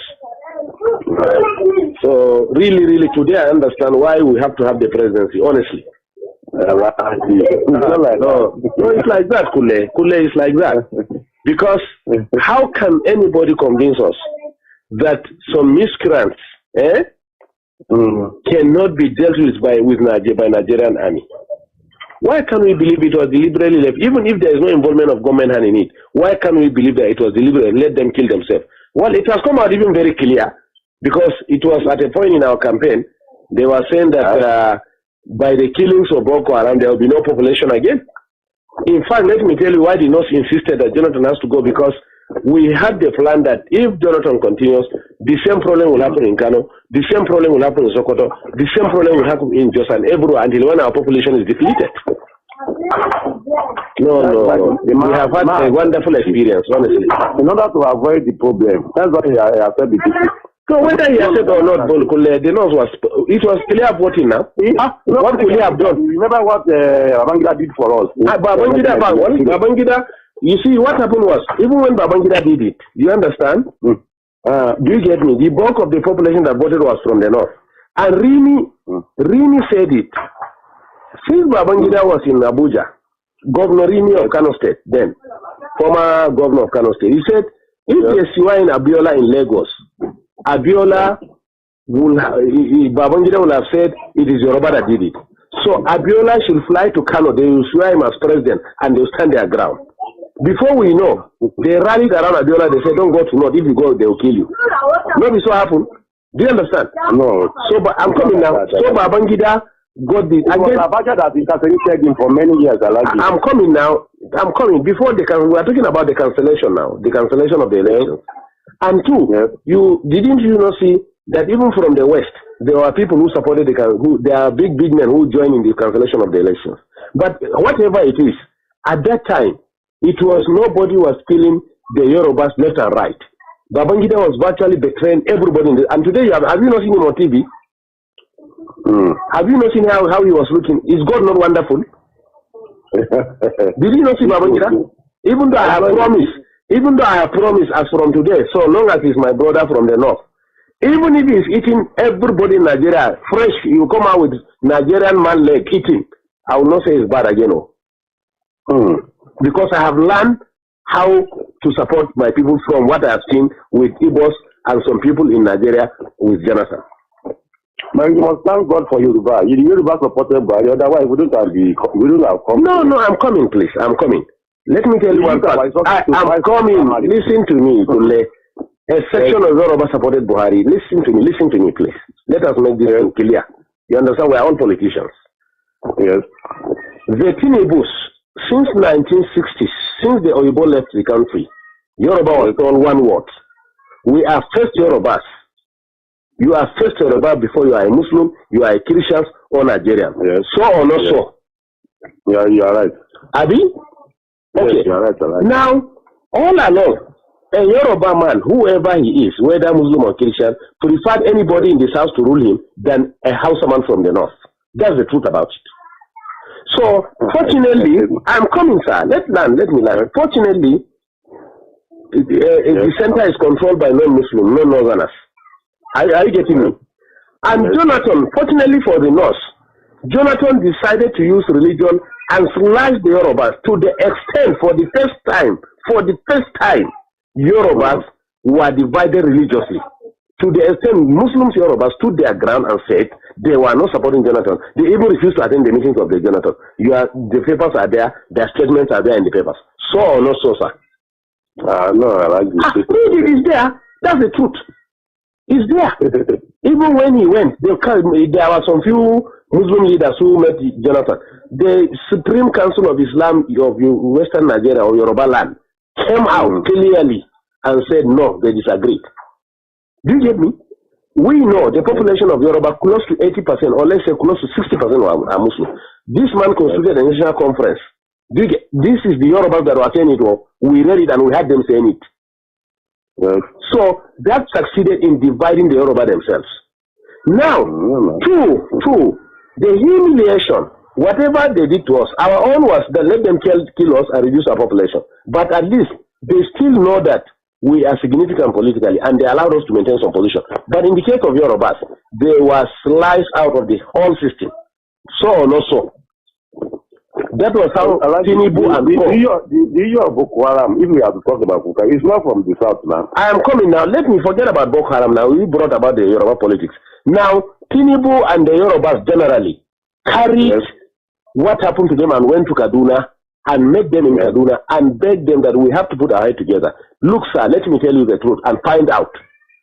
At a point, the Yoruba, being humiliated under Jonathan, were even considering to cut off and put their Oduduwa Republic. But they realized if they do that, the Igbos were completely in charge of finance, civil service, security, and everything. If they dare do that, now East and the North, they enjoy exactly. I'm coming now.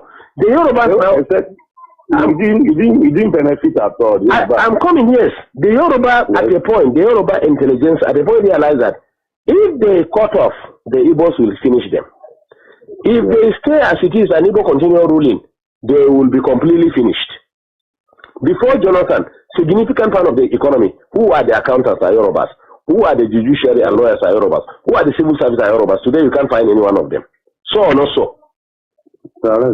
So that's why the Yorubas say, even if we want to leave this country, we must get this power out of the hand of the Igbos and reposition ourselves. The Northerners really benefited from that Jonathan too much, Alaji. Hey, we have the calculations of the government. We agree. What can he do? He must now. He must. He wouldn't do just that. He must. He knows that we can do it. He must deal with us. So that was why the Yoruba said no. Whatever it is. So, but what I assure you, let's keep on praying for President Buhari. Oga, we have learned our lesson. We have been in our area here now. They be praying for him. We have learned our lesson. Kule. We pray for the prophet because and even our prophet. No, to tell you the truth, the northern people, notwithstanding the presidency, honestly, the trust at least of the southeast is finished. And I assure you too, in Yoruba land, listen to me, I am coming.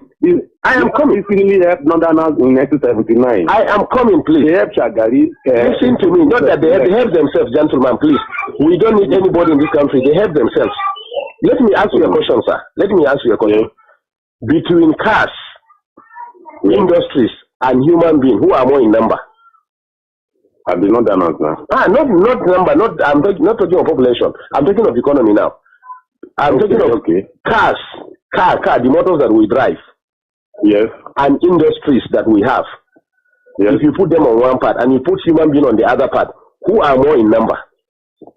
Cars are more. Cars are more than human beings? Human being. Good. Two, if you put fuel and food by the side, which one is consumed more? Is food now. Good. And we have food. So Igbos are actually helping themselves. Let me tell you, even in Yoruba land, let me tell you what they will do to Igbo this time. What Oba of Lagos said that we are pushing them to the ocean. Most of these markets that are banning in Lagos, look at it, they are Igbo-dominated markets. You get me? In fact, some Yorubas were telling me when I was in Lagos last weekend that it is we, the Northerners, when we are in charge of Lagos as federal capital, that open room for Igbos to come and dominate them. And it's over now. And it's over. All the businesses Igbos are doing, we are going to bring it and do it. Do you get me? Fashola for the past 5 years have refused to approve any industry, especially pharmaceutical, to Igbo people. Find out. You are right. I get you. Are right. Do you get me? Right. So the Yorubas in these 4 years, that's what we are telling ourselves. If we in the north want to be useless again, let us be. But the Yoruba people in the 4 years, they want to control their land completely. That's why Buhari have to sign that Lagos is going to be given special status. We are going to have a kind of semi-regional system. Lagos is going to have special status. It means nobody again will control Lagos. The indigenous of Lagos are the ones that are going to control Lagos. They can form land policies. Do you get me? They may decide to say, you as a Yoruba man in Lagos, you will pay 5,000 naira per annum for a land. As me as a Hausa man, I will pay 10,000 naira. Igbo man will pay 1 million naira. This is why they are heading to. Do you get me?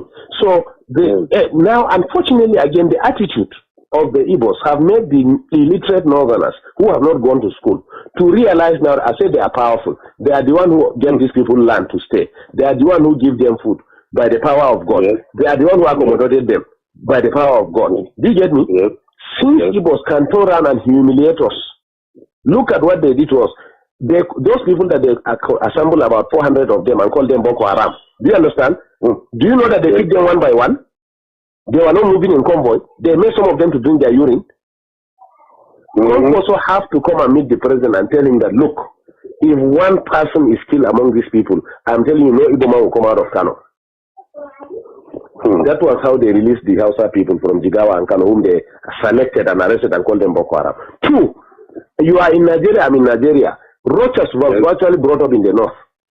But it is in his own state. That's why we are telling you, even the Amechi, the Rochas of Colorado that are MPs, we don't trust them. They are on their own.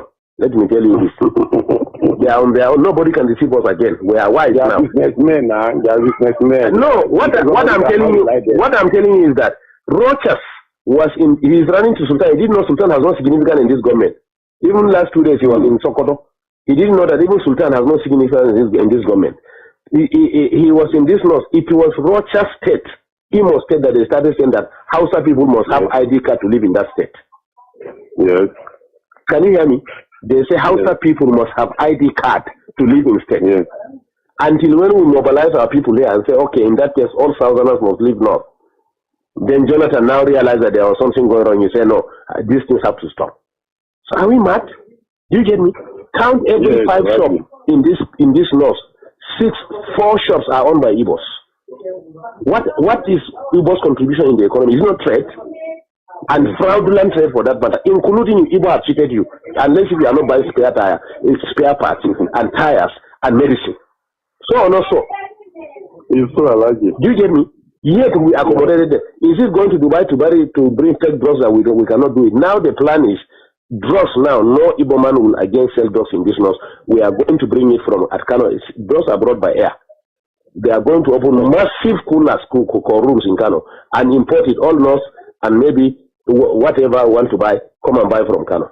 No Igbo will sell drugs again. We are tired of all this nonsense. We know how to control our places the way they control their own. What we are saying is that we are all Nigerians, but we are going to learn what they are doing in Southeast and do it in the North too. Simple. We don't have ancestors, but if Buhari today as president of this country want to buy land in the East, he will go and negotiate everything. Tomorrow the chiefs will come and tell him that ancestors made them yesterday night and said they should not sell the land for them. So we don't have ancestors. Or we are betraying ourselves. We, our ancestors have told us that we have been careless. That's why we suffered for the past 6 years. We have to wake up now. It's a very serious thing. Forward. No. We cannot, sir. Your society is already adulterated.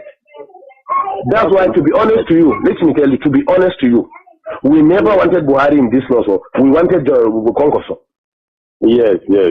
We want. That's what I'm saying. If it is conquest, the primary, conquest will have defeated Buhari. Listen to me.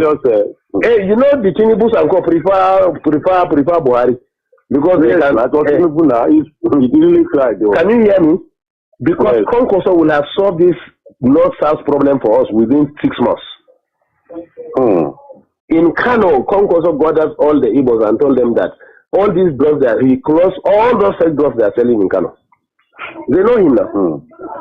So that's why we wanted Conquest to be the district. Igbos made in Abuja and warned us after the election that they were the ones in charge of 75% of Abuja is their own. They should be given ministers. Can you imagine? Negotiate and say this is the governor they want with their rulers, everything. Igbo say no, he cannot be governor. Haba. In somebody's land. Habakule. The arrogance is so much. So 10 years ago I have warned it. I say the Igbos are building nation within our nation. They will engage us within our nation and reinforce from their nation. That is exactly what we saw during the tenure of Jonathan. Immediately we voted Jonathan. What we did to Jonathan in this north, Igbos in the north, their chiefs, gathered and came to Aso Villa. To the glare of everybody on TV, they say it was nobody that voted Jonathan, but the Igbos were the ones who voted him. Did you not hear that one? Did you not read it? In our own land, Igbo say we didn't vote Jonathan. It was they that voted Jonathan. 2, before elections again, they gathered themselves and came and met Jonathan and met in Abuja and said that they are directing all Igbos in the north must vote Jonathan. We don't mind. Let them vote anybody. But can you do that in the southeast? They stop us from even voting. Let me answer this. Amir alaikum salam. Alaji. Who's on it? We call in the night. Thank you. Can you hear me? In the southeast, all houses in the southeast were prevented from voting. Find out. Yes, find out. But yet in our own land, they will stand and say that it is their problem that forced above Lagos to say that if they try to frustrate the decision of the Yorubas, they will send them to ocean. And I'm telling you, after 4 years, at least not we are liberal, but in the southwest, after 4 years, Igbos can never be useful and relevant again in the southeast. Wait and see. In fact, the plan of APC is that they are going to make alliance of northwest economic development. The west has the ocean. Can you hear me? Yes. The north has agricultural produce. Yes. So what they are going to do, the government is going to develop all the agricultural and mineral resources in the north. And then they will put primary industries here. And then go and export, finally finish them in Lagos or Southwest and export them and bring back the money and share it between the two regions. Let them bring their oil. This is the plan on ground. I mean, let's just pray for success of General Barry. For that, the success is our success. For that, we can benefit better. It's true. That's our prayer now. That's our prayer here. Everybody is praying for his success for that. If he's successful, everybody is successful. God help us. No, but not to the extent of living the way we are. Our prayer now is that may God remove the influence of the Southeast in our region. That's all what we are praying left and right now. I'm telling you. I like you, okay. No. The Boko Haram, these people are catch red-handed with bombs. Who are supplying the weapons? Who killed General Shua? They think we don't know. They were saying that they were revenging what they did to them in Biafra. Biafra was a war. It was a state war, trying to bring them back to the nation. Not so. Do you get me? Some useless videos started Boko Haram, but there was hand. Don't worry, investigation will reveal everything now. Don't worry. We were just exercising patience, looking at what is happening. That is typical Northern. That's how we are. We just look at what is happening. But we drew a line. 2014, 2015, they call it. It is the end of it. Whether anybody wins or them win is okay. That was our decision, honestly. And they met in Enugu, and listen to me, they met and saw it that in the event of cutting it, why will they put their people? That's why the man has to surrender now. Let him, in fact, some of us preferred him to have been resistant so that we redefine this country. I'm telling you. A lot of casualty will remain. Nothing like killing. Let everybody go his way. Ha! Is it not rain that is falling in the north now? We have the food. What is oil? Look at Niger. Rano is still selling oil. He's bringing it from Niger. What is the big deal? It is when they met and saw the danger of any attempt, that was how they surrendered. But honestly, we have already made up our mind. Because we said to ourselves, if you don't, even if you said they are going to kill you. Abi? Under Jonathan, from Nnamdi Sambo down to the lowest person in the north is a Boko Haram. They can pick you whoever you are. We know that. At least we are part of the system. Thank you, Kule. Bye-bye. Keep it close. Thank you, sir. Thank you. Yes, sir. Yes. Congratulations. Thank you very much, Kule. Thank you very much. Yes, sir. Honestly, I accept your congratulations, even though I'm PDP. Because I remember one time when the fighting in Borno, when there are people who are being killed left and right. Then what is I said, do you remember one time when our people were being killed in Borno State, left and right, Bauchi, Gombe, everywhere in the north? Of course. I remember you were saying that was there any Southerner among us, we were the one killing ourselves. I always remember this statement, Mr. Kule. But look at this today now. Today our brother is in charge, and I'm sure he made it clear to the world. The first thing he said was that he was moving the command of Nigerian army to Maiduguri until when Boko Haram is over. So if not your brother as the president, who will do it for you? But we could have done it to anybody in Nigeria. But you can see that some people refuse to do it for us. So really, really, today I understand why we have to have the presidency, honestly. No, it's like that, Kule. Kule is like that. Because how can anybody convince us that some miscreants cannot be dealt with by Nigerian army? Why can't we believe it was deliberately left? Even if there is no involvement of government hand in it, why can't we believe that it was deliberate? Let them kill themselves. Well, it has come out even very clear, because it was at a point in our campaign, they were saying that by the killings of Boko Haram, there will be no population again. In fact, let me tell you why the North insisted that Jonathan has to go, because we had the plan that if Jonathan continues, the same problem will happen in Kanu, the same problem will happen in Sokoto, the same problem will happen in Jos and Ebro until when our population is depleted. No. We have had a wonderful experience, honestly. In order to avoid the problem, that's what I said. So whether he has said or not, the nose it was clear voting now. What could he have done? Remember what Babangida did for us? Babangida, you see, what happened was, even when Babangida did it, you understand? Do you get me? The bulk of the population that voted was from the north. And Rini said it. Since Babangida was in Abuja, Governor Rini of Kano State, then, former governor of Kano State, he said, if there's Siwa in Abiola in Lagos, Babangida will have said it is Yoruba that did it. So Abiola should fly to Kanu. They will swear him as president and they will stand their ground. Before we know, they rallied around Abiola. They said, don't go to North. If you go, they will kill you. Maybe so happened. Do you understand? No. So I'm coming now. So Babangida got this. Abacha that interceded him for many years. I'm coming now. I'm coming. Before we are talking about the cancellation now. The cancellation of the elections. And two, didn't you not see that even from the West, there were people who supported there are big men who joined in the cancellation of the elections. But whatever it is, at that time, it was nobody was killing the Yorubas left and right. Babangida was virtually betraying everybody. And today, have you not seen him on TV? Have you not seen how he was looking? Is God not wonderful? Did you not see Babangida? Even though I have promised as from today, so long as he's my brother from the north, even if he's eating everybody in Nigeria, fresh, you come out with Nigerian man leg eating, I will not say it's bad again. Because I have learned how to support my people from what I have seen with Igbos and some people in Nigeria with Jonathan. Man, you must thank God for Yoruba. Yoruba supported by otherwise we don't have come. No, I'm coming, please. I'm coming. Let me tell you one thing. I'm coming. Listen to me, Kule. A section of Yoruba supported Buhari. Listen to me, please. Let us make this clear. You understand? We are all politicians. Yes. The Tinebus, since 1960s, since the Oyibo left the country, Yoruba was told one word. We are first Yorubas. You are first Yoruba before you are a Muslim, you are a Christian or Nigerian. Yes. So or not so? Yeah, you are right. Abi?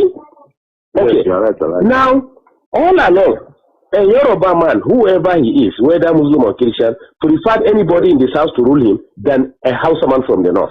That's the truth about it. So, fortunately, I'm coming, sir. Let me learn. Fortunately, the center is controlled by non-Muslim, non-Northerners. Are you getting me? And Jonathan, fortunately for the North, Jonathan decided to use religion and slash the Yorubas to the extent, for the first time, Yorubas were divided religiously. To the extent Muslims Yorubas stood their ground and said they were not supporting Jonathan. They even refused to attend the meetings of the Jonathan. The papers are there, their statements are there in the papers. So or not so, sir? No, I like this. It is there. That's the truth. It's there. Even when he went, there were some few Muslim leaders who met Jonathan. The Supreme Council of Islam of Western Nigeria or Yoruba land came out clearly and said no, they disagreed. Do you get me? We know the population of Yoruba, close to 80%, or let's say close to 60% are Muslim. This man constituted a national conference. This is the Yorubas that were saying it. We read it and we had them saying it. So that succeeded in dividing the Yoruba themselves. Now, two, the humiliation, whatever they did to us, our own was that let them kill us and reduce our population. But at least they still know that we are significant politically and they allowed us to maintain some position. But in the case of Yorubas, they were sliced out of the whole system. So or not so. That was how Tinubu and the of Boko Haram, if we have to talk about Boko Haram, it's not from the south now. I am coming now. Let me forget about Boko Haram now. We brought about the Yoruba politics. Now, Tinubu and the Yorubas generally carried what happened to them and went to Kaduna and met them in Kaduna and begged them that we have to put our head together. Look, sir, let me tell you the truth and find out.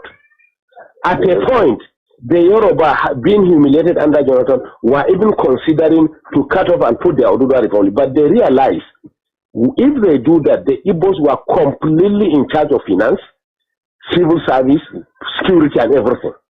If they dare do that, now East and the North, they enjoy exactly. I'm coming now. The Yorubas now.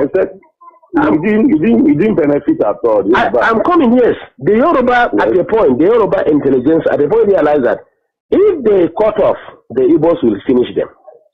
If they stay as it is and Igbo continue ruling, they will be completely finished.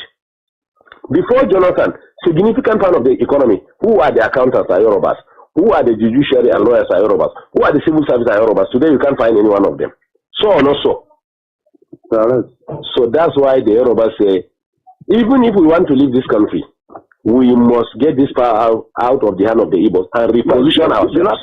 The Northerners really benefited from that Jonathan too much, Alaji. Hey, we have the calculations of the government. We agree. What can he do? He must now. He must. He wouldn't do to us that. He must. He knows that we can do it. He must deal with us. So that was why the Yoruba said no. Whatever it is. So, but what I assure you, let's keep on praying for President Buhari. Oga, we have learned our lesson. We have been in our area here now. They be praying for him. We have learned our lesson. Kule. We pray for the prophet because and even our prophet.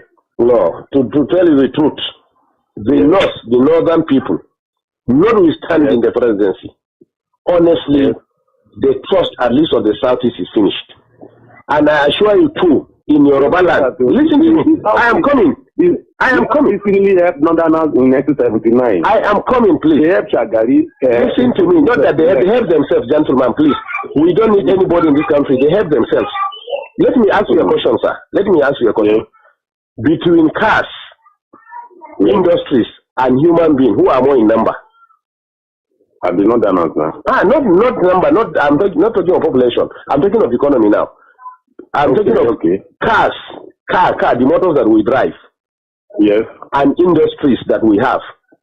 Yes. If you put them on one part and you put human being on the other part, who are more in number? Cars are more. Cars are more than human beings? Human being. Good. Two, if you put fuel and food by the side, which one is consumed more?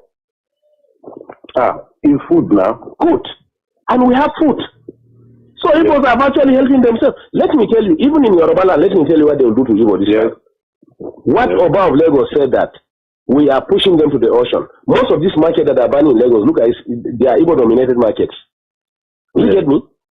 In fact, some Yorubas were telling me when I was in Lagos last weekend that it is we, the Northerners, when we are in charge of Lagos as federal capital, that open room for Igbos to come and dominate them. And it's over now. And it's over. All the businesses Igbos are doing, we are going to bring it and do it. Do you get me? Fashola for the past 5 years have refused to approve any industry, especially pharmaceutical, to Igbo people. Find out. You are right. You are right. Do you get me? Right. So the Yorubas in these 4 years, that's what we are telling ourselves. If we in the north want to be useless again, let us be.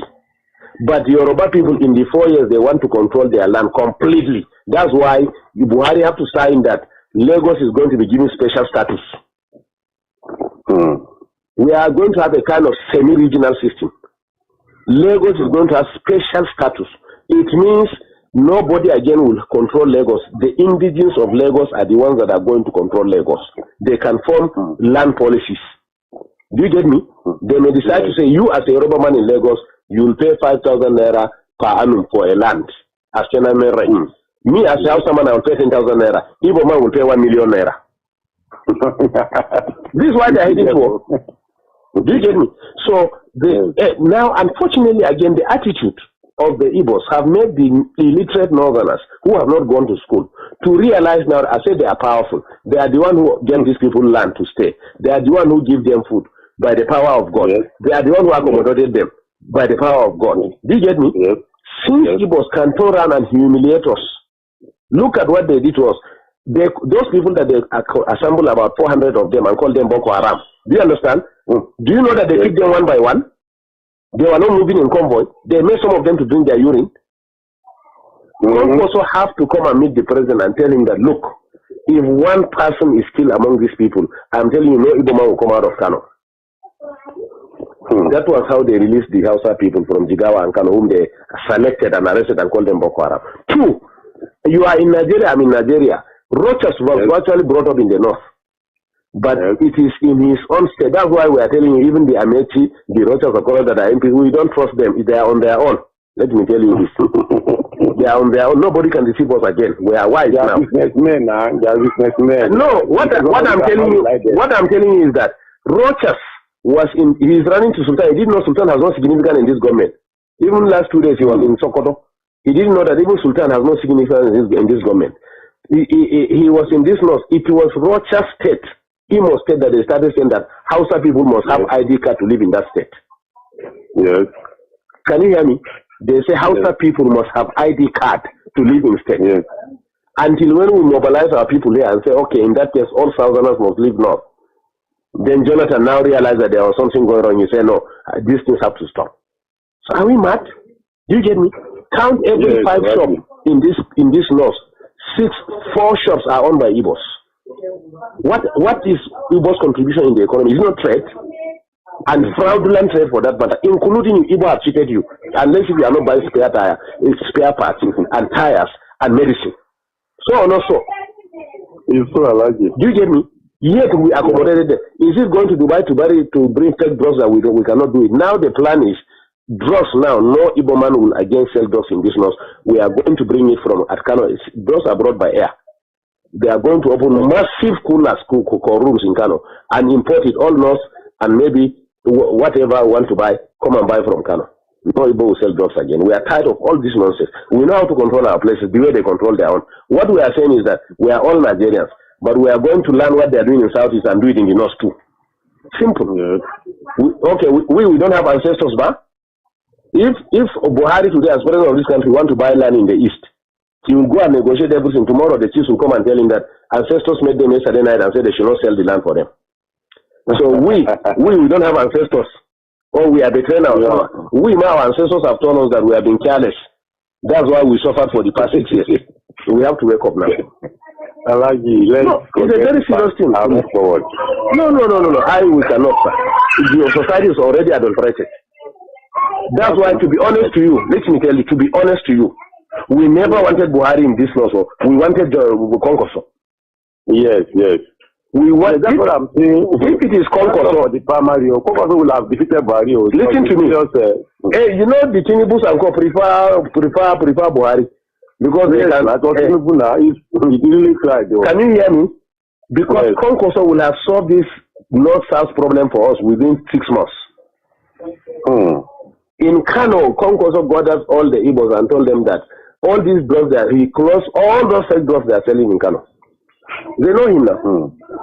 So that's why we wanted Concoso to be the district. Igbos met in Abuja and warned us after the election that they were the ones in charge of 75% of Abuja is their own. They should be given ministers. Can you imagine?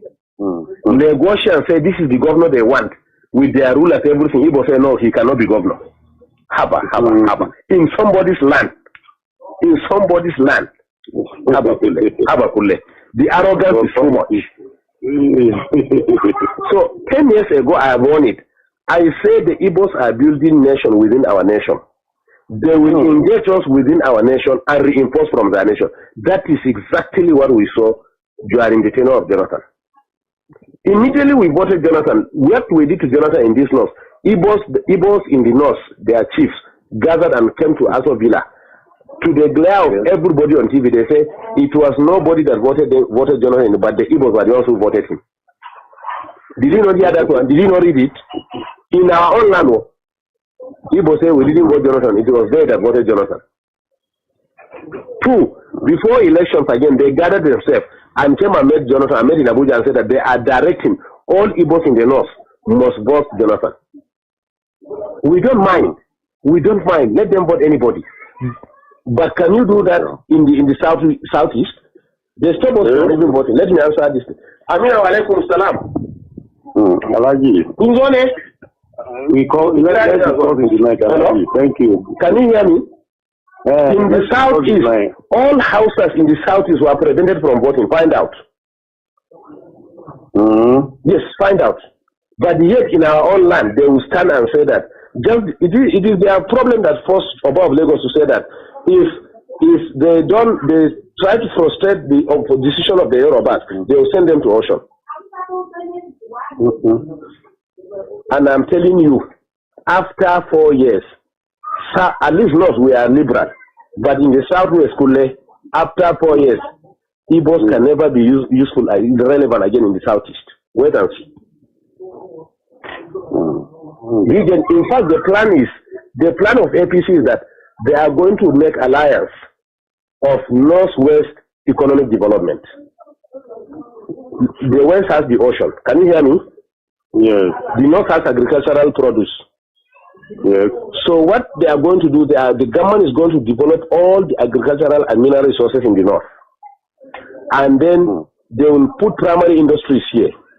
And then go and export, finally finish them in Lagos or Southwest and export them and bring back the money and share it between the two regions.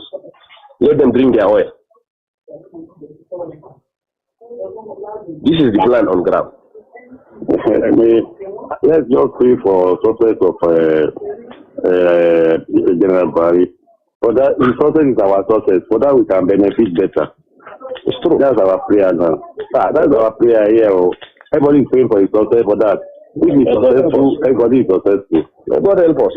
No, but not to the extent of living the way we are. Our prayer now is that may God remove the influence of the Southeast in our region. That's all what we are praying better right now. I'm telling you. No. The Boko Haram, these people are catch red-handed with bombs. Who are supplying the weapons? Who killed General Shua? They think we don't know. They were saying that they were revenging what they did to them in Biafra. Biafra was a war. It was a state war, trying to bring them back to the nation. No, so. Do you get me? Some useless videos started Boko Haram, but there was hand. Don't worry, investigation will reveal everything now. Don't worry. We were just exercising patience, looking at what is happening. That is typical Northern. That's how we are. We just look at what is happening. But we drew a line. 2014, 2015, they call it. It is the end of it. Whether anybody wins or don't win is okay. That was our decision, honestly. And they met in Enugu, and listen to me, they met and saw it that in the event of cutting it, why will they put their people? That's why the man has to surrender now. Let him, in fact, some of us preferred him to have been resistant so that we redefine this country. I'm telling you. A lot of casualty will be many. Nothing like killing. Let everybody go his way. Ha! Is it not rain that is falling in the north now? We have the food. What is oil? Look at Niger. Rano is still selling oil. He's bringing it from Niger. What is the big deal? It is when they met and saw the danger of any attempt, that was how they surrendered. But honestly, we have already made up our mind. Because we said to ourselves, if you don't, even if you said they are going to kill you. Abi? Under Jonathan, from Nnamdi Sambo down to the lowest person in the north is a Boko Haram. They can pick you whoever you are. We know that. At least we are part of the system. Thank you, Kule. Bye-bye. Thank you, sir. Thank you. Yes, sir. Congratulations. Thank you very much, Kule. Thank you very much. Yes, sir. Honestly, I accept your congratulations, even though I'm PDP. Because I remember one time when the fighting in Borno, when our people were being killed left and right. Then what is that? I said, do you remember one time when our people were being killed in Borno State, left and right, Bauchi, Gombe, everywhere in the north? Of course. I remember you were saying that was there any Southerner among us? We were the one killing ourselves. I always remember this statement, Mr. Kule. But look at this today now. Today our brother is in charge, and I'm sure he made it clear to the world. The first thing he said was that he was moving the command of Nigerian army to Maiduguri until when Boko Haram is over. So if not your brother as the president, who will do it for you? But we could have done it to anybody in Nigeria. But you can see that some people refuse to do it for us. So really, really, today I understand why we have to have the presidency, honestly. No, it's like that, Kule. Kule is like that. Because how can anybody convince us that some miscreants cannot be dealt with by Nigerian army? Why can't we believe it was deliberately left? Even if there is no involvement of government hand in it, why can't we believe that it was deliberate and let them kill themselves? Well, it has come out even very clear, because it was at a point in our campaign, they were saying that by the killings of Boko Haram, there will be no population again. In fact, let me tell you why the North insisted that Jonathan has to go, because we had the plan that if Jonathan continues, the same problem will happen in Kanu, the same problem will happen in Sokoto, the same problem will happen in Jos and everywhere until when our population is depleted. No. We have had a wonderful experience, honestly. In order to avoid the problem, that's why I said the So whether he accepted or not, the nose was, it was clear voting now. What could he have done? Remember what Babangida did for us? Babangida, you see, what happened was, even when Babangida did it, you understand? Do you get me? The bulk of the population that voted was from the north. And Rimi said it. Since Babangida was in Abuja, Governor Rimi of Kanu State, then, former governor of Kanu State, he said, if they see in Abiola in Lagos, Abiola Babangida will have said it is Yoruba that did it. So Abiola should fly to Kano, they will swear him as president, and they will stand their ground. Before we know, they rallied around Abiola, they said, don't go to North, if you go, they will kill you. Maybe so happened. Do you understand? No. So I'm coming now. So Babangida got the... Abacha has incarcerated him for many years. I'm coming now. I'm coming. Before we are talking about the cancellation now, the cancellation of the elections. And two, didn't you not see that even from the West, there were people who supported there are big men who joined in the cancellation of the elections. But whatever it is, at that time, it was nobody was killing the Yorubas left and right. Babangida was virtually betraying everybody. And today, have you not seen him on TV? Have you not seen how he was looking? Is God not wonderful? Did you not see Babangida? Even though I have promised as from today, so long as he's my brother from the north, even if he's eating everybody in Nigeria, fresh, you come out with Nigerian man leg eating, I will not say it's bad again. Because I have learned how to support my people from what I have seen with Igbos and some people in Nigeria with Jonathan. But you must thank God for Yoruba. Yoruba supported by otherwise we don't have come. No, I'm coming, please. I'm coming. Let me tell you one thing. I'm coming. Listen to me, Kule. A section of Yoruba supported Buhari. Listen to me, please. Let us make this clear. You understand? We are all politicians. Yes. The Tinebus, since 1960s, since the Oyibo left the country, Yoruba was told one word. We are first Yorubas. You are first Yoruba before you are a Muslim, you are a Christian or Nigerian. Yes. So or not so? Yeah, you are right. Abi? Okay. Yes, you are right. Now, all along, a Yoruba man, whoever he is, whether Muslim or Christian, preferred anybody in this house to rule him than a Hausa man from the north. That's the truth about it. So, fortunately, I'm coming, sir. Let me learn. Fortunately, the center is controlled by non-Muslim, non-Northerners. Are you getting me? And Jonathan, fortunately for the North, Jonathan decided to use religion and slash the Yorubas to the extent, for the first time, Yorubas were divided religiously.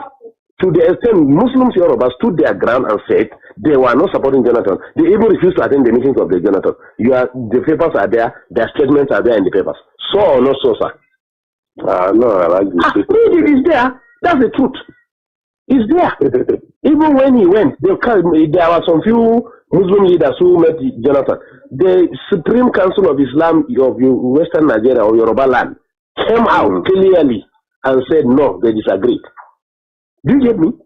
We know the population of Yoruba, close to 80%, or let's say close to 60% are Muslim. This man constituted a national conference. This is the Yorubas that were saying it, or we read it and we had them saying it. So that succeeded in dividing the Yoruba themselves. Now, two, the humiliation, whatever they did to us, our own was that let them kill us and reduce our population. But at least they still know that we are significant politically, and they allowed us to maintain some position. But in the case of Yorubas, they were sliced out of the whole system. So or not so.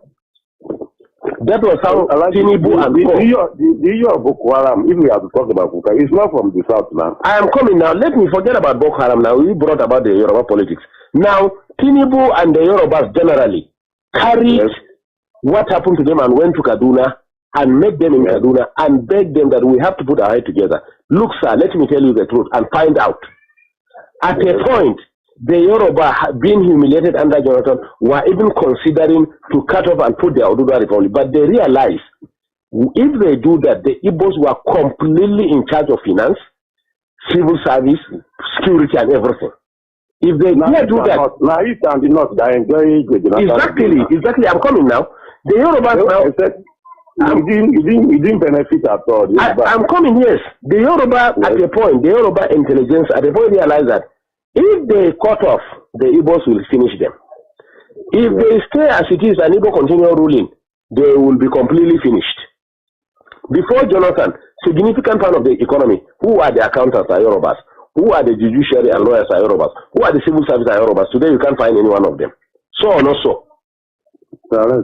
So that's why the Yorubas say, even if we want to leave this country, we must get this power out of the hand of the Igbos and reposition ourselves. The Northerners really benefited from that Jonathan too much, Alaji. Hey, we have the calculations of the government. We agree. What can he do? He must now. He must. He wouldn't do just that. He must. He knows that we can do it. He must deal with us. So that was why the Yoruba said no. Whatever it is. So, but what I assure you, let's keep on praying for President Buhari. Oga, we have learned our lesson. We have been in our area here now. They be praying for him. We have learned our lesson. Kule. We pray for the prophet because and even our prophet. No, to tell you the truth, the northern people, notwithstanding the presidency, honestly, the trust at least of the southeast is finished. And I assure you too, in Yoruba land, listen to me. I am coming. I am coming. This really helped Northerners in 1979. I am coming, please. They helped Shagari. Listen to me. Not that they help themselves, gentlemen, please. We don't need anybody in this country. They help themselves. Let me ask you a question, sir. Let me ask you a question. Between cars, industries, and human beings, who are more in number? I've been Northerners now. Not number. I'm not talking of population. I'm talking of economy now. I'm talking of cars, the motors that we drive. Yes. And industries that we have. Yes. If you put them on one part and you put human being on the other part, who are more in number? Cars are more. Cars are more than human beings? Human being. Good. Two, if you put fuel and food by the side, which one is consumed more? Is food now. Good. And we have food. So Igbos are actually helping themselves. Let me tell you, even in Yoruba land, let me tell you what they will do to Igbo this time. What Oba of Lagos said that we are pushing them to the ocean. Most of these markets that are banning in Lagos, look at it, they are Igbo-dominated markets. You get me? In fact, some Yorubas were telling me when I was in Lagos last weekend that it is we, the Northerners, when we are in charge of Lagos as federal capital, that open room for Igbos to come and dominate them. And it's over now. And it's over. All the businesses Igbos are doing, we are going to bring it and do it. Do you get me? Fashola for the past 5 years have refused to approve any industry, especially pharmaceutical, to Igbo people. Find out. You are right. I get you. Are right. Do you get me? Right. So the Yorubas in these 4 years, that's what we are telling ourselves. If we in the north want to be useless again, let us be. But the Yoruba people in the 4 years, they want to control their land completely. That's why Buhari have to sign that Lagos is going to be given special status. We are going to have a kind of semi-regional system. Lagos is going to have special status. It means nobody again will control Lagos. The indigenous of Lagos are the ones that are going to control Lagos. They can form land policies. Do you get me? They may decide to say, you as a Yoruba man in Lagos, you will pay 5,000 naira per annum for a land. As me as a Hausa man, I will pay 10,000 naira. Igbo man will pay 1 million naira. This is why they are heading to. Do you get me? So now, unfortunately, again, the attitude of the Igbos have made the illiterate Northerners who have not gone to school to realize now. I say they are powerful. They are the one who give these people land to stay. They are the one who give them food by the power of God. They are the one who accommodated them by the power of God. Do you get me? Since Igbos can turn around and humiliate us, look at what they did to us. Those people that they assemble about 400 of them and call them Boko Haram. Do you understand? Do you know that they picked them one by one? They were not moving in convoy. They made some of them to drink their urine. We also have to come and meet the president and tell him that, look, if one person is still among these people, I'm telling you, no Igbo man will come out of Kanu. That was how they released the Hausa people from Jigawa and Kanu, whom they selected and arrested and called them Boko Haram. Two, you are in Nigeria, I'm in Nigeria. Rochas was virtually brought up in the north. But it is in his own state. That's why we are telling you, even the Amechi, the Rochas of Colorado that are MPs, we don't trust them. They are on their own. Let me tell you this. They are on their own. Nobody can deceive us again. We are wise now. Businessmen now. They are businessmen. No, what I'm telling you is that Rochas was in. He is running to Sultan. He didn't know Sultan has no significance in this government. Even last 2 days he was in Sokoto. He didn't know that even Sultan has no significance in this government. He was in this north. It was Rochas state, Imo state, that they started saying that Hausa people must have ID card to live in that state. Yes. Can you hear me? They say Hausa people must have ID card to live in state. Yes. Until when we mobilize our people here and say, okay, in that case, all Southerners must live north. Then Jonathan now realized that there was something going on. You say, no, these things have to stop. So are we mad? Do you get me? Count every 5 shops in this north. 4 shops are owned by Igbos. What is Igbo's contribution in the economy? It's not trade. And fraudulent trade for that matter, including you. Igbo have cheated you. Unless if you are not buying spare parts and tires and medicine. So on also. It's so allergic. Do you get me? Yet we accommodated them. Is it going to Dubai to bring fake drugs that we cannot do it? Now the plan is drugs now. No Igbo man will again sell drugs in this north. We are going to bring it from Kanu. Drugs are brought by air. They are going to open massive coolers, rooms in Kanu and import it all north, and maybe whatever we want to buy, come and buy from Kanu. No Igbo will sell drugs again. We are tired of all this nonsense. We know how to control our places the way they control their own. What we are saying is that we are all Nigerians, but we are going to learn what they are doing in Southeast and do it in the North too. Simple. Yeah. We don't have ancestors, but if Buhari today, as president of this country, want to buy land in the East, he will go and negotiate everything. Tomorrow the chiefs will come and tell him that ancestors made them yesterday night and said they should not sell the land for them. So we don't have ancestors. Or we are betraying ourselves. Yeah. We now, our ancestors have told us that we have been careless. That's why we suffered for the past 6 years. We have to wake up now. It's a very serious thing. Move forward. No. We cannot, sir. Your society is already adulterated. That's why, to be honest to you, let me tell you, to be honest to you, we never wanted Buhari in this law. We wanted conquest. Yes. We want. That's what I'm saying. If it is conquest, the primary, conquest will have defeated Buhari. Listen to me. Hey, you know the Tinibus and Co prefer Buhari because they can. Really tried. Can you hear me? Because conquest will have solved this north-south problem for us within 6 months.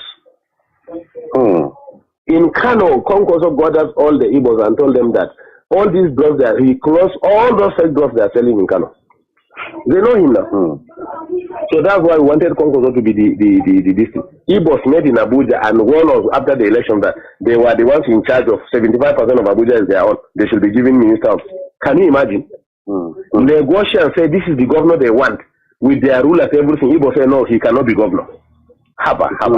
In somebody's land. Habakule. The arrogance is so much.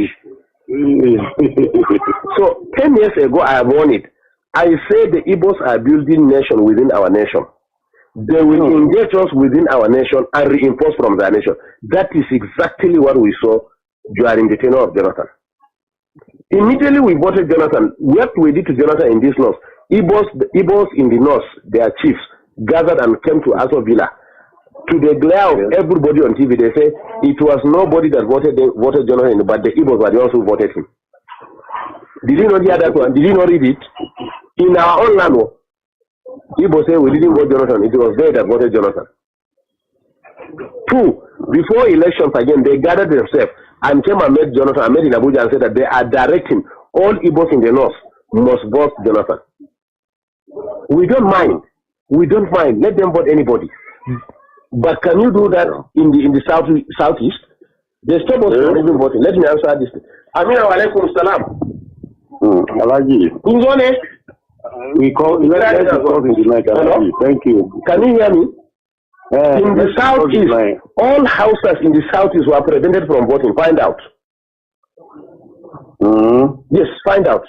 But yet in our own land, they will stand and say that it is their problem that forced above Lagos to say that if they try to frustrate the decision of the Yorubas, they will send them to ocean.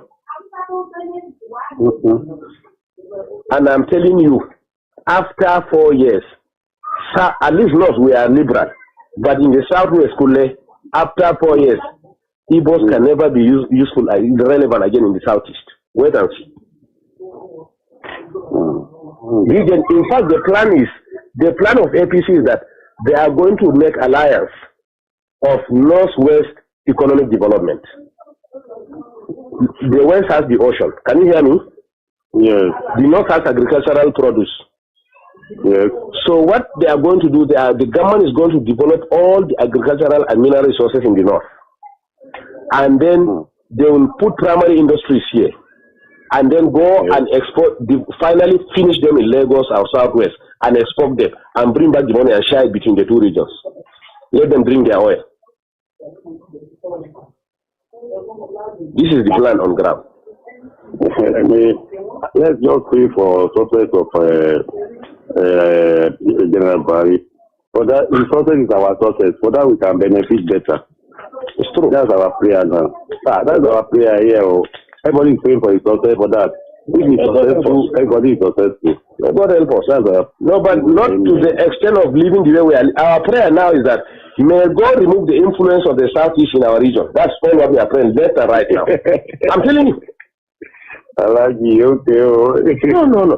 The Boko Haram, these people are catch red-handed with bombs. Who are supplying the weapons?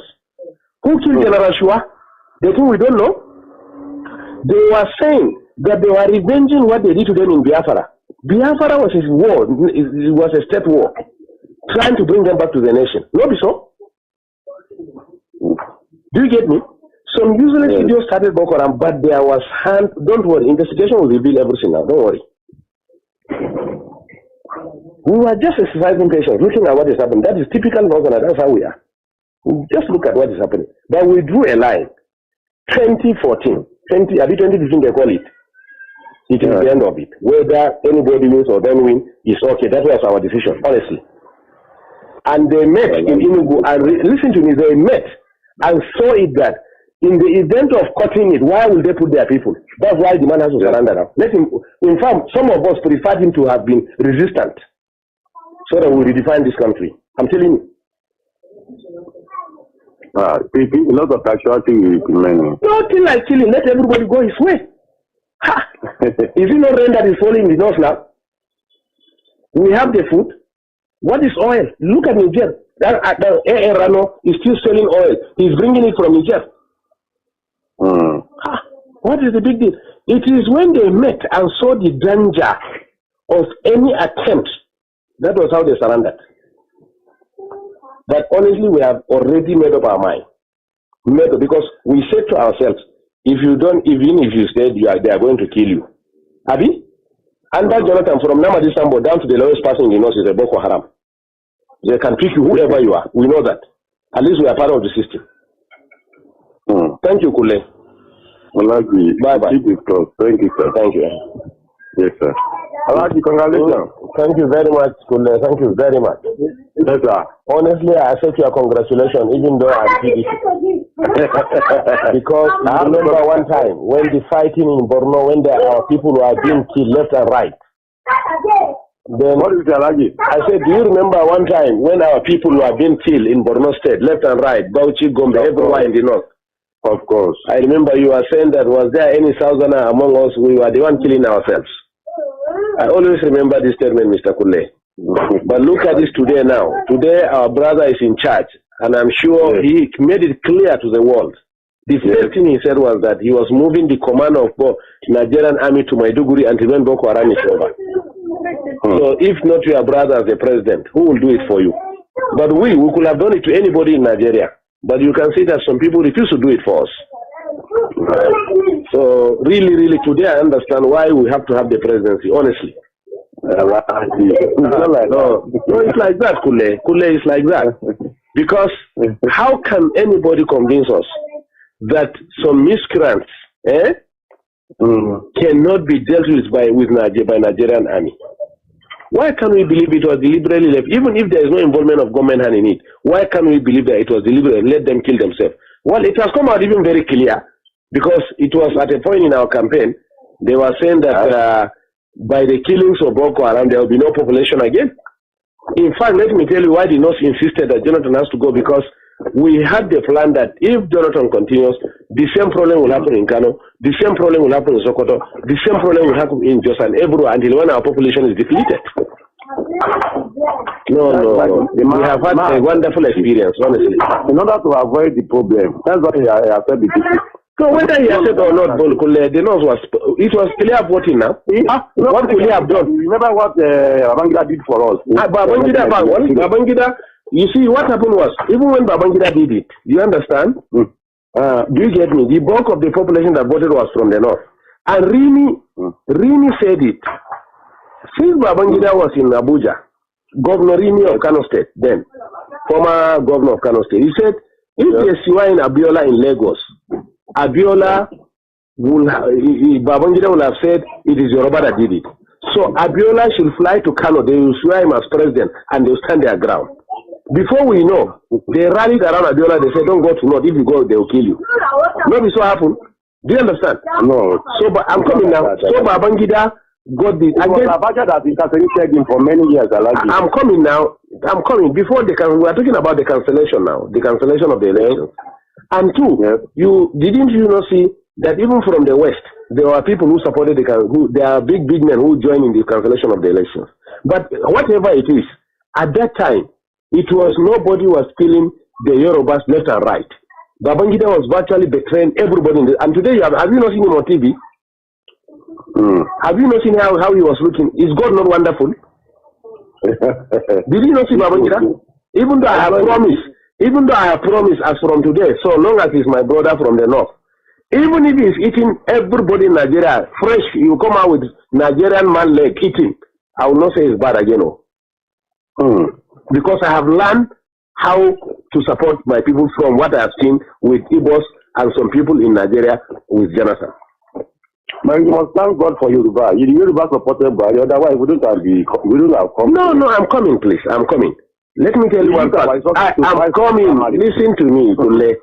A section of Yoruba supported Buhari. Listen to me, please. Let us make this clear. You understand? We are all politicians. Yes. The Chinedu, since 1960, since the Oyibo left the country, Yoruba was told one word. We are first Yorubas. You are first Yoruba before you are a Muslim, you are a Christian or Nigerian. Yes. So or not so? Yeah, you are right. Abi? Okay. Yes, you are right. Now, all along, a Yoruba man, whoever he is, whether Muslim or Christian, preferred anybody in this house to rule him than a Hausa man from the North. That's the truth about it. So, fortunately, I'm coming, sir. Let me learn. Fortunately, the center is controlled by non-Muslim, non-Northerners. Are you getting me? And Jonathan, fortunately for the North, Jonathan decided to use religion and slash the Yorubas to the extent, for the first time, Yorubas were divided religiously. To the extent Muslims, Yorubas stood their ground and said they were not supporting Jonathan. They even refused to attend the meetings of the Jonathan. The papers are there, their statements are there in the papers. So or not so, sir? No, I like this. It is there. That's the truth. It's there. Even when he went, there were some few Muslim leaders who met Jonathan. The Supreme Council of Islam of Western Nigeria or Yoruba land came out clearly and said no, they disagreed. Do you get me? We know the population of Yoruba, close to 80%, or let's say close to 60% are Muslim. This man constituted a national conference. This is the Yorubas that were saying it. We read it and we had them saying it. So that succeeded in dividing the Yoruba themselves. Now, two, the humiliation, whatever they did to us, our own was that let them kill us and reduce our population. But at least they still know that we are significant politically and they allowed us to maintain some position. But in the case of Yorubas, they were sliced out of the whole system. So or not so. That was how Tinubu and the issue of Boko Haram, if we have to talk about Boko Haram, it's not from the south now. I am coming now. Let me forget about Boko Haram now. We brought about the Yoruba politics. Now, Tinubu and the Yorubas generally carried what happened to them and went to Kaduna and met them in Kaduna and begged them that we have to put our head together. Look, sir, let me tell you the truth and find out. At a point, the Yoruba being humiliated under Jonathan were even considering to cut off and put their Oduduwa Republic, but they realized If they do that, the Igbos were completely in charge of finance, civil service, security, and everything. If they dare do that, now East and the North, they enjoy exactly. I'm coming now. The Yorubas now. You didn't benefit at all. I'm coming, yes. The Yoruba, at the point, the Yoruba intelligence, at the point, realize that if they cut off, the Igbos will finish them. If they stay as it is and Igbo continue ruling, they will be completely finished. Before Jonathan, significant part of the economy, who are the accountants are Yorubas, who are the judiciary and lawyers are Yorubas, who are the civil service are Yorubas. Today you can't find any one of them. So or not so. So that's why the Yorubas say, even if we want to leave this country, we must get this power out of the hand of the Igbos and reposition ourselves. The Northerners really benefited from that, Jonathan, too much, Alaji. Hey, we have the calculations of the government. We agree. What can he do? He must now. He must. He wouldn't do just that. He must. He knows that we can do it. He must deal with us. So that was why the Yoruba said no. Whatever it is. So, but what I assure you, let's keep on praying for President Buhari. Oga, we have learned our lesson. We have been in our area here now. They be praying for him. We have learned our lesson. Kule.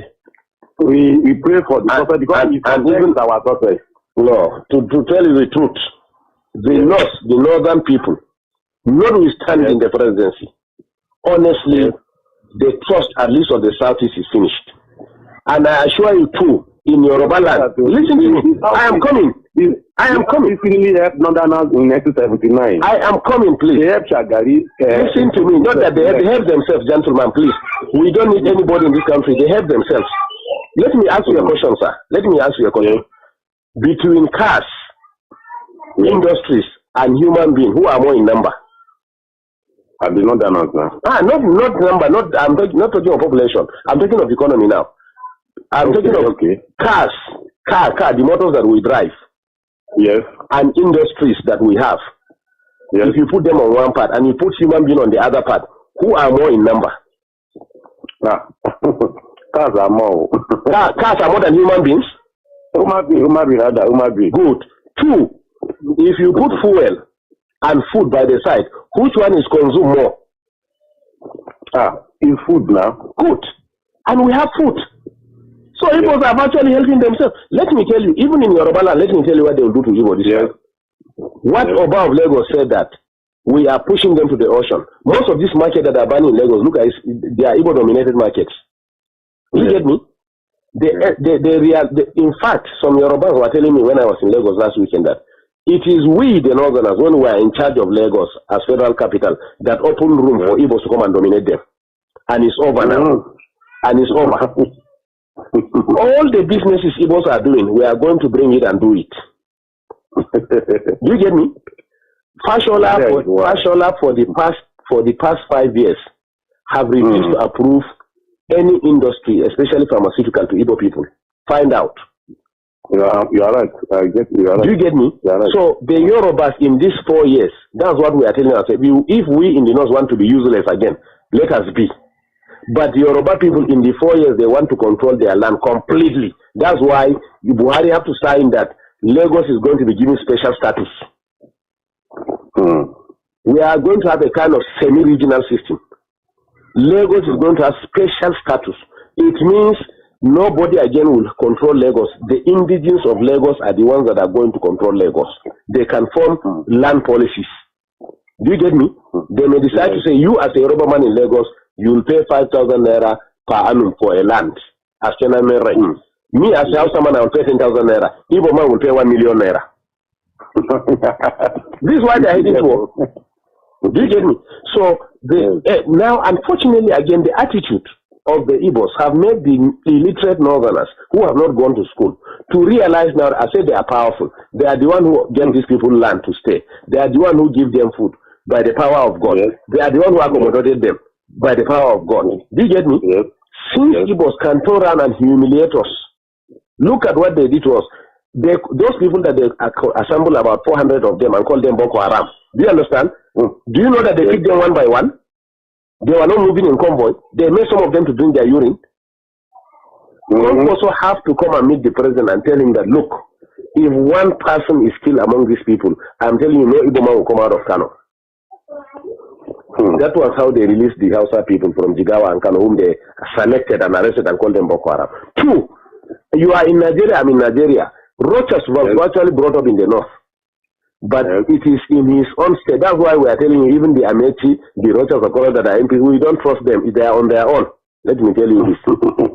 They are on their own. Nobody can deceive us again. We are wise now. Businessmen now. They are businessmen. No, what I'm telling you is that Rochas was in. He is running to Sultan. He didn't know Sultan has no significance in this government.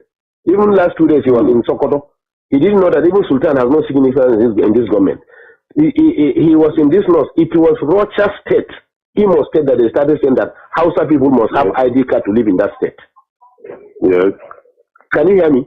They say Hausa people must have ID card to live in state. Yes. Until when we mobilize our people here and say, okay, in that case, all Southerners must live north. Then Jonathan now realized that there was something going on. You say, no, these things have to stop. So are we mad? Do you get me? Count every 5 shops in this north. 4 shops are owned by Igbos. What is Igbo's contribution in the economy? It's not trade, and fraudulent trade for that matter, including Igbo have cheated you, unless you are not buying spare parts and tires and medicine. So or not so? It's so allergic. Do you get me? Yet we accommodated them. Is it going to Dubai to bring fake drugs that we cannot do it? Now the plan is drugs now. No Igbo man will again sell drugs in this north. We are going to bring it from Kano. Drugs are brought by air. They are going to open massive coolers, rooms in Kano and import it all north, and maybe whatever I want to buy, come and buy from Kano.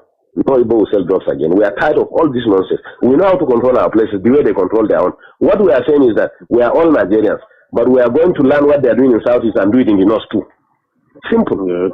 We don't have ancestors, but if Buhari today, as president of this country, want to buy land in the East, he will go and negotiate everything. Tomorrow the chiefs will come and tell him that ancestors made them yesterday night and said they should not sell the land for them.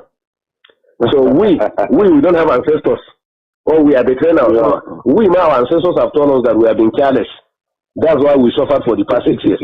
So we have to wake up now. It's a very serious thing. Move forward. No. We cannot. Your society is already adulterated. That's why, to be honest to you, let me tell you, to be honest to you, we never wanted Buhari in this law, so we wanted conquest. Yes. We want. That's what I'm saying. If it is conquest, the primary, conquest will have defeated Buhari. Listen to me. Hey, you know the Tinibus and co prefer Buhari because he really cried. Can you hear me? Because conquest will have solved this north-south problem for us within 6 months. In Kano, Conquest got us all the Igbos and told them that all these drugs that he closed, all those fake drugs they are selling in Kano. They know him now. So that's why we wanted Conquest to be the district. Igbos made in Abuja and warned us after the election that they were the ones in charge of 75% of Abuja is their own. They should be given ministers. Can you imagine? Negotiate and say this is the governor they want with their rule and everything. Igbo say no, he cannot be governor. Haba. In somebody's land.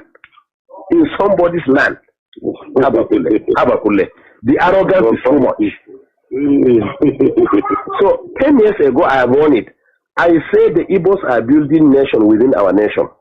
They will engage us within our nation and reinforce from their nation. That is exactly what we saw during the tenure of Jonathan. Immediately we voted Jonathan. What we did to Jonathan in this north, Igbos in the north, their chiefs, gathered and came to Aso Villa. To the glare of everybody on TV, they say it was nobody that voted Jonathan, but the Igbos were the ones who voted him. Did you not hear that one? Did you not read it? In our own land, Igbos say we didn't vote Jonathan. It was they that voted Jonathan. 2, before elections again, they gathered themselves and came and met Jonathan and met in Abuja and said that they are directing all Igbos in the north must vote Jonathan. We don't mind. Let them vote anybody. But can you do that in the southeast? They stop us from even voting. Let me answer this. Amir alaikum salam. Alaji. Who's on it? We call in the night. Thank you. Can you hear me? In the southeast, all houses in the southeast were prevented from voting. Find out. Yes, find out. But yet in our own land, they will stand and say that it is their problem that forced above Lagos to say that if they try to frustrate the decision of the Yorubas, they will send them to ocean. And I'm telling you, after 4 years,